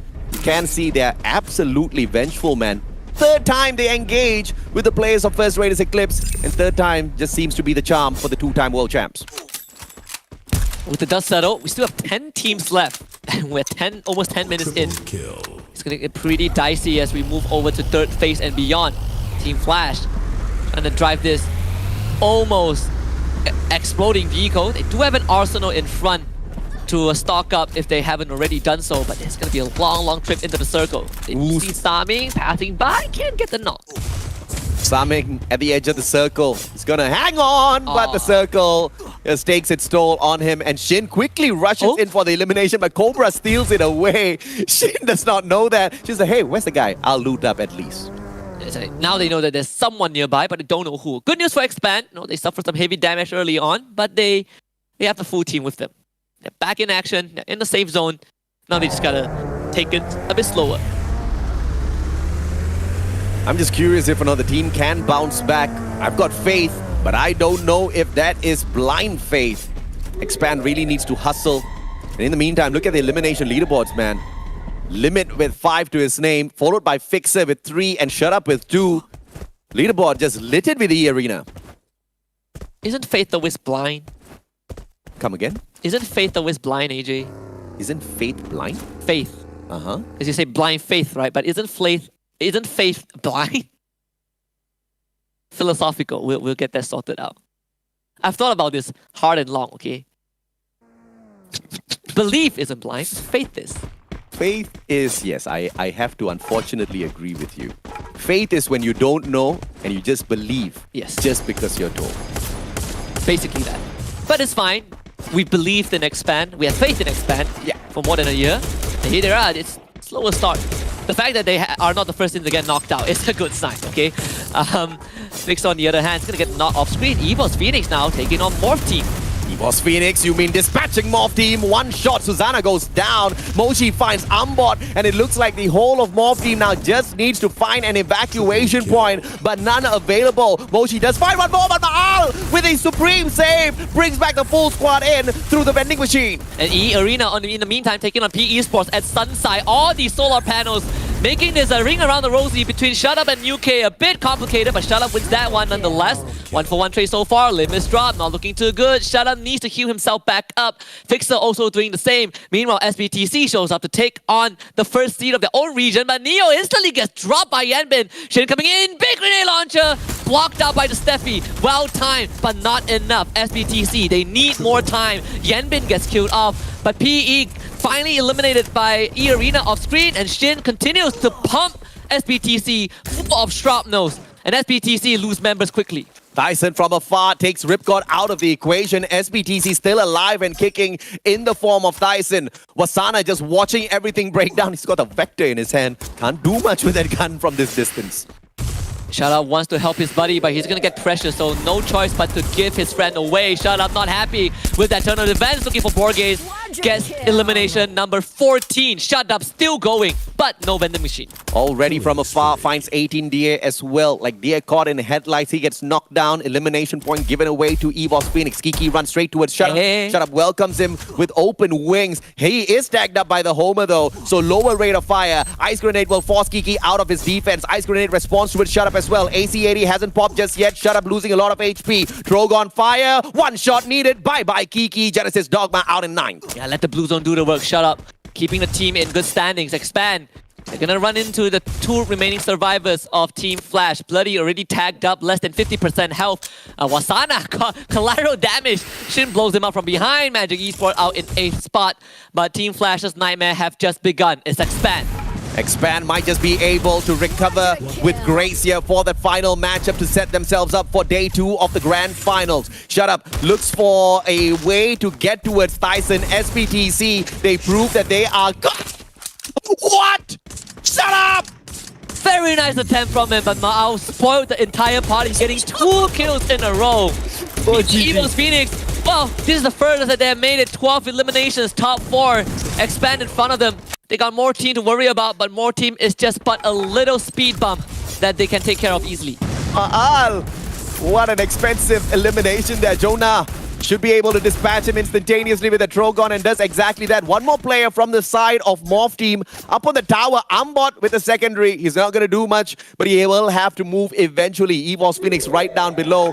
Clearly now's not the right time, but EVOS Phoenix is not as quick as Expand, who manages to quickly put themselves in a great position also to take Ambot out of the equation. But it's not easy because they're out in the open, and EVOS Phoenix already saw that movement.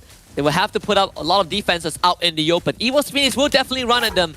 You can kind of say that EVOS Phoenix are the team that needs to run through that freeway, and Expanse have a good shot of taking them down. But Jonah, he's going to fly in. EVOS Phoenix, they're not going to wait. Jonah and Moshi double tagging. Get high already. They all join in. Grenade comes up from too fast. They need some chip damage over to EVOS Phoenix. Expand slowly moving back, but they're not given much time. Already pushing out. You can see the Steffi being popped by Get High. Already out in the front.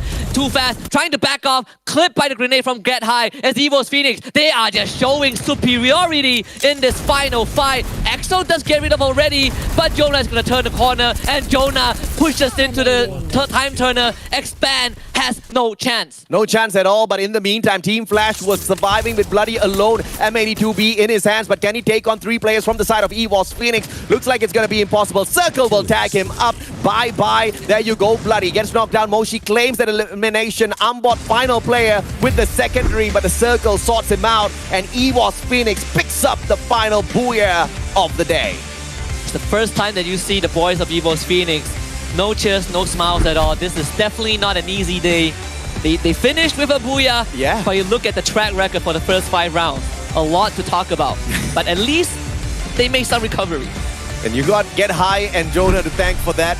They had a lot of smiles in the start of the day where they were throwing some pretty funny taunts at all of their opponents. But it came swinging right back at them. A lot of the teams stepping up their own gameplay. Teams even like GRC stepping up what they can do out there on the battlefield.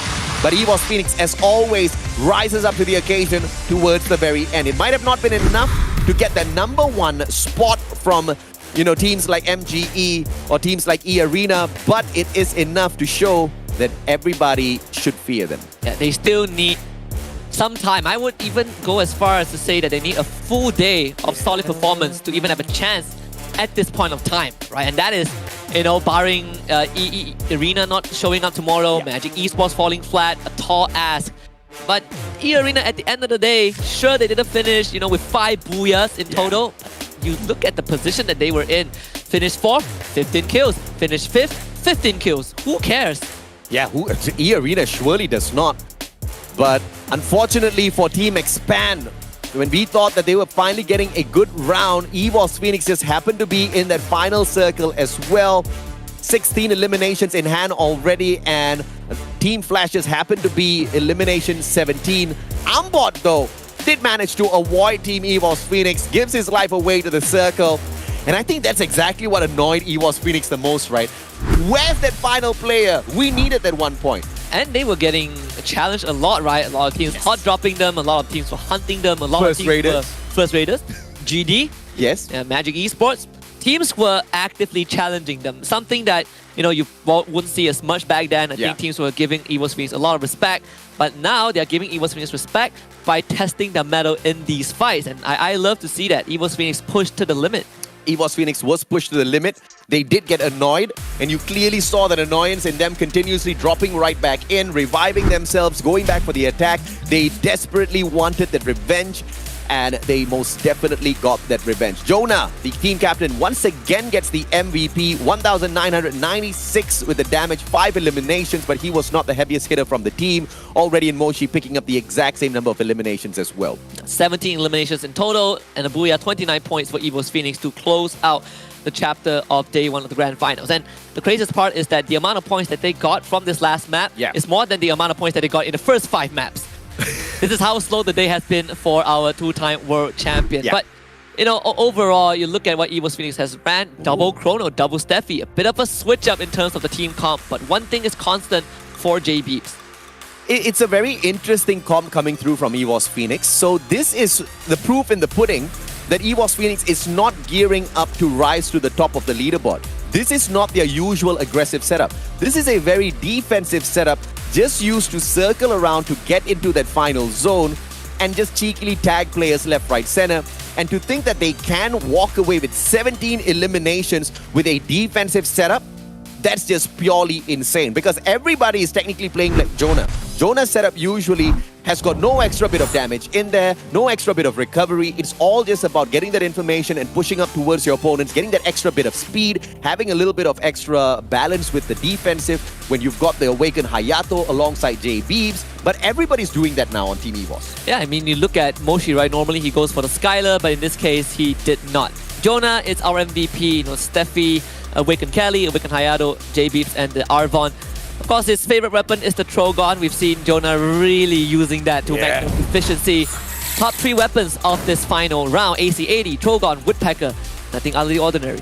If you are a CQC player, you're probably going to be picking up the M1014 or the Trogon. And if the Trogon is more readily available, there's no reason whatsoever to shun that gun, right? It doubles up as a launcher. It doubles up as a Mag 7 close-range combat. You're going to be able to pop players left, right, center. With the extra rate of fire, you're never going to go wrong. But the Woodpecker still continues to show up, even though it's not the biggest damage dealer out there on the battlefield. Everybody loves the capability of the Woodpecker to break those armors. Yeah, flexibility is, just extra utility is always a bonus. EVOS Phoenix, 29 points off of this round. E-Arena coming in second with 18 points. And Team Flash, they're getting 17. More Team with 14.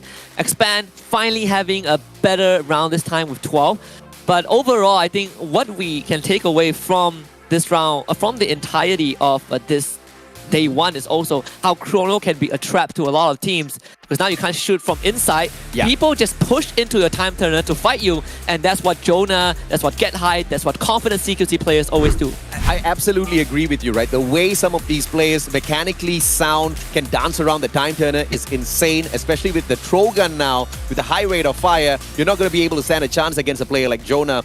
And looking at the overall leaderboard, E-Arena, of course, officially breaks the record for the most number of points accumulated within one day. They've got 3 booyahs, never done before on FFSI, and they are the first ones to get it done. What a better kind of record to set in that number 1 spot. And look at the ratio, right? 50 placement points, 70 total eliminations. They've doubled the point from SBTC and onwards. That is how much points E-Arena has gotten from themselves. And majority of these points are off of 5 rounds, right? Because match 2, they didn't really show up too much. You have more team coming in second with 84 points. You have Magic Esports close in 3rd place with 83. But that doesn't mean the eliminations. Look at this, AJ. Oh, yeah, man. I mean, it's just insane what E-Arena has been able to do. Almost double of what Morph...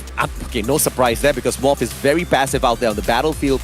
But the more surprising thing is all 3 of these teams perform extremely well on Bermuda. Yeah, Morph Team and MG also showed up. Just that Morph Team was the one who got the booyah on the second Bermuda map, while Magic Esports unfortunately didn't get any booyahs today. But it doesn't matter. They kind of did the First Raiders, Genesis Dogma, where no booyahs, but no problem. We still get decent finishes. And of course, there were some high performance. There were a few teams kind of lagging behind. Unfortunately, First Raiders Eclipse barely had the opportunity to show up today. And in the final match against EVOS Phoenix, against all odds, they survived. Not once, but twice, only to be shut down the third time. You know, the last place team is almost 100, it's 99 points behind E-Arena. In the grand finals, that is insane. Yeah. Never happened before. At this point, First Raiders Eclipse are thanking Garena. Thanking Garena on their knees. Like, thank you for making this a 3-day marathon. But that will only be on their side if they do have a strong appearance tomorrow alongside teams like Expand as well. Yeah, I want to see if any teams can bounce back tomorrow, but that concludes day 1 of the grand finals for FFSI SEA Invitationals. We'll see you guys tomorrow at the same time for more Free Fire actions. Good night, goodbye.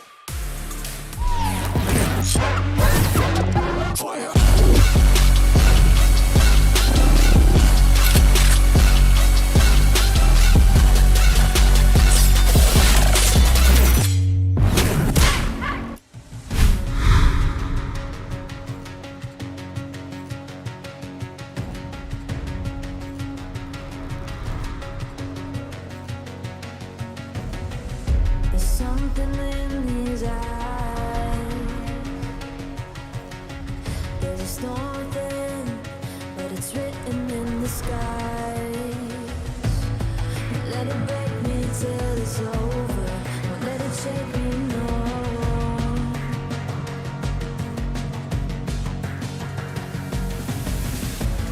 Won't let it make me go under.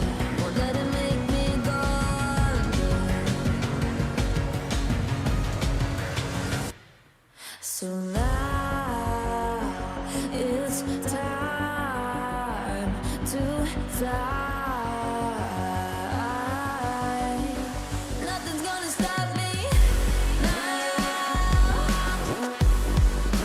Nothing's gonna stop me now.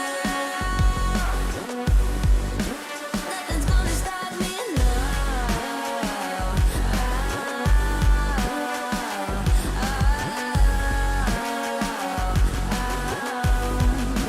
Nothing's gonna stop me. No one will ever get left behind. A million more before I've tried. Won't let it break me till it's over. Won't let it shake me, no.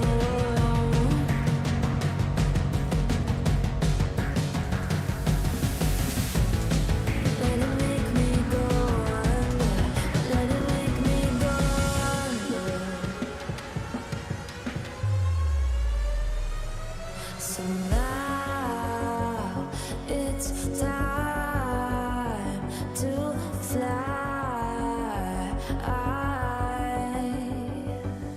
So now it's time.